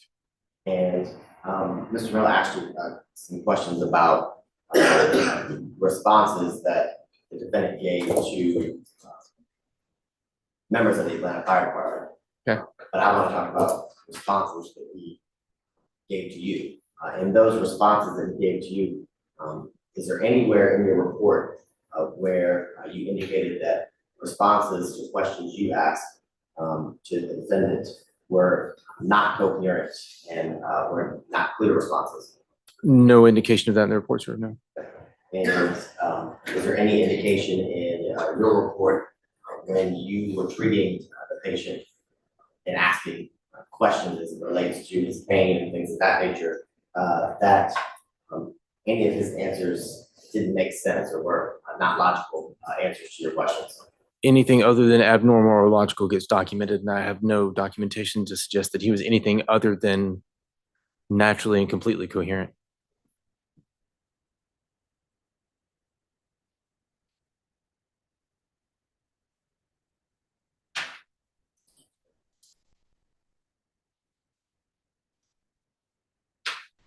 No further questions, Your Honor. Mr. Miller? Nothing from me. Jurors? All right, write them down legibly. You don't say them out loud. Just write them down and hand them to Deputy Gordon. And we'll take it from there.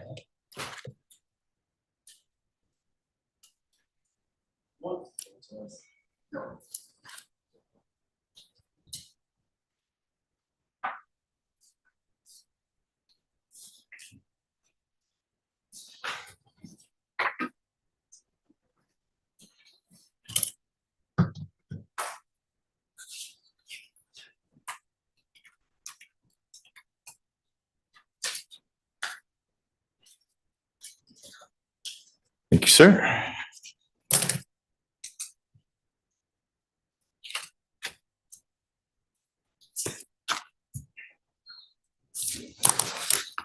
Counsel?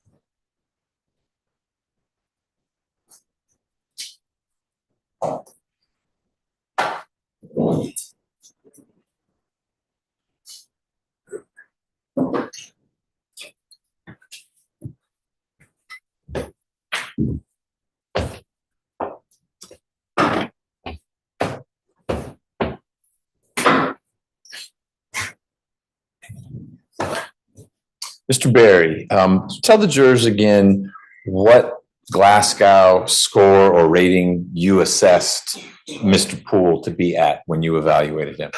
The score was 15. Normal. Okay, but the number was 15 and that's normal. I think you said, I don't remember if you called me being like non-cognitively impaired. He's like, hey, like you're a 15. Yes, sir. Which I took as a compliment. Was there anything you assessed about Mr. Poole, the person you transported, that suggested he was having seizures? Not according to the report. Okay, or that he was paralyzed in any way? Not according to the, in fact, if I may. You may.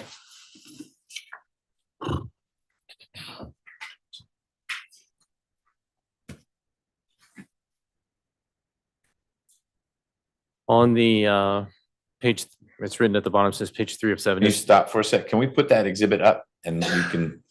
It's the paragraph narrative section, sir. And this is states 140. 40. 140. All right.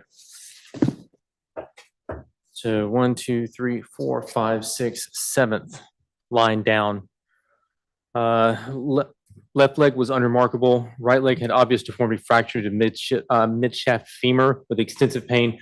PMS CRTs, pulse movement sensation, meaning that anything beyond the point of any injuries, so the injury to the leg or any potential back, since I was not able to assess the back, the pulses were present all the way down to the feet, which means there was nothing in a pre-hospital setting that would indicate that there was a compromise to blood flow. Movement, meaning that there was no indication out there that there was any neurological compromise to him moving his feet, or sensation, meaning feeling it, because those are two different neural pathways, one to feel, one to move. Okay. And there was no indication that there was any impedance to either one of those pathways. And you had not put Mr. Poole into the restraints, the wrong word, but the protective, like the neck collar, et cetera. I did not. That was Fire had Atlanta done that. Fire. Yes, sir. And you saw no reason to remove that to care for him in the way you were caring for him. Almost without exception, sir, anytime somebody's placed on a backboard, they cannot be taken off unless done so by a physician. Okay, so you saw no reason to do it. They have to be medically cleared by a physician to remove. Got it. Okay. Can you share with the jurors what ongoing assessment means, if that's a term that you used while you were testifying? So an ongoing assessment means that nothing that we do is a one-time event. There's no one set of vital signs that means anything. There's no one Glasgow coma scale score that means anything. What you're looking for is a set of trending over a period of time. So if I do a head-to-toe assessment on a patient and I've got to the bottom and I do another set of vital signs, by the time I get done with those vitals, unless there was something I found that I needed to intervene on, I should be reverting back up to the head again and starting my way back down, so that it's ongoing. It's not a one-time singular event, because humans in general, they will, if you look at their vital signs over a period of time, that snapshot and time out there doesn't mean anything. It's that, hey, did we notice that the heart rate was gradually going up a little bit at a time over a period of time, or was the blood pressure gradually falling, or did their GCS go from 15 to 12 and then from 12 to 9 and then back up to 11? Or so you're looking at their condition over a period of time, and that's what the ongoing assessment refers to, sir. Got it. Mr. Body, anything else for Mr. Barry? Nothing further from the state. Mr. Miller? Is it just based off of those questions, Your Honor? Yes, sir. Yeah, nothing else. Okay. Thank you for your time. Yes, sir. Ladies and gentlemen, we're going to take our afternoon break now. So I'm going to have you go back to the jury room. And again, you can use that hallway if you want to spread out a little bit. And we'll get everyone back in here in about 10 minutes. I think we're going to try to get through one more witness. I'm going to talk with the state about that during the break. And if it takes a little bit past 5, do you have the capacity to go a little bit past 5? The commitment is 5 o'clock. No one should say it's 4:40. Why do you still have me here? But why don't you do this when you're back there during the break? Talk about your exit time. And if folks are a little bit flexible, and because of that flexibility, we could fit the next witness in his entirety, we'll try to do that. But If it turns out it's a 3-hour witness, we're not doing that today. We'll start the witness. And unfortunately for him, he'll need to come back first thing tomorrow morning. Any logistical questions? No? All right, no outside research. Don't talk about the case. We'll see you in about 10 minutes. All right, adjourned.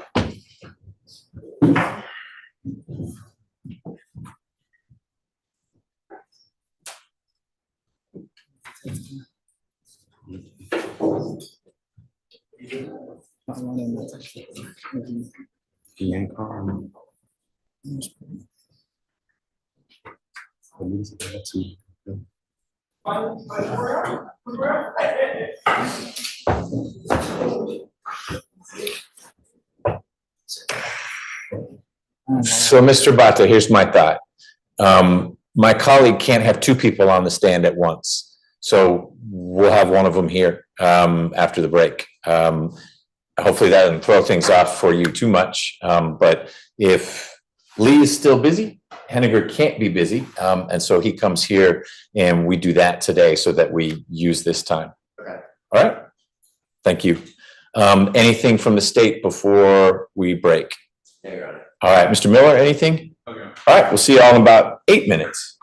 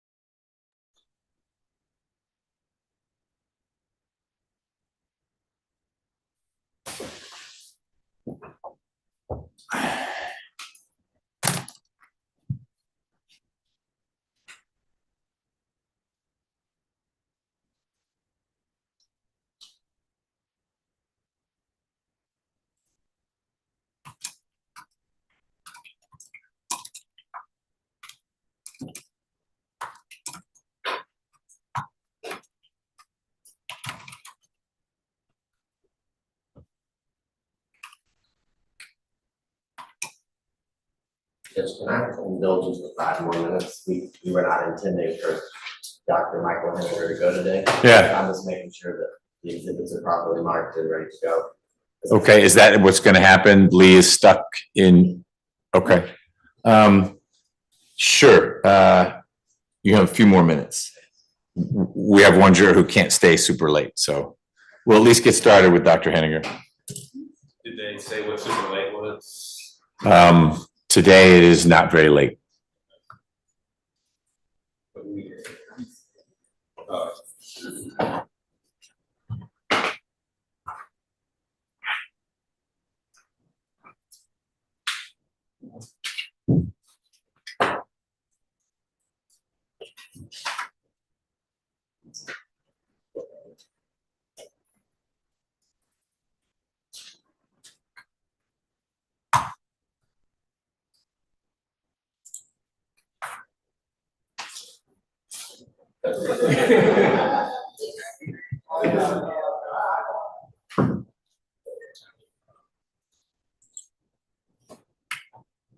They're ready to go.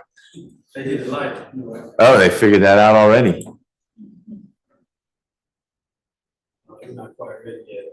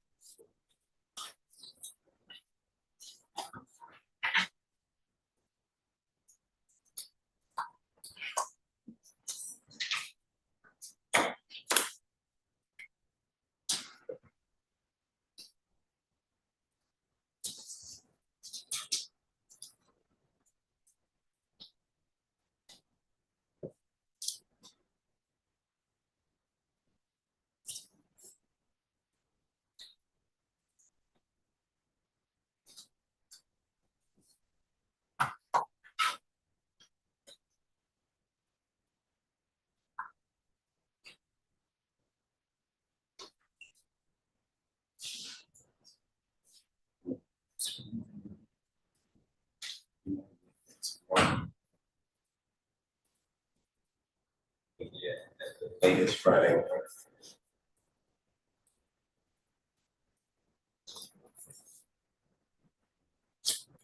Yeah. So what?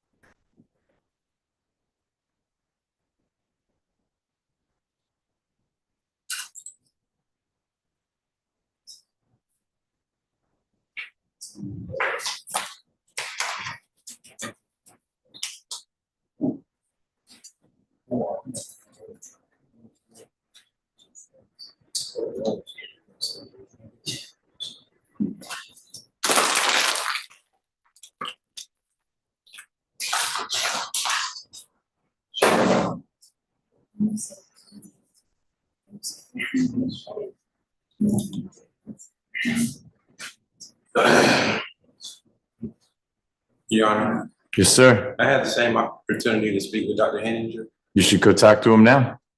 while they're talking to him. Go for it. This is your chance. It's not a new witness.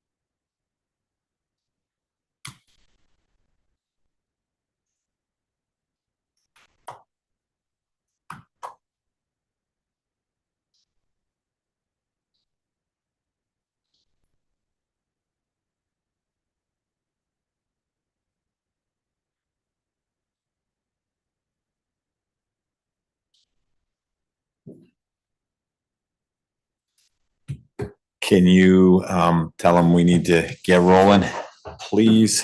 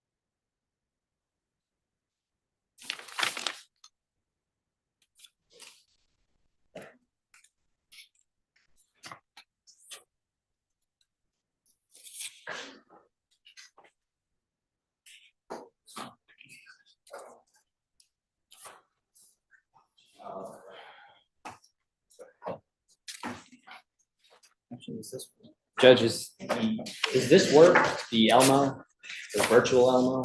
Kinda, let's see. I gotta find their instructions for how Unfortunately, you're gonna have to publish the photos, the old fashioned. that way, okay. So I got 8D podium, we're there, keep doing your thing. It's not, something pops up and like a light will come out, don't break it, whatever you do. Okay, that's looking better. And then that's the camera and light.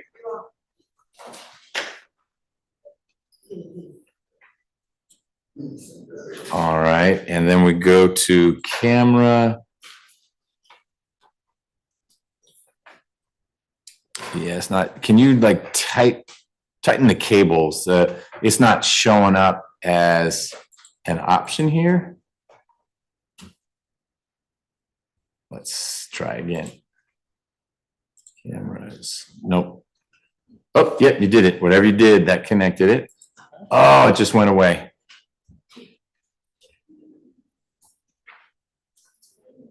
So let me stop sharing this.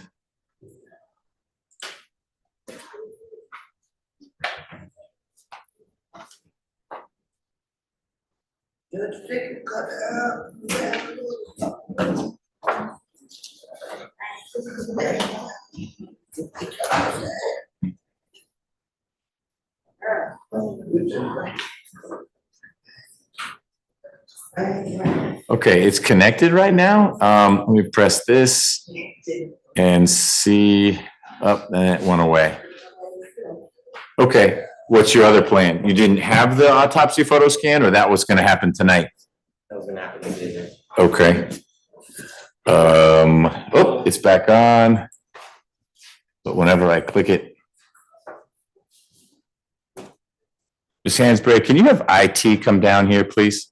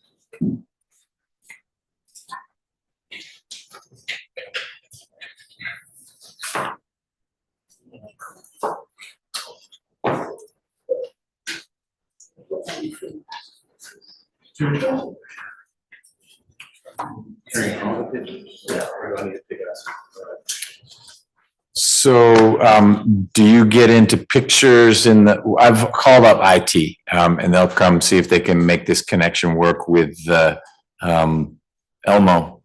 When it works, it's nice. The connection is bulky. And if you jostle it even a little bit, then it disconnects. So they'll come see what they can do. I guess at a minimum, we could have Dr. Heninger testify about his background, et cetera, and what he does with an autopsy, and we'll see where we get. All right, you've let your victim family members know what we're getting into. Yes. Okay.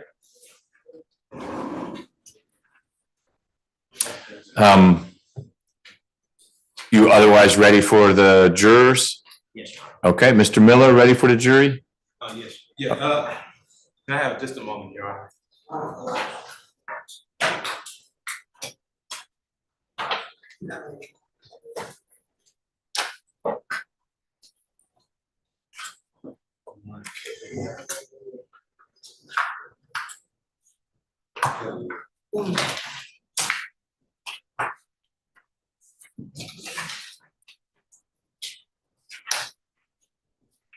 So I'm gonna let you keep going through those while we get started. If you'll bring the jurors in, please.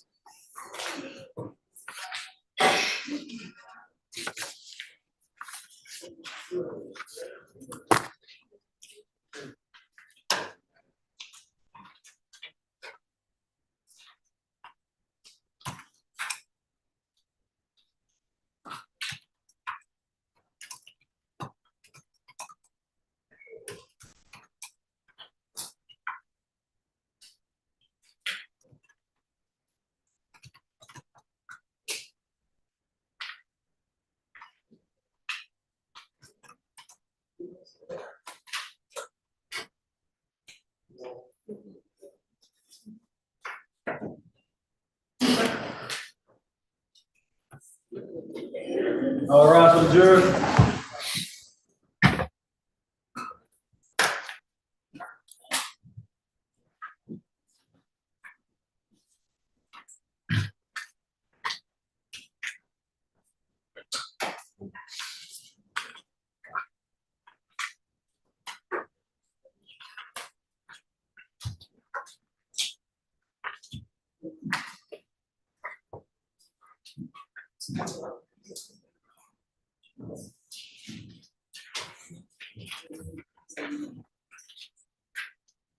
The president of the county court.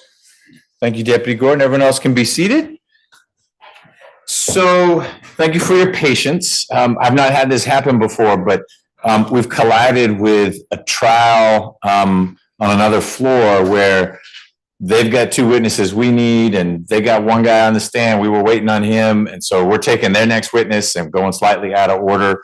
It happens. There are only so many medical examiners in Fulton County. And so if there's more than one case where there's a deceased, these witnesses bounce around. And so we are, the state has graciously agreed to take a witness out of order. My understanding is at least one of you can't go much past 5, so we won't go late today. There's not a whistle that goes off at 5. We'll come to a natural stopping point. It could be a little before 5, it might be a little after 5, but it's not 5:30.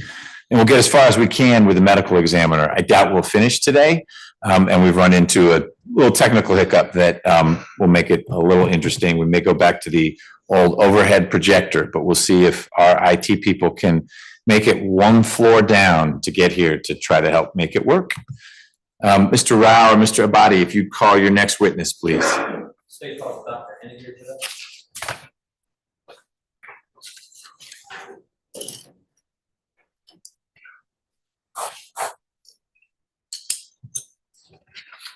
Good afternoon, doctor. You swear affirm the testimony you will give is the truth, the whole truth, and nothing but the truth, so help you God. Yes. You and can you state and swear your name for the record? Okay. My name's Dr. Michael Heninger, spelled Michael and Heninger. Good afternoon, Dr. Heninger. Good afternoon. Dr. Heninger, can you tell the jurors where you are currently employed? Okay, right now I'm working at the DeKalb County Medical Examiner's Office How long have you been with the DeKalb County Medical Examiner? for about a year and a half. Excuse me, Jack. Excuse me, can Mr. Rao go closer to the microphone, please? Yes, ma'am. We'll make that happen. Thank you. Can you hear me now, Ms. Rivers? Yes, thank you. Perfect. Sorry about that. Prior to the DeKalb County Medical Examiner's Office, where were you employed? Okay, before that, I worked at the Fulton County Medical Examiner's Office for about 27 and a half years. And would you mind telling the jury what a medical examiner's office does? The medical examiner's offices, basically they investigate suspicious deaths that are likely to come to the attention of the courts. There's a lot of deaths that occur in the county, but there's a small number of ones that are of interest to us. This is defined by law. They tend to be unexpected, violent deaths, things like homicide, suicide, drug overdoses, things like that. What was your role within the medical examiner's office? I was an associate medical examiner. What does a medical examiner specifically do? Okay, what I basically do is I'm oversee the whole process and bring everything together. We have like investigators who collect information. We do autopsies or examinations of the body, which I do. Then we look at the other information. We put that all together to create a cause and manner of death. And then we have to communicate that to interested parties, which could be the court systems, it could be family members, could be public health, insurance companies, things like that. So that's done with, reports and, meetings and discussions. Can you tell the jury a little bit about your educational background and qualifications that led you to be in that position? Yes, I started out at Utah State University and I received a Bachelor of Science degree in biology. Then I went to medical school at the University of Utah and I received an MD degree. And then I went in the military and I did an internship in internal medicine at the Keesler Air Force Base in Biloxi, Mississippi, and I practiced primary care medicine for a few years at Keesler. And then I went back to Utah and I did a 4-year residency in anatomic and clinical pathology. And then I did a 1-year fellowship in forensic pathology, which that was in Minneapolis at the Hennepin County Medical Examiner's Office. And then I finished all that training. It's when I got hired to work at Fulton County. And are you a licensed physician? Yes, And where are you licensed to practice? in Georgia. Any other states Not right now. previously? I was licensed in Utah, Minnesota. Now, you mentioned pathologist. What does a pathology, what does a pathologist do? Okay, pathology is a specialty in medicine, and it is focused on the physical appearance of diseases and injuries. It's kind of a visual area. Like radiologists, they're looking at radiographs to identify things. We're looking at actual organs and tissues, sometimes under the microscope, sometimes at autopsy. And we're diagnosing diseases and studying the diseases themselves. What sort of training do you specifically have to go to before becoming a pathologist? You need to basically go to medical school and then have a strong interest in it. And with respect to pathology, what is a forensic pathologist? Okay, so there's I don't know, probably tens of thousands of people practicing regular pathology in the United States. There's only about 300 to 500 forensic pathologists, and we are focused just on this autopsies of people who died violent deaths, and it's likely to come to court. And we generally work for government offices like Fulton County and DeKalb County. And most general pathologists work in hospitals or in private practices. So as a forensic pathologist, you mentioned a couple of terms earlier in your testimony about cause of death and manner of death. As a forensic pathologist, is it part of your job description once you are performing an examination on a body to determine the cause of death as well as the manner of death of that particular individual? Yes, I'm supposed to do that. So would you mind describing or explaining to the jury what cause of death is in terms of medical parlance? Okay, so cause of death is the derangement in the body that makes it so that the body can no longer continue to function and to live. I think of them as like in general, they're like chapters in medical books. Like there might be a chapter about like pneumonia or heart attack, or in a forensic textbook, there might be a chapter on gunshot wounds, or stab wounds, or blunt trauma, or, just different chapters, traffic accident deaths. And so those are causes of death. And then I guess manner of death is that would be my next question. Let him ask me questions. But anyway, manner of death. Okay, now manner of death is a little bit, we've taken that word and we use it in a different way. And we've been doing this for centuries before the scientific age. So it's more of an opinion. But there are 4 manners of death, and this is based on what we see at autopsy and what the circumstances are that were collected. Okay, and so the 4 manners are natural deaths that are due to things that happen inside the body, accidental deaths, which are things that happen outside the body that's kind of unforeseen, and then suicides, which are self-injuries inflicted by a person on themselves, and then there's homicides, which are injuries that someone else inflicts on a person and, to cause their death.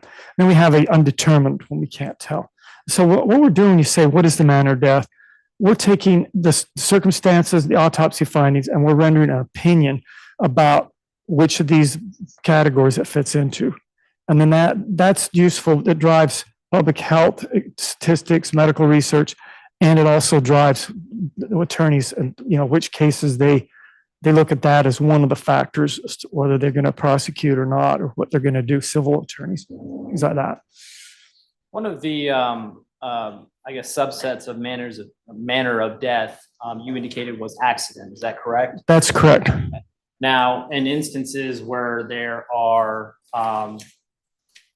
automobile collisions and individuals suffer fatalities, are those considered accidents?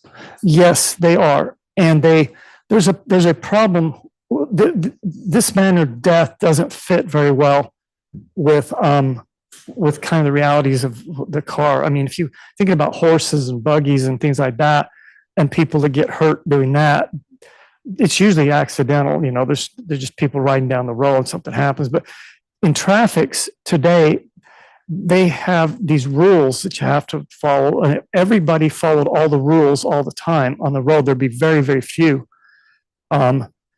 deaths on the highways. Okay, so anytime there's a fatality on the road, usually somebody's made at least one little mistake. Okay, so then is that a homicide if you forgot to signal and you turn and bump someone and it goes on, you know, this car rolls and you know, is that the same? So we, by convention, in order to avoid getting into these kinds of discussions and for continuity and consistency, we have kind of just made almost all traffic accidents or collisions as accidents. And so to make if you want to have a homicide from a traffic, we have to see evidence of you maybe stopping and running the person over again or twice, or chasing them, hitting them, using the car as an instrument. That would make it a homicide with the automobile. If somebody is just doing some minor versus, you know, minimal or moderate or severe violation of traffic rules, we're not going to call those homicides because we don't have a good boundary. So they turn into jury questions. So we're by convention going to call almost all traffic accidents as accidents. Well, I keep calling them traffic accidents. That's kind of circular, but traffic collisions. All we're going to call traffic collisions, we're going to call those accidents, unless we got something outrageous, like, you know, where they're using a car to try and kill somebody with chasing them, stuff like that. And is the cause of death and the manner of death that you determine from a particular individual or patient that you examine, is that done after what is called an autopsy?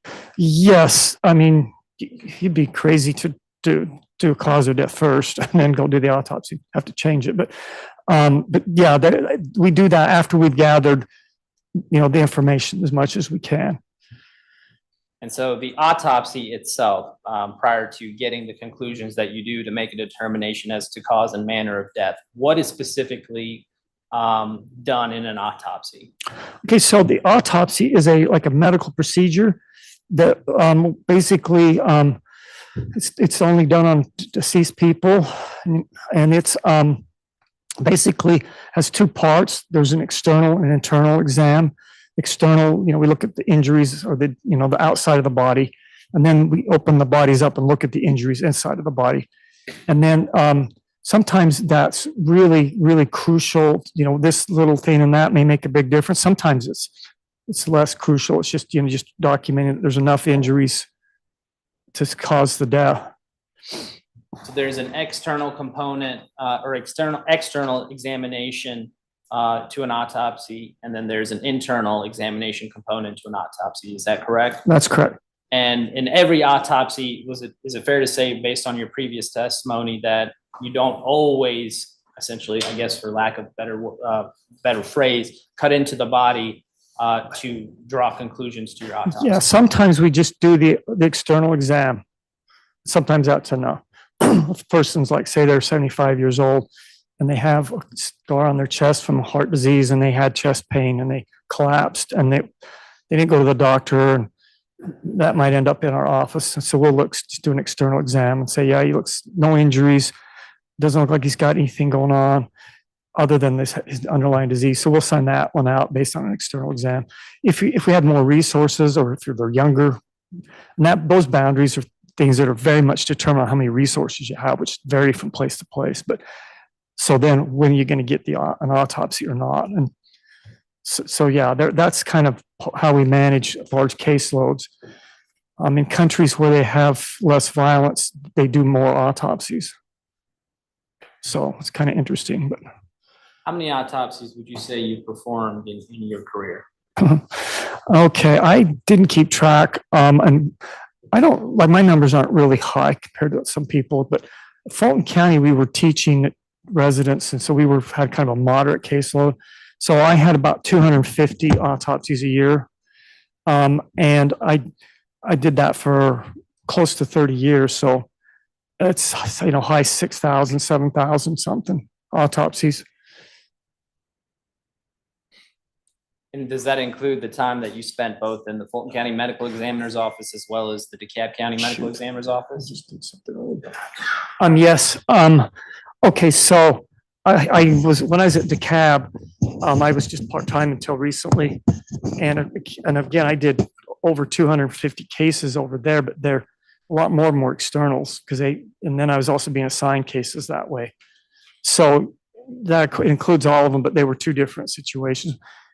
And of course, what I did at Fulton County was like 90% of it. So Both in your time in Fulton County as well as in DeKalb County, were you involved in training interns and residents? yes, we trained about 30 fellows that were just their last year of training, like what I did in Minneapolis. I helped train about 30 of those. We had Emory residents, like 90% of the time, we had a resident there for a month or two. And then we had medical students there probably half the time. At DeKalb, we have residents and medical students there. I can't keep track of the numbers, but they're there almost every day. So we're training all the time. In addition to the over 6,000 autopsies, in addition to training the interns and residents and fellows, have you ever testified as an expert witness before? Yes, I have many times. Including sometimes with me? Oh, yes. I can't remember how many times with him even. Okay. Your Honor, at this time, the state would seek to admit Dr. Heninger as an expert in the field of forensic pathology. No objection, Your Honor. All right, Dr. Heninger, for the purposes of this trial, you are deemed to be an expert in the field of forensic pathology. Dr. Heninger, during your time with the Fulton County Medical Examiner's Office, how did a body present itself to your office such that an autopsy would then be commenced? Okay, so people die in one of two situations. They either die out in the community, okay, and then we have an investigator goes out and they kind of evaluate that situation. They put them in a white disaster bag and have them transported to our office. If people get injured out in the community, or if they, for whatever reason, they die in the hospital, then the scene doesn't, the scene visit doesn't happen. The hospital puts them in a bag and transports them to our office. So depending on where they died, depends on how that happens. But they all come to us in large disaster bags, and they're checked in, and then we have coolers that we store them in. We have an in cooler and an out cooler. So would it be standard operating protocol for an investigator assigned specifically to the Fulton County Medical Examiner's Office to respond to a particular scene or hospital to recover the deceased individual and transport them back to the office? If they're not, yes, if they don't go to the hospital, they would go out to the scene. If they do, it kind of depends on situation, and they might go over and talk to people, or they might call them on the phone. And once the body is transported to the Fulton County Medical Examiner's Office, what do you or other individuals do in the Fulton County Medical Examiner's Office or any medical examiner's office prior to an autopsy being performed? Okay, the first thing we do is we review the case information. And on Fulton, we had a meeting where we did that. In DeKalb, we have the meeting afterwards. So there's some differences, but you have to review the case information first, as much as you have. You may not have very much, but at least you have what you have. And then we go down to the morgue and do, open the bags up and do the cases. And then we take pictures and things like that. And then we do, what I've described before. So prior to getting to the point where you go to the body and take photographs and perform the examination, you read, I guess, whatever case file that's been presented to you, and what typically would be presented to you? Okay, usually they haven't. It's usually something happens, and we either, if it's early in the morning, they may get to us by the afternoon, but often it's the next day, and so we don't have a lot of investigation at that point. There's, especially in cases, like that are likely, the ones that are most likely to come to court, we're not going to have a lot of information. So we have some information. And so we look at that, but then later we get more information. There's also an interchange of information where you might, and this is more obvious than like gunshot wounds, but police might say, oh, we think he shot twice, and you end up finding 4 or 5 gunshot wounds. So then you tell them, well, so then they tell you, well, yeah, now so their information goes back and forth. And our investigators, almost all of them at the CAM, and probably more than half at Fulton have background as police officers, and they often know the police and have worked with them. So it's important that we have a really good working relationship with law enforcement so that we can get information and exchange it. And there's an ongoing process, and then we may order medical records and look at those. There's a variety of things, but before we finish the autopsy report and the death certificate, we try and have most of the information in front of us before we make those decisions. So prior to going to the body, you have a discussion with your colleagues at the medical examiner's office based on the information that you at least presented to you at the time. After that, do you make external examinations or observations of the individual's body as you're examining it? Yes. And what is it that you're specifically looking for? I'm looking for injuries, because that's what we're doing. And then I'm also looking for natural diseases that may be part of the picture. And during that point in time, do you or a colleague of yours, are they taking photographs of the body and specifically focusing on observations that you yourself make? Yes, we have, Fulton County they have a person designated, hired, basically a professional photographer. At the time of these autopsies, the photographer had been with the office about 10 years more than I had. And she'd been doing this for a very long time. She did a pretty good job with her pictures. And so after those photographs are taken, or is it that the photographs are being taken as you're performing the external examination leading into the internal examination? Yeah, they take pictures. We kind of work together. So after the external examination, what does the internal examination consist of? Okay, so there's some standard incisions that we make, although if we need to, for other reasons, we might make extra ones, but there's standard ways to do this. We make these incisions. We look at the organs inside of the body, and then we take them out and dissect them. And we're looking for diseases, injuries. We may take little pieces to put in and have them processed so we can look at them under the microscope. We take blood, urine, whatever samples we need for testing. We take x-rays in cases, particularly with gunshot wounds. And then those are the kind of ancillary things. And after the internal examination, what do you do? Okay, so I've dictated, my personal preference is to dictate right while I'm looking at it, which tends to create a chaotic but accurate list of what I saw. And then later I go through and of course I'm thinking about and interpreting it as I'm going because it affects it. But what I'm going through and correcting, I put it into a logical format that's, that kind of goes from A to B and makes sense and kind of supports, the interpretation of it. And that process can take more time, but the actual information I'm basing this on is I dictate it at the time that I'm looking at it in the room. And when you say dictate, is it you essentially holding a recorder and yes speaking to it? Yes. Does that assist you in the at the point in time where you have to make a report? Oh yes, that's crucial. And is it consistent with medical examiners to author a report generating their conclusions and findings as it relates to an examination? Yes, I think I hate to say 100%, but it's got to be higher than 99% of the time that you do an autopsy. You're going to dictate you're going to create some kind of a report. The kids coming out of medical school right now can type faster than they can talk, so they're not doing this. They don't dictate. They just go and they have their laptop right there and they're just, and I'm like, wow, so this is going to be obsolete here pretty soon. But we still appreciate the work you do, even though you're doing it this way. Yeah. We used to use a phone and have the person typing. It was not fun, but anyway. And in those reports, you make a finding as it relates to manner and cause of death. Is that correct? Yes. So I'd like to turn your attention to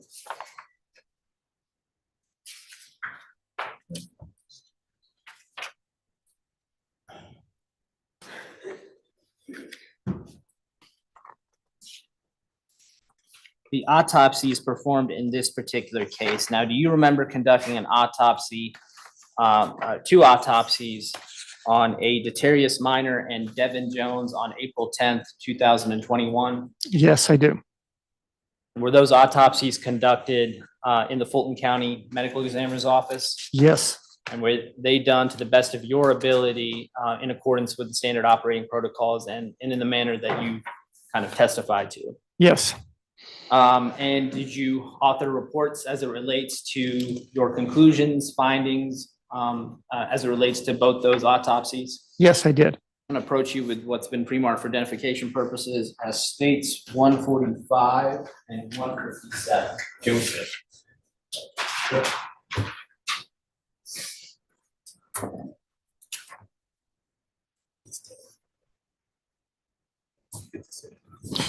And the two numbers again, while he's looking at them, 145. And 157.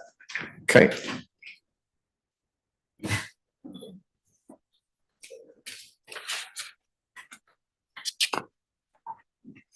Dr. Heninger, you take a look at both exhibits, and when you get a chance, let me know when you are done.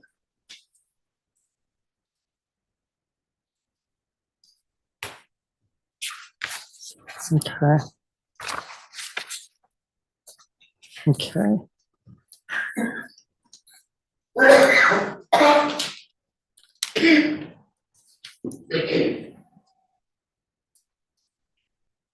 Okay.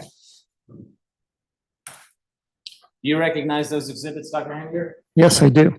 How do you recognize both states 145 and 157? Okay, so they're given an accession number that is on each page. And then they also are, there's pictures that are associated with them, and that what's in the pictures correlate to what's in the report.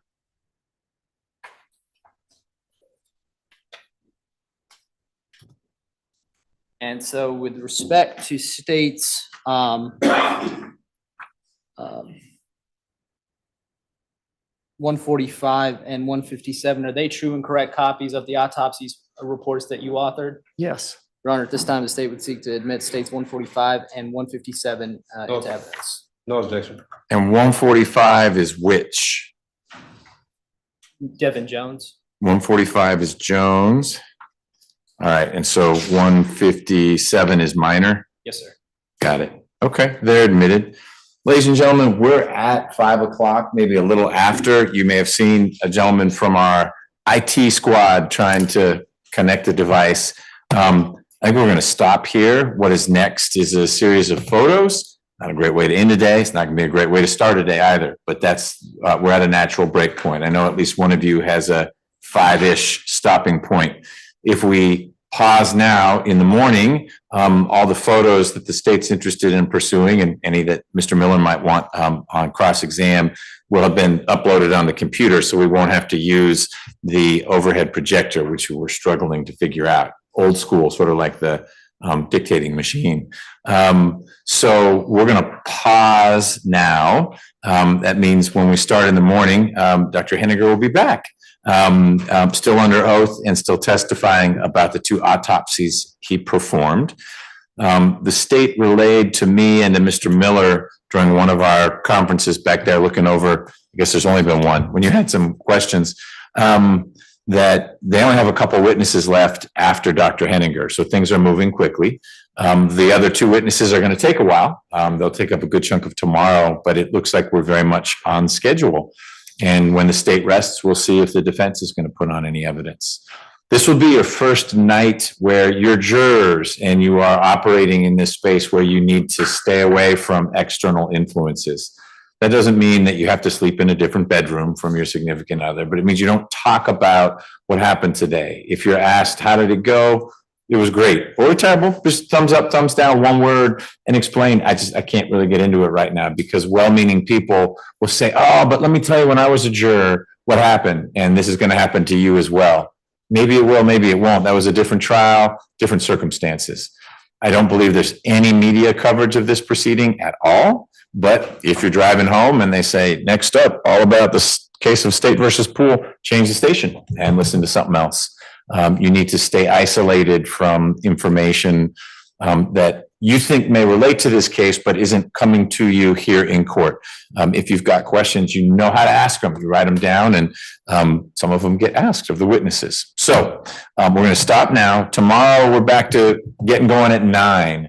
That may make your commute different. If you got here at 10, no issue. It may be different if you're trying to get here at 9, depending on where you're coming from. So just factor that in, because we cannot start until all 13 of you are here. And when one person is late, we just hand the phone around to each other juror saying, I'm here, where are you? And you're explaining, I slept in a little and I went to get donuts. So do your best to get here by 9. Do we have the chamber's number up on the board? Call that number if you're stuck, so we know you're stuck. And then we can let everyone else know, hey, juror 7 is fine. She's just stuck in traffic on I-20 because I-20 is that way. So do call if you're running late.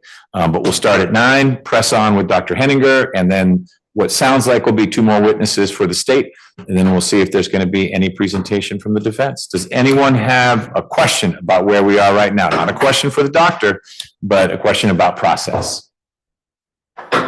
No? Leave your notepads in the jury room. Don't take those home with you. Feel free, like I said, to bring lunch in tomorrow. We'll break for lunch. So you can, wherever you went today, you can go again, or you may never want to go to that place. You can go to a different place. You'll get a lunch break, but you're also free to bring your lunch in and do your own thing that way. Appreciate your time and your focus, and we'll see everyone as close to 9 as we can make it. All rise for the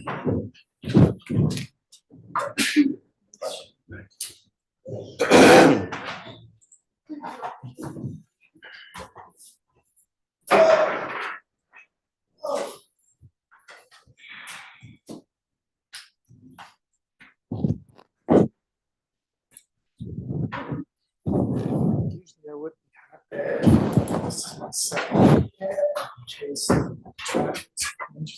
I know, because where you needed to be, it was the same trooper. We have both of you.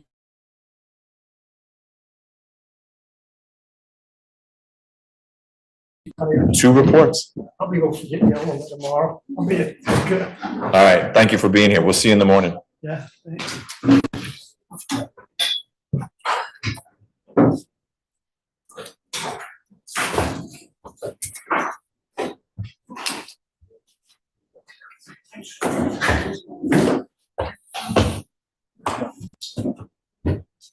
Mr. Abate, anything we need to cover before we break today? Only may not be an issue. If tomorrow Trooper Clark needs to be here right at 9, so we can get back to his son. Does the court have an issue with breaking in testimony up with Dr. Heninger putting Trooper Clark up first? Not at all. I'll explain that schedules are complicated and it'll be choppy for the jurors, but you'd only be doing that because you absolutely have to. So as long as we have a witness for the jury at 9 o'clock, if that's Trooper Clark because of the crisis he's encountered, that's A-okay. All right, and then we just need to feather Dr. Heninger back in. The way this broke, it's pretty natural. I mean, he's talked about his qualifications and what an autopsy is, and the substance of the 2 autopsies is yet to come. Okay, Mr. Miller, anything we need to cover before we break? No, Your Honor. 2 things I need from you. 1, a commitment that you'll have some witnesses for late afternoon in case the state rests. And 2, I need your jury charges. Because my staff attorney has already begun putting together a draft charge. We've got the states, but we need those today because she'll be working on them tomorrow. If the state rests at, I'm making it up, but at 1, and you end up saying, you know what, I'm only, based on what they did, I'm only going to call these 4 witnesses. We need to be able to have our charge conference. And so she needs to massage it, then I need to massage it, and you're holding us up. So please get those jury charges. And if they're pattern charges, you can just send in the numbers. We want number 1.2 and 6.8. If it's a non-pattern, obviously you need to give us the language. But for patterns, you can just say, we want the patterns for X, Y, and Z. Okay. Okay? Thank you, Your Honor. You're welcome. Thank you, everyone. We'll see people at 9 tomorrow. You stay put for 1 second. Do you want to hold on to these? Do you want to? I do, just let me